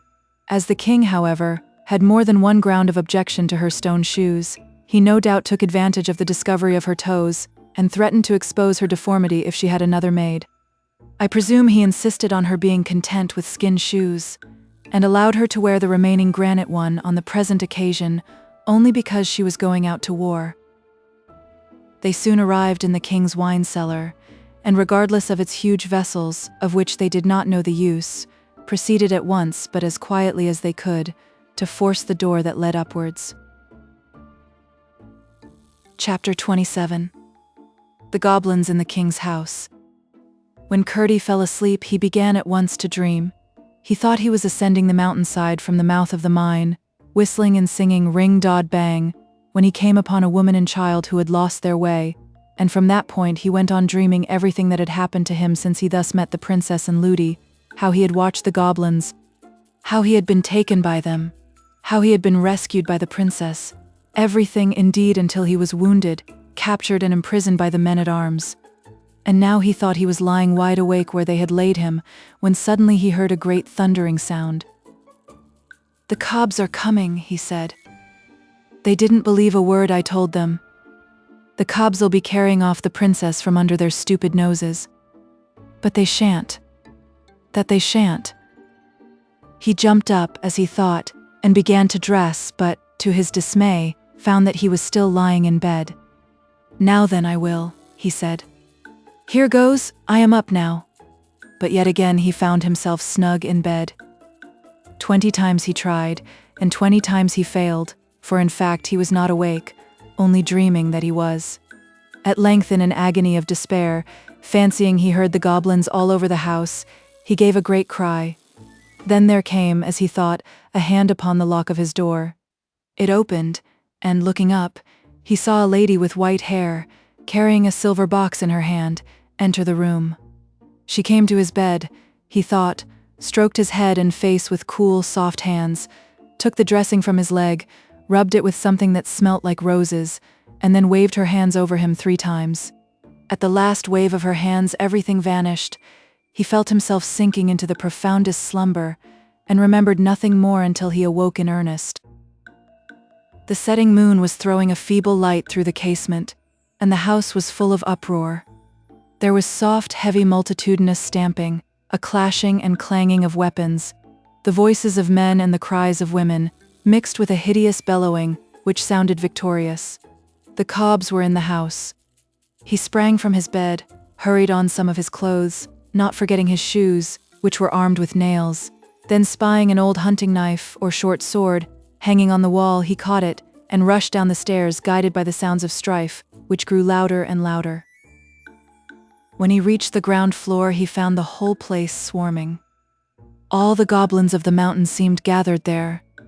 He rushed amongst them, shouting, 1, 2, hit and hew, 3, 4, blast and bore, and with every rhyme he came down a great stamp upon a foot, cutting at the same time their faces, executing, indeed, a sword dance of the wildest description. Away scattered the goblins in every direction, into closets, upstairs, into chimneys, up on rafters, and down to the cellars. Curdie went on stamping and slashing and singing, but saw nothing of the people of the house until he came to the great hall, in which, the moment he entered it, arose a great goblin shout. The last of the men-at-arms, the captain himself, was on the floor, buried beneath a wallowing crowd of goblins. For, while each knight was busy defending himself as well as he could, by stabs in the thick bodies of the goblins, for he had soon found their heads all but invulnerable, the queen had attacked his legs and feet with her horrible granite shoe, and he was soon down, but the captain had got his back to the wall and stood out longer. The goblins would have torn them all to pieces, but the king had given orders to carry them away alive, and over each of them, in 12 groups, was standing a knot of goblins, while as many as could find room were sitting upon their prostrate bodies. Curdie burst in dancing and gyrating and stamping and singing like a small incarnate whirlwind. "Where 'tis all a hole, sir, never can be holes. Why should their shoes have soles, sir, when they've got no soles? But she upon her foot, sir, has a granite shoe, the strongest leather boot, sir, 6 would soon be through." The queen gave a howl of rage and dismay, and before she recovered her presence of mind, Curdie, having begun with the group nearest him, had 11 of the knights on their legs again. "Stamp on their feet," he cried as each man rose, and in a few minutes the hall was nearly empty, the goblins running from it as fast as they could, howling and shrieking and limping, and cowering every now and then as they ran to cuddle their wounded feet in their hard hands, or to protect them from the frightful stamp of the armed men. And now Curdie approached the group which, in trusting in the queen and her shoe, kept their guard over the prostrate captain. The king sat on the captain's head, but the queen stood in front, like an infuriated cat, with her perpendicular eyes gleaming green and her hair standing half up from her horrid head. Her heart was quaking, however, and she kept moving about her skin-shod foot with nervous apprehension. When Curdie was within a few paces, she rushed at him, made one tremendous stamp at his opposing foot, which happily he withdrew in time, and caught him round the waist to dash him on the marble floor. But just as she caught him, he came down with all the weight of his iron-shod shoe upon her skin-shod foot, and with a hideous howl she dropped him, squatted on the floor, and took her foot in both her hands. Meanwhile the rest rushed on the king and the bodyguard, sent them flying, and lifted the prostrate captain, who was all but pressed to death. It was some moments before he recovered breath and consciousness. "Where's the princess?" cried Curdie again and again. No one knew, and off they all rushed in search of her. Through every room in the house they went, but nowhere was she to be found. Neither was one of the servants to be seen. But Curdie, who had kept to the lower part of the house, which was now quiet enough, began to hear a confused sound as of a distant hubbub, and set out to find where it came from. The noise grew as his sharp ears guided him to a stair, and so to the wine cellar. It was full of goblins whom the butler was supplying with wine as fast as he could draw it. While the queen and her party had encountered the men-at-arms, Harelip with another company had gone off to search the house. They captured everyone they met, and when they could find no more they hurried away to carry them safe to the caverns below. But when the butler, who was amongst them, found that their path lay through the wine cellar, he bethought himself of persuading them to taste the wine, and as he had hoped, they no sooner tasted than they wanted more. The routed goblins on their way below joined them, and when Curdie entered they were all, with outstretched hands in which were vessels of every description from saucepan to silver cup, pressing around the butler, who sat at the tap of a huge cask, filling and filling. Curdie cast one glance around the place before commencing his attack, and saw in the farthest corner a terrified group of the domestics unwatched, but cowering without courage to attempt their escape. Amongst them was the terror-stricken face of Ludi, but nowhere could he see the princess. Seized with the horrible conviction that Harelip had already carried her off, he rushed amongst them, unable for wrath to sing any more, but stamping and cutting with greater fury than ever. "Stamp on their feet! Stamp on their feet!" he shouted, and in a moment the goblins were disappearing through the hole in the floor like rats and mice. They could not vanish so fast, however, but that many more goblin feet had to go limping back over the underground ways of the mountain that morning. Presently, however, they were reinforced from above by the king and his party, with the redoubtable queen at their head. Finding Curdie again busy amongst her unfortunate subjects, she rushed at him once more with the rage of despair, and this time gave him a bad bruise on the foot. Then a regular stamping fight got up between them. Curdie, with the point of his hunting knife, keeping her from clasping her mighty arms about him, as he watched his opportunity of getting once more a good stamp at her skin-shod foot. But the queen was more wary as well as more agile than hitherto.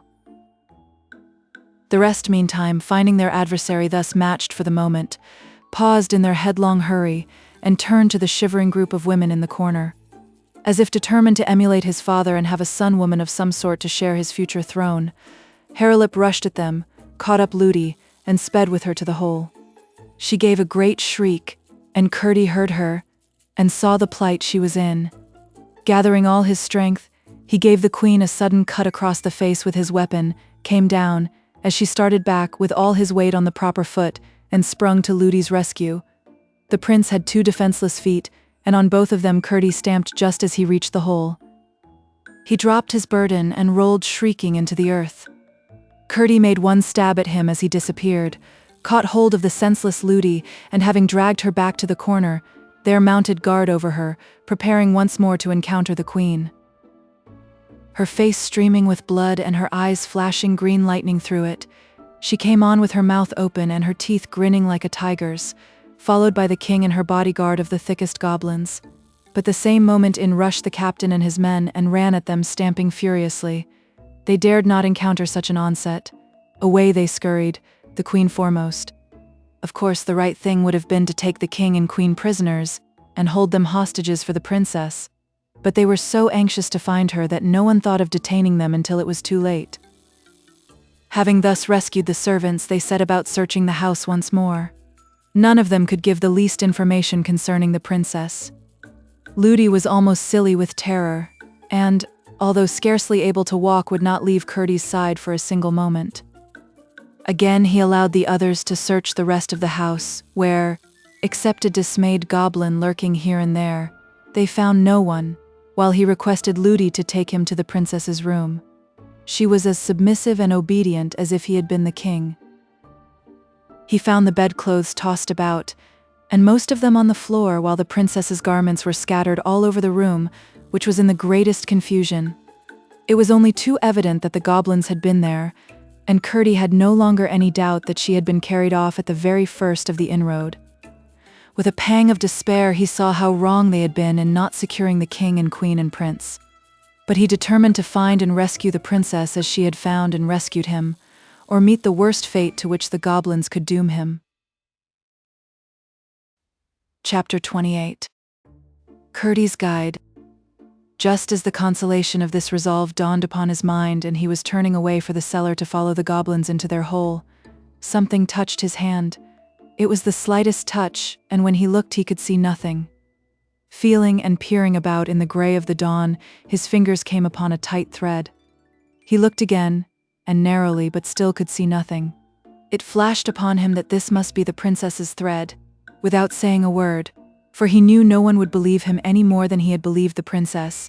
He followed the thread with his finger, contrived to give Ludi the slip, and was soon out of the house and on the mountainside, surprised that, if the thread were indeed the grandmother's messenger, it should have led the princess, as he supposed it must, into the mountain, where she would be certain to meet the goblins rushing back enraged from their defeat. But he hurried on in the hope of overtaking her first. When he arrived, however, at the place where the path turned off for the mine, he found that the thread did not turn with it, but went straight up the mountain. Could it be that the thread was leading him home to his mother's cottage? Could the princess be there? He bounded up the mountain like one of its own goats, and before the sun was up the thread had brought him indeed to his mother's door. There it vanished from his fingers, and he could not find it, search as he might. The door was on the latch, and he entered. There sat his mother by the fire, and in her arms lay the princess fast asleep. "Hush, Curdie," said his mother. "Do not wake her. I'm so glad you're come. I thought the Cobs must have got you again." With a heart full of delight, Curdie sat down at a corner of the hearth, on a stool opposite his mother's chair, and gazed at the princess, who slept as peacefully as if she had been in her own bed. All at once she opened her eyes and fixed them on him. "Oh, Curdie, you're come," she said quietly. "I thought you would." Curdie rose and stood before her with downcast eyes. "Irene," he said, "I am very sorry I did not believe you." "Oh, never mind, Curdie," answered the princess. "You couldn't, you know. You do believe me now, don't you?" "I can't help it now. I ought to have helped it before." "Why can't you help it now?" "Because, just as I was going into the mountain to look for you, I got hold of your thread and it brought me here." "Then you've come from my house, have you?" "Yes, I have." "I didn't know you were there." "I've been there 2 or 3 days, I believe, and I never knew it." "Then perhaps you can tell me why my grandmother has brought me here?" "I can't think. Something woke me. I didn't know what, but I was frightened, and I felt for the thread, and there it was.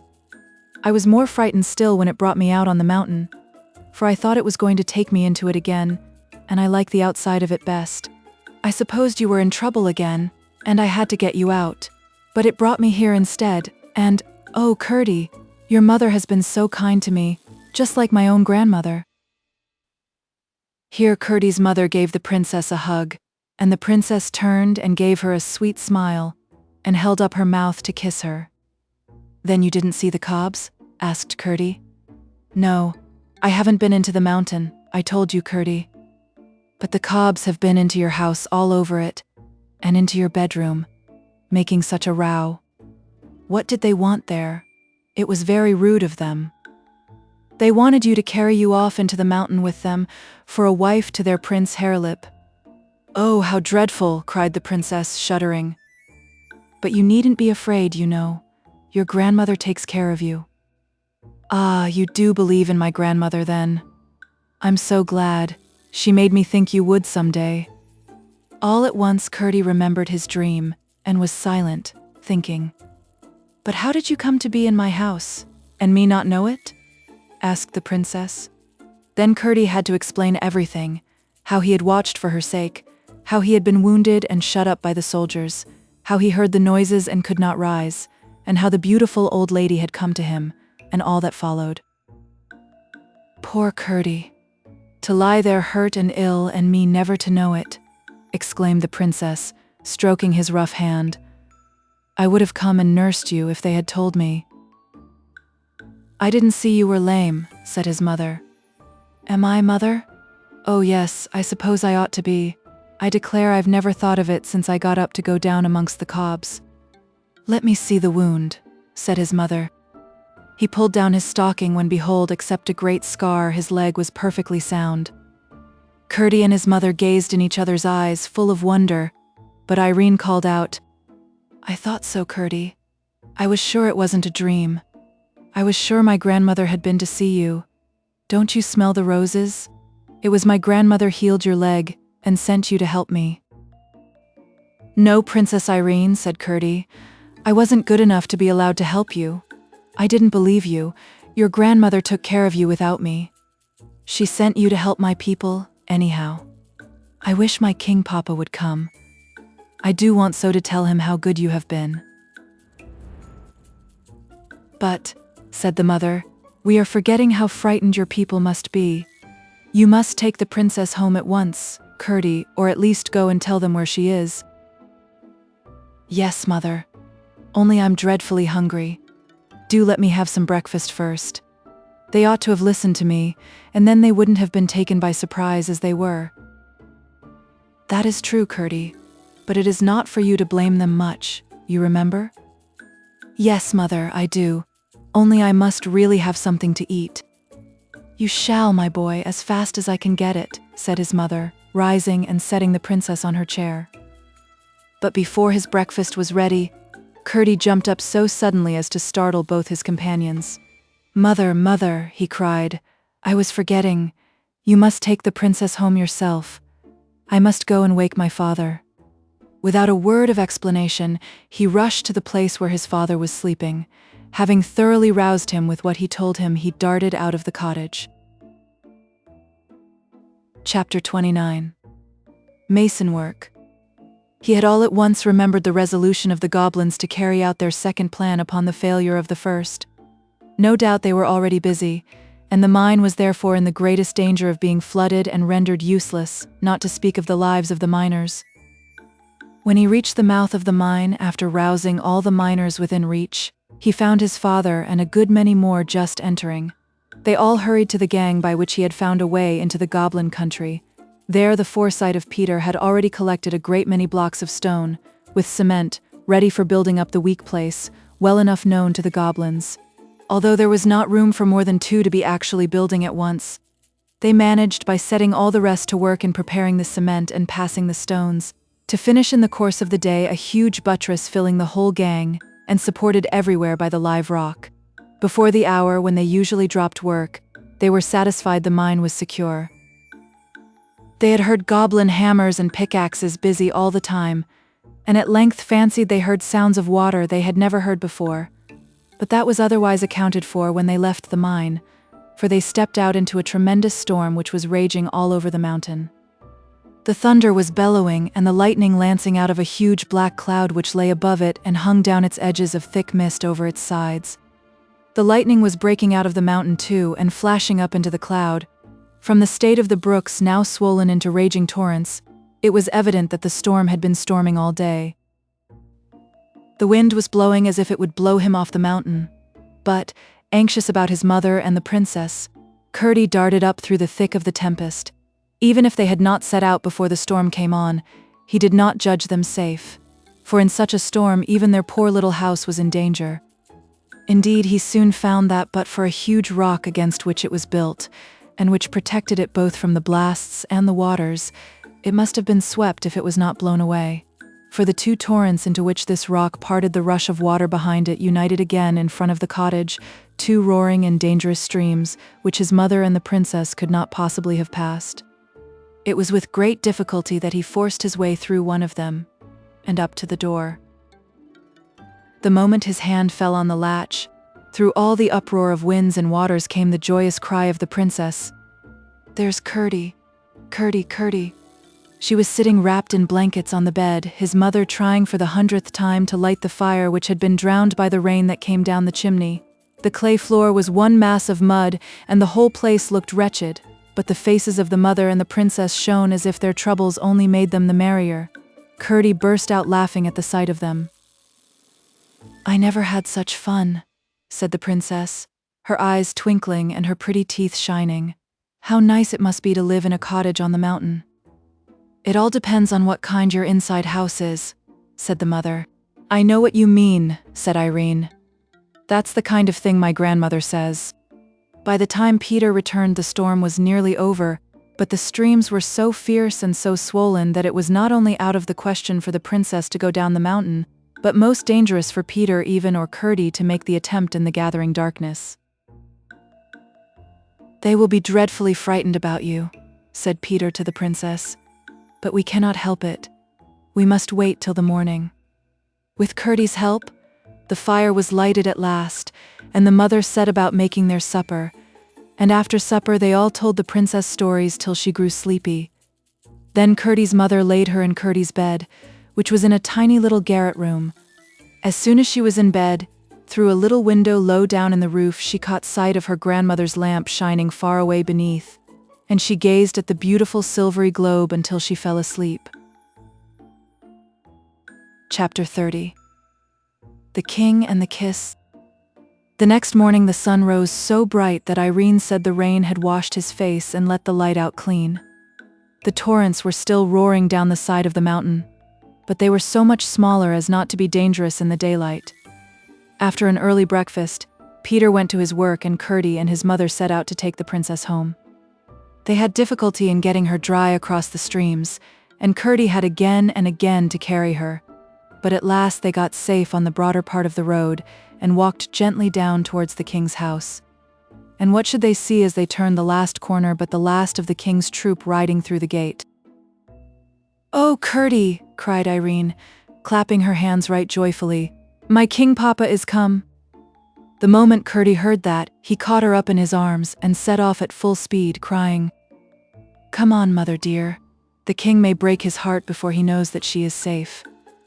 Irene clung round his neck and he ran with her like a deer.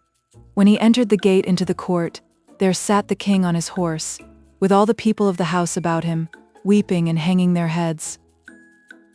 The king was not weeping, but his face was white as a dead man's, and he looked as if the life had gone out of him.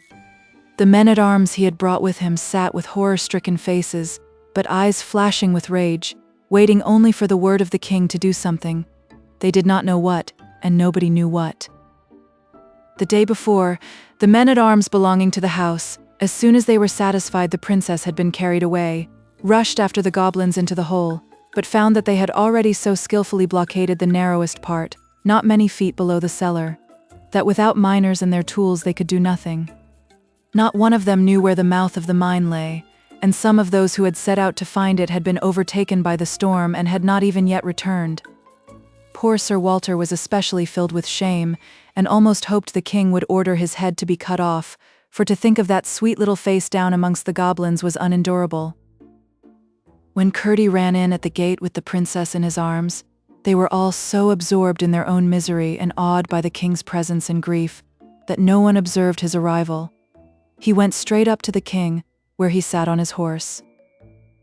"Papa, Papa," the princess cried, stretching out her arms to him. "Here I am." The king started. The color rushed to his face. He gave an inarticulate cry. Curdie held up the princess, and the king bent down and took her from his arms.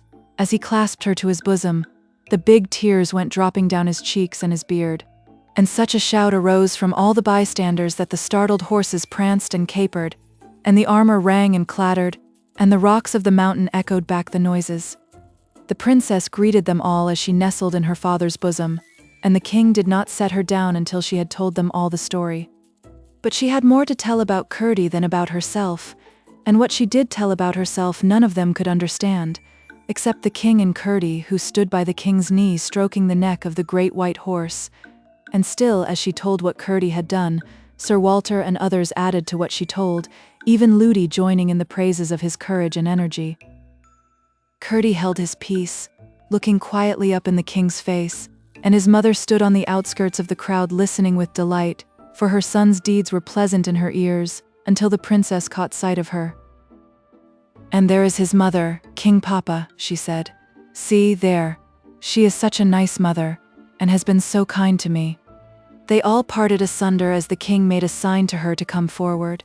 She obeyed, and he gave her his hand but could not speak.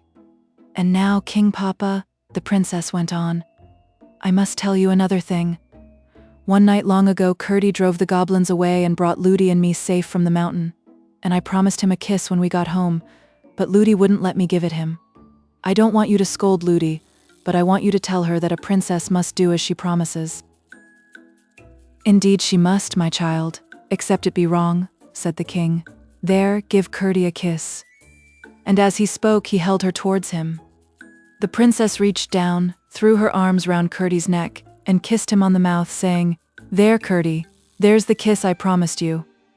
Then they all went into the house, and the cook rushed to the kitchen and the servants to their work. Ludi dressed Irene in her shiningest clothes, and the king put off his armor and put on purple and gold, and a messenger was sent for Peter and all the miners, and there was a great and a grand feast, which continued long after the princess was put to bed. Chapter 31. The Subterranean Waters.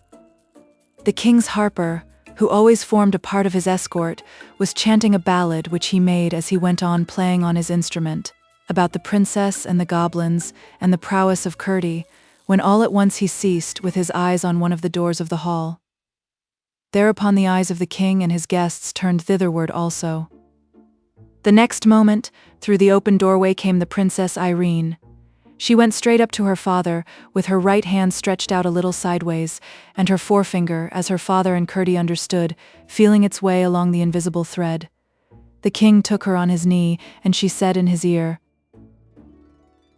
"King Papa, do you hear that noise?" "I hear nothing," said the king. "Listen," she said, holding up her forefinger. The king listened, and a great stillness fell upon the company. Each man, seeing that the king listened also, and the harper sat with his harp between his arms, and his finger silent upon the strings. "I do hear a noise," said the king at length, "a noise as of distant thunder. It is coming nearer and nearer. What can it be?" They all heard it now, and each seemed ready to start to his feet as he listened. Yet all sat perfectly still. The noise came rapidly nearer. "What can it be?" said the king again. "I think it must be another storm coming over the mountain," said Sir Walter. Then Curdie, who at the first word of the king had slipped from his seat, and laid his ear to the ground, rose up quickly, and approaching the king said, speaking very fast, "Please, your majesty, I think I know what it is. I have no time to explain, for that might make it too late for some of us. Will your majesty give orders that everybody leave the house as quickly as possible and get up the mountain?" The king, who was the wisest man in the kingdom, knew well there was a time when things must be done and questions left till afterwards. He had faith in Curdie, and rose instantly, with Irene in his arms. "Every man and woman follow me," he said, and strode out into the darkness. Before he had reached the gate, the noise had grown to a great thundering roar, and the ground trembled beneath their feet, and before the last of them had crossed the court, out after them from the great hall door came a huge rush of turbid water, and almost swept them away. But they got safe out of the gate and up the mountain, while the torrent went roaring down the road into the valley beneath. Curdie had left the king and the princess to look after his mother, whom he and his father, one on each side, caught up when the stream overtook them and carried safe and dry. When the king had got out of the way of the water, a little up the mountain, he stood with the princess in his arms, looking back with amazement on the issuing torrent, which glimmered fierce and foamy through the night. There Curdie rejoined them.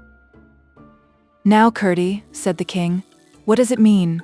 Is this what you expected?" "It is, your majesty," said Curdie, and proceeded to tell him about the second scheme of the goblins, who, fancying the miners of more importance to the upper world than they were, had resolved, if they should fail in carrying off the king's daughter, to flood the mine and drown the miners. Then he explained what the miners had done to prevent it.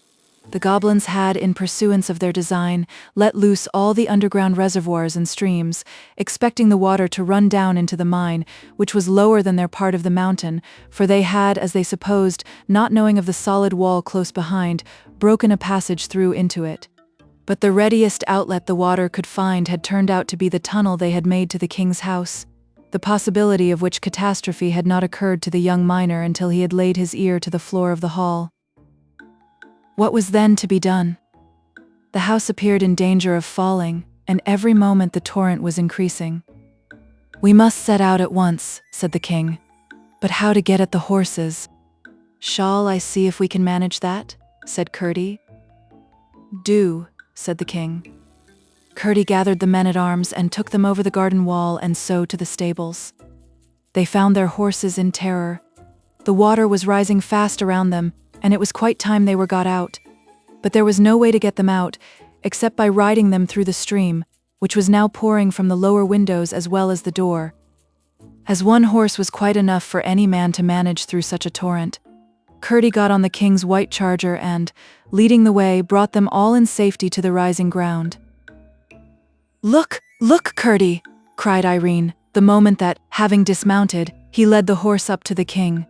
Curdie did look, and saw high in the air, somewhere about the top of the king's house, a great globe of light shining like the purest silver. "Oh," he cried in some consternation, "that is your grandmother's lamp. We must get her out. I will go and find her. The house may fall, you know." "My grandmother is in no danger," said Irene, smiling. "Here, Curdie, take the princess while I get on my horse," said the king. Curdie took the princess again, and both turned their eyes to the globe of light. The same moment there shot from it a white bird, which, descending with outstretched wings, made one circle round the king and Curdie and the princess, and then glided up again. The light and the pigeon vanished together. "Now, Curdie," said the princess as he lifted her to her father's arms, "you see my grandmother knows all about it, and isn't frightened. I believe she could walk through that water and it wouldn't wet her a bit." "But my child," said the king, "you will be cold if you haven't something more on. Run, Curdie, my boy, and fetch anything you can lay your hands on to keep the princess warm. We have a long ride before us." Curdie was gone in a moment, and soon returned with a great rich fur, and the news that dead goblins were tossing about in the current through the house. They had been caught in their own snare. Instead of the mine, they had flooded their own country, whence they were now swept up drowned. Irene shuddered, but the king held her close to his bosom. Then he turned to Sir Walter and said, "Bring Curdie's father and mother here." "I wish," said the king, when they stood before him, "to take your son with me. He shall enter my bodyguard at once, and wait further promotion." Peter and his wife, overcome, only murmured almost inaudible thanks, but Curdie spoke aloud. "Please, your majesty," he said, "I cannot leave my father and mother." "That's right, Curdie," cried the princess. "I wouldn't if I was you." The king looked at the princess and then at Curdie with a glow of satisfaction on his countenance. "I too think you are right, Curdie," he said, "and I will not ask you again, but I shall have a chance of doing something for you some time." "Your majesty has already allowed me to serve you," said Curdie. "But Curdie," said his mother, "why shouldn't you go with the king? We can get on very well without you." "But I can't get on very well without you," said Curdie. "The king is very kind, but I could not be half the use to him that I am to you. Please, your majesty, if you wouldn't mind giving my mother a red petticoat. I should have got her one long ago, but for the goblins." "As soon as we get home," said the king, "Irene and I will search out the warmest one to be found, and send it by one of the gentlemen." "Yes, that we will, Curdie," said the princess. And next summer we'll come back and see you wear it, Curdie's mother, she added. Shan't we, King Papa?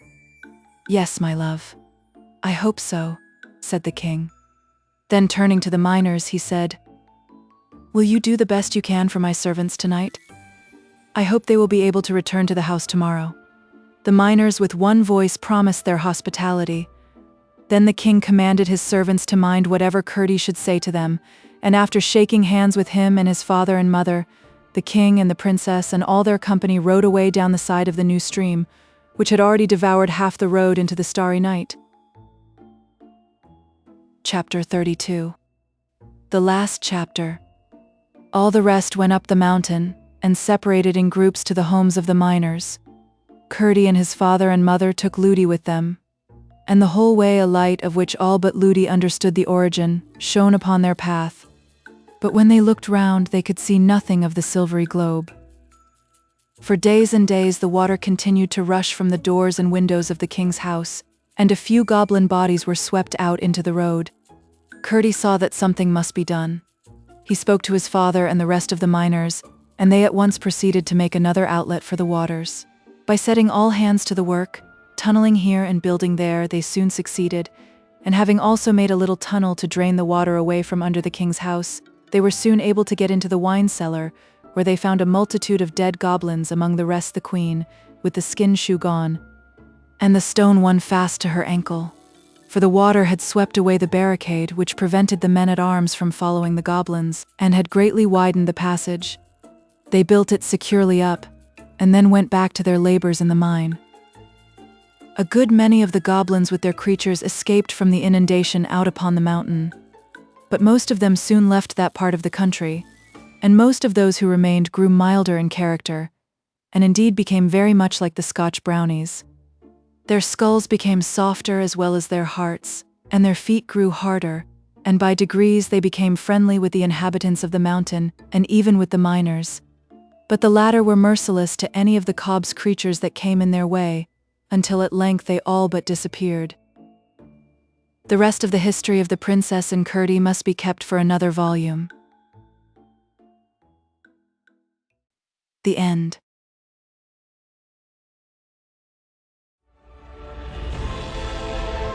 A whole galaxy to go.